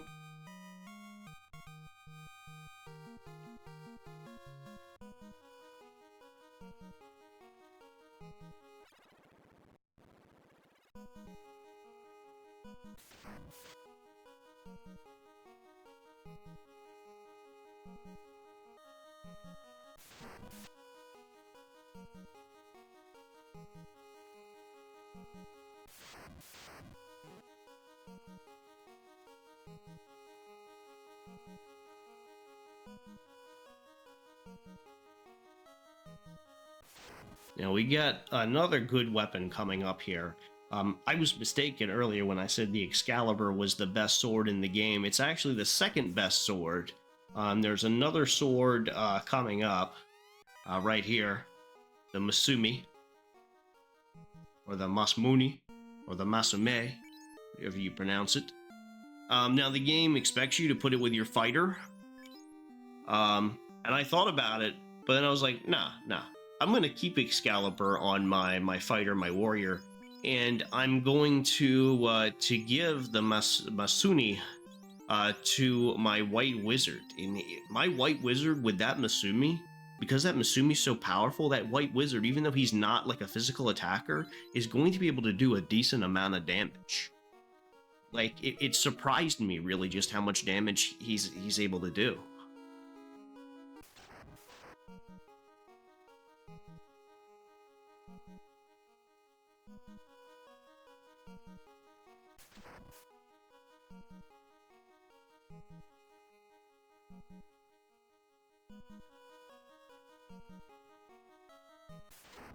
And unfortunately, you only get that sword for just a little bit.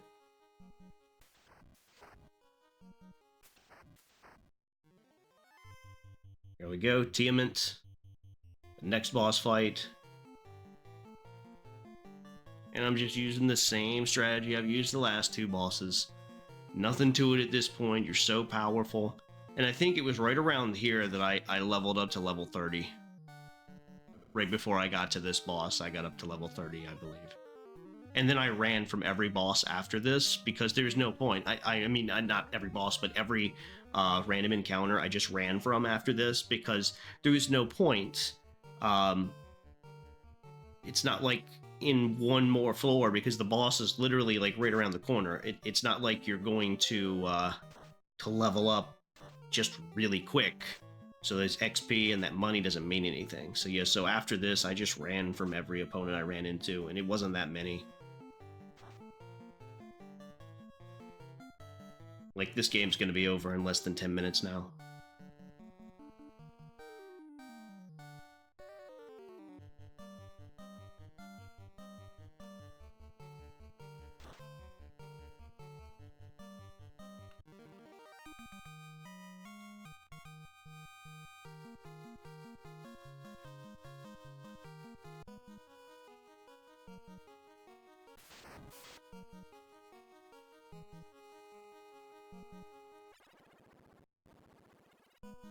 All right, here we go. So in that big room is the final boss of the game. And I paused here to heal everyone up.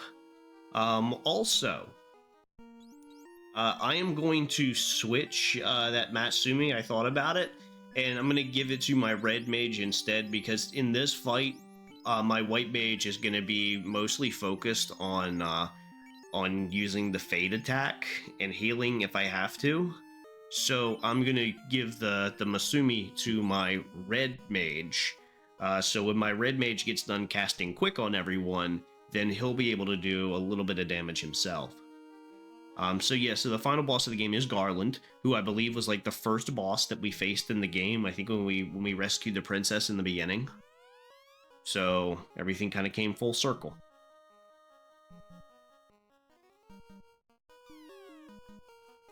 And it's so weird how he keeps backing up like that. Like every time you talk to him, he just backs up. Which, yeah, I mean, if he's such an imposing figure, then why is he just backing up away from me? It is a cool looking monster for the graphics of the time. So we're gonna use the Fate attack here with the White Mage, and we're gonna still use the same strategy with our Red Wizard. He's gonna cast Fast on both my physical attackers, and then he's gonna cast Fast on himself. And my White Wizard is just going to continuously use Fade every time.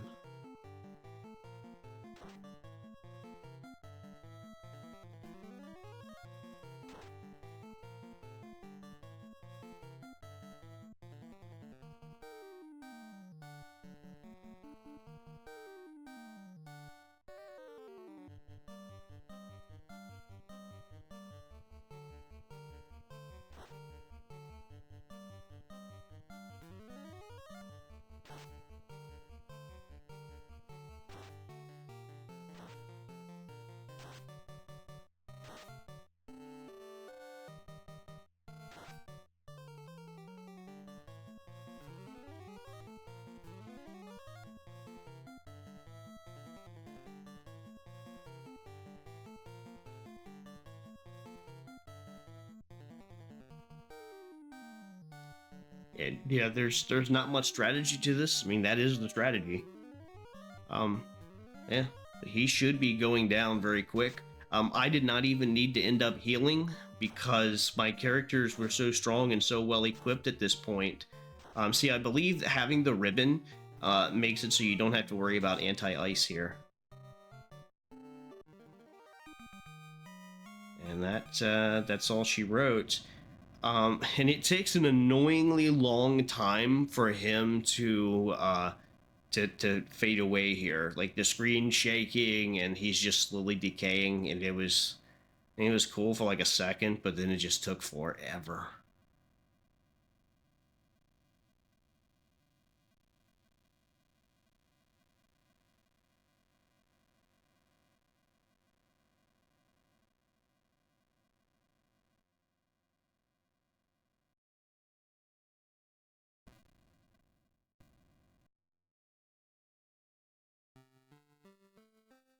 All right, so the time loop is now broken. This is the ending credits. Peace prevailed. Yes, so this is how it ends. So control of the elements belongs to the earth now. It's so weird. Control of the earth belongs to the earth. It's so weird how they phrase that. So his hatred burned for 2,000 years. And the chaos was created from those four, like, the elements, I guess, there. World didn't seem that evil to me, to tell you the truth. It didn't seem that bad. Like, those people were living it up in some of those towns.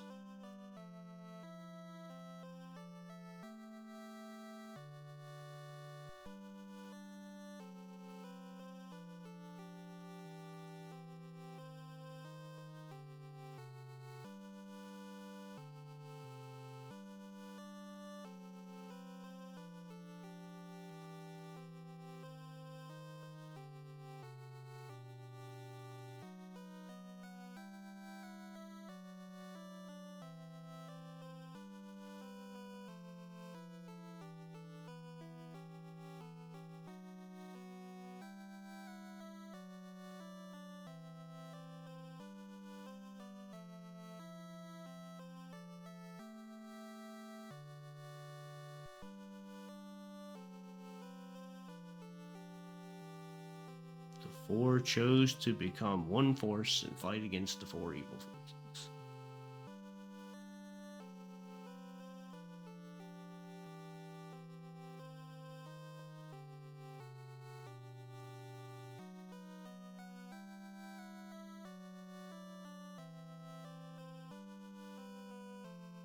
So yeah, this is before they had full motion videos. Oh my gosh, this is such a a long ending, like, cutscene here. I feel like they've said that Light Warriors have returned. This is like the third time I feel like they've said that now.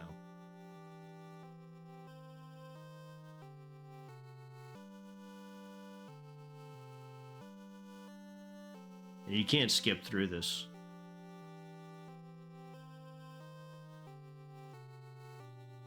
Never forget the good and the true.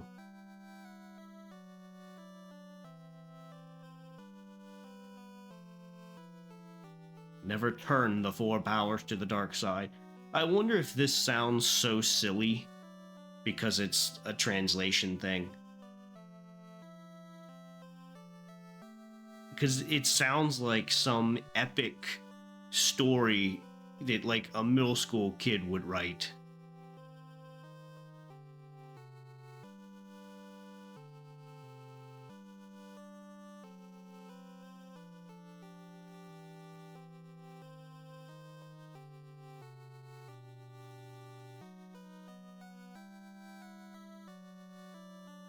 There we go. The end. And I can't recommend playing this game. I mean, it's history. It's one of the most groundbreaking games ever made. But if you really wanted to play this, I would strongly recommend the Game Boy Advanced version or the Pixel Remaster, simply because there were so many frustrating things in this game that that made playing it, especially the random encounters. The farther I got into the game, I felt like the random encounter rate ticked up a lot, and the fact that there's no auto targeting really made things kind of annoying, because if you beat an enemy and you're facing like a group of enemies, if anyone else on your team was targeting that same enemy, then their turn gets pretty much wasted. So yeah, for that reason, it was kind of frustrating.